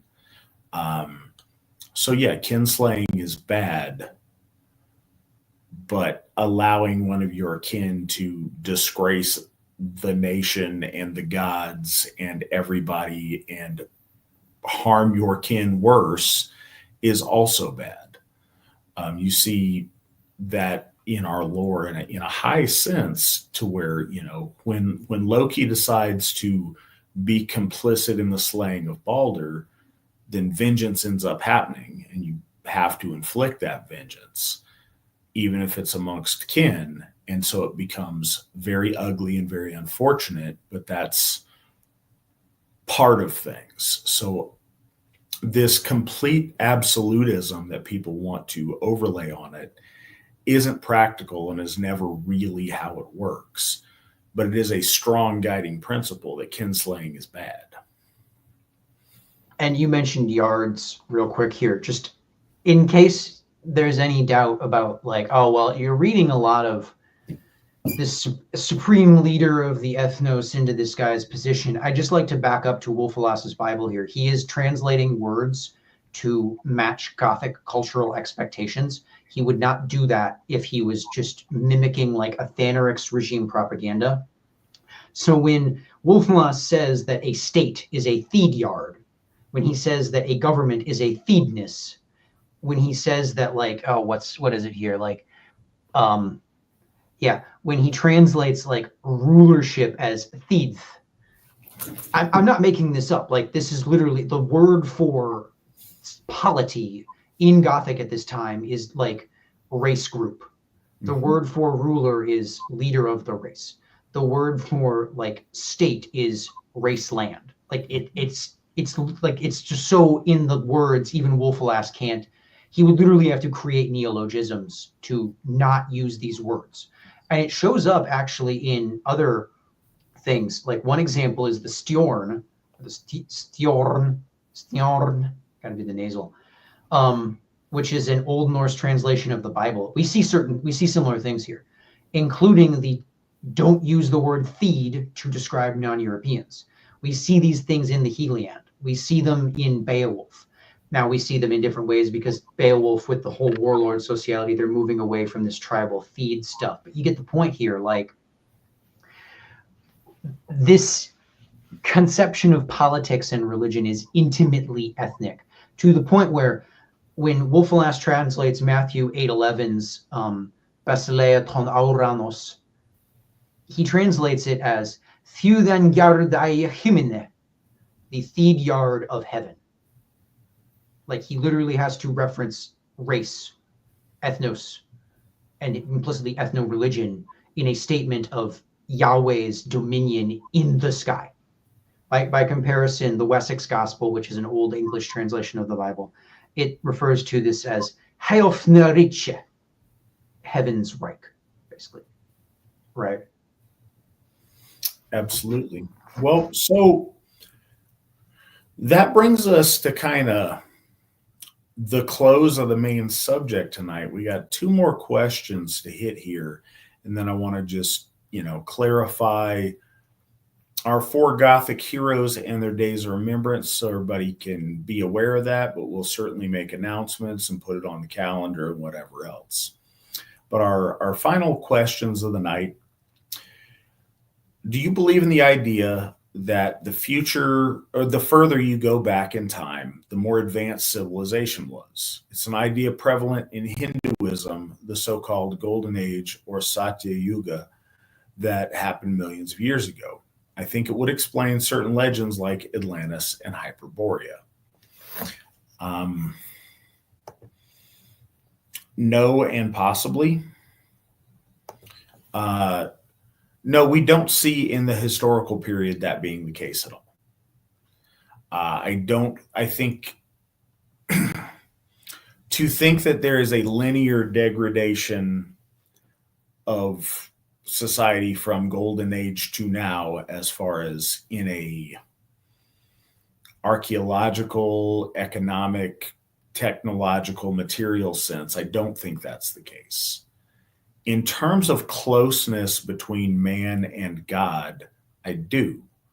I think in a lot of ways there is a, and I think this is true across the board. I think that there is the golden age time where mankind and gods were much closer intertwined.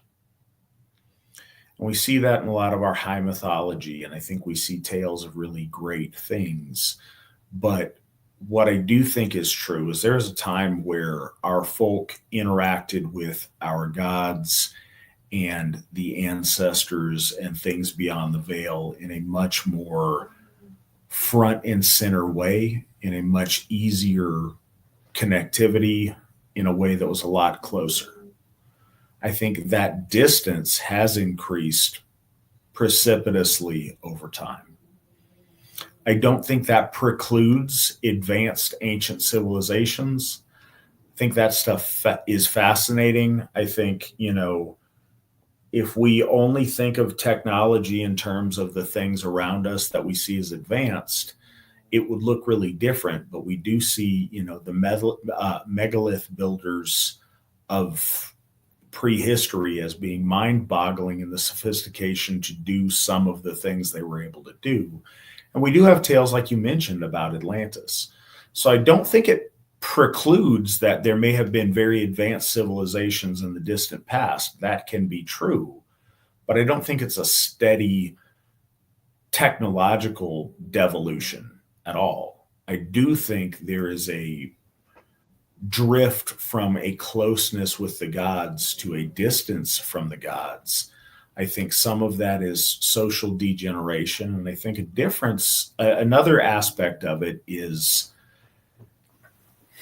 how we've developed in our sensory perceptions and ability to perceive beyond the five senses that we are accustomed to in this day and age. There's a lot of theory and work that's been done on this, but I think there's something. Dogs, like animals, and kids who are pre-verbal perceive things in the world really differently. The more we are focused on verbal language and on written language, the less we pick up nonverbal communication. And I think the less sensitive we tend to be to other metaphysical things in our reality. And I think that's a real thing that has devolved over time because we've repurposed our perception towards other things. And I do think something's lost in that process. If I can just say, please. I think in ancient times, people had to be a lot more focused on the gods in the spiritual world because they didn't have as great of a control or understanding of the material world as we do today. And that's not to say that there weren't many people who were very pious, but today piety isn't, people don't pray to the gods for a good harvest, because if they don't have a good harvest, they and their family die. That doesn't really happen that much today.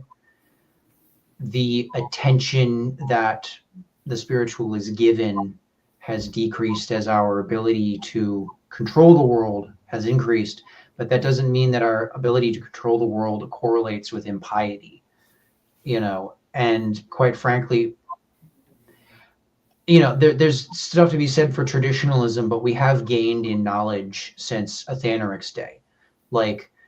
You can read stuff from the Norse period and it's like, guys, do you not get what's happening here? You are in the middle of an ideological struggle. You realize you have to prosecute your side or you lose, right? The ability to understand these the battle of ideas, the struggle between abstractions is something that the ancient world seems to have gotten implicitly, in some cases, but also have been woefully unprepared to actually do anything with. Like, not to poo-poo on ancient Rome, but it's like with Julian, you know, why does it take this guy coming along for anyone to do anything? Do you not realize that if this thing you're fighting wins, your ancestors end up forgotten? Your bloodline ends up destroyed, possibly literally? Like, people today understand the combat between abstractions a lot better, for example. I'm just using this as an example because I'm tired and rambly. I don't think that giving up modern understandings and mechanisms makes us more pious inherently, although I guess it could be useful at an individual level, you know. And I think if we are to grow and advance, it's to be able to have such control and understanding of the world and also be pious, to set aside technological hubris rather than technology. Absolutely. And there is an intensity to the need when you are in need and you feel it. If you are always in need, it builds that in a very particular way that circumvents common sense. You don't rely on all of your other sensory things. When you're desperate, you circumvent that. You don't try to out-logic that. You believe. You know, the idea there's no atheists in foxholes. Everyone in Neolithic times was perpetually in a foxhole. You are always very close to the line between life and death. So you didn't think about, you didn't sit around and navel gaze and debate the deeper mysteries of the universe. No, you believed in your gods, you needed your gods, and you relied upon your gods. You listened to your ancestors. They were all around you. And if you don't pay attention, you might become one very quickly. And I think that instinct moved towards a different kind of perception as we develop different things sociologically. Reintegrating that and recapturing that's really important. And the last question for tonight: what are your thoughts on such ideas as the divine masculine and the divine feminine? And I suppose it depends on what you mean when you say those words. There is a unique and separate divine gift in masculinity and in femininity. To embrace the inherent archetypical blessings of masculinity is an act of piety and is a good thing to do, and is the natural order of things to aspire to make the most out of the blessings that come inherently with your masculinity. I believe the same is very true in femininity as it's passed down from the gods and the ancestors to our ladies. We do that a great disservice when our women try to pretend they are men or to outman men. They miss embracing the beautiful and amazing blessings that come with them being women. Same with our men. When we try to deny our masculinity or like somehow be metrosexual or be less masculine and more feminine, we're missing out on the things that are inherently our birthright as men. In that sense of the divine masculine and the divine feminine, I think by negating and not acknowledging those very divinely blessed to us things, we do that a great disservice, and we do ourselves and our potential a great disservice. That doesn't mean there's not crossover. There's women things that men can do and men things that women can do. But even in those circumstances where you're having to do something out of necessity that's not necessarily in your gender wheelhouse, there are ways that you do those things in a masculine fashion, and there are ways that you do those things in a feminine fashion. I have seen,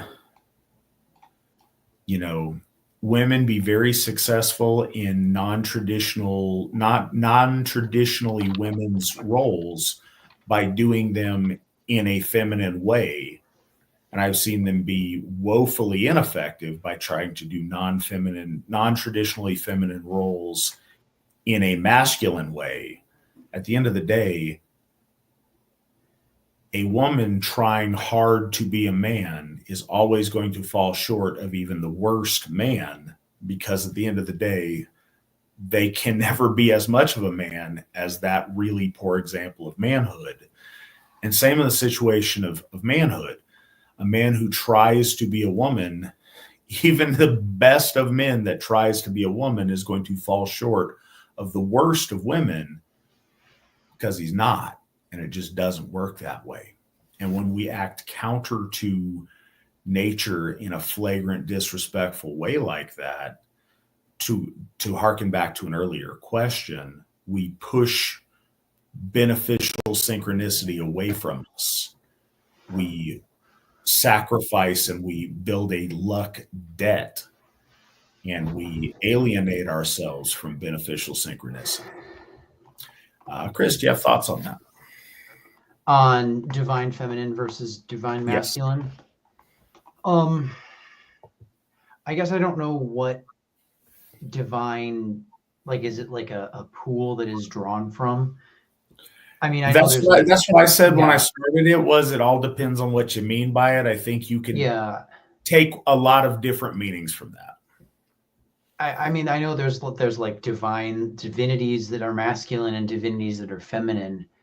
I don't know if, like, we believe that gender roles were given to us by the gods, right? I don't know if we want to go so far as to say that like masculinity is like a background field that we tap into that exists. Like, does it pre-exist the gods, or is Odin's masculinity different from ours? I'm opening a can of worms, but you know what I mean here. Like Yeah, no, I don't believe there's like a storehouse of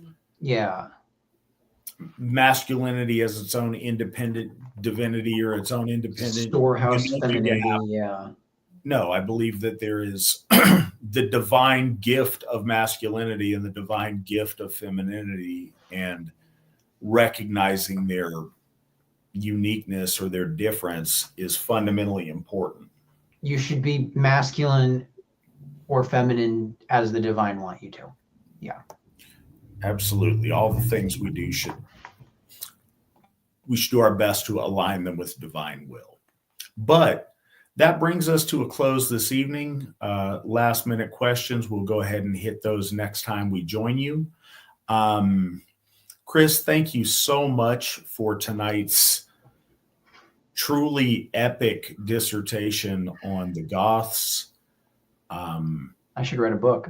You really should. Honestly, I think, this blew me away. I think it blew a lot of our audience away. It was fantastic. Thank you so much for being on. It is always a pleasure to have you, but you knocked it out of the park. Thank you. I'm pretty sure I could cut out the extraneous bits, and there's a solid 4 hours of just Chris talking about Goths. Oh, wow. Oh, absolutely. I was thinking, like, man, I don't know how late we're going to go, but I got to listen to like 5 hours of me rambling to find clips to timestamp. I mean, it's hard because I don't think this episode lends itself to a lot of really cool sound bites. But no, your stuff was very solid, very informative from a lot of different angles. Very, very well done. And I'm looking at my notes and I'm like, oh man, I didn't say this. We can talk about that word later. All right. No, you did fantastic. So in closing tonight, we are celebrating our Gothic heroes. King Eoric will be celebrated henceforth on October the 23rd each year with his day of remembrance. Hail Eoric.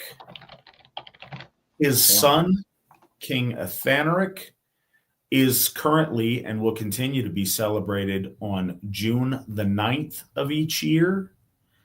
Hail Athanoric. And the noble men that had to, put in the elbow grease to do what must be done to maintain the loyalty of their folk. We celebrate them. We celebrate Winguric on March the 26th going forward. And we will celebrate Athanoric on April the 12th. So those are your new Gothic heroes, or I suppose your old Gothic heroes that we are just now recognizing and elevating to the status in our, folk memory that they deserve. So thank you once again, Chris. Hail to our heroes. Witness Fawn and I will join you next week as we continue our Edda study. Till then, hail the Aesir, hail the folk, hail the AFA, and remember, victory never sleeps. Hail.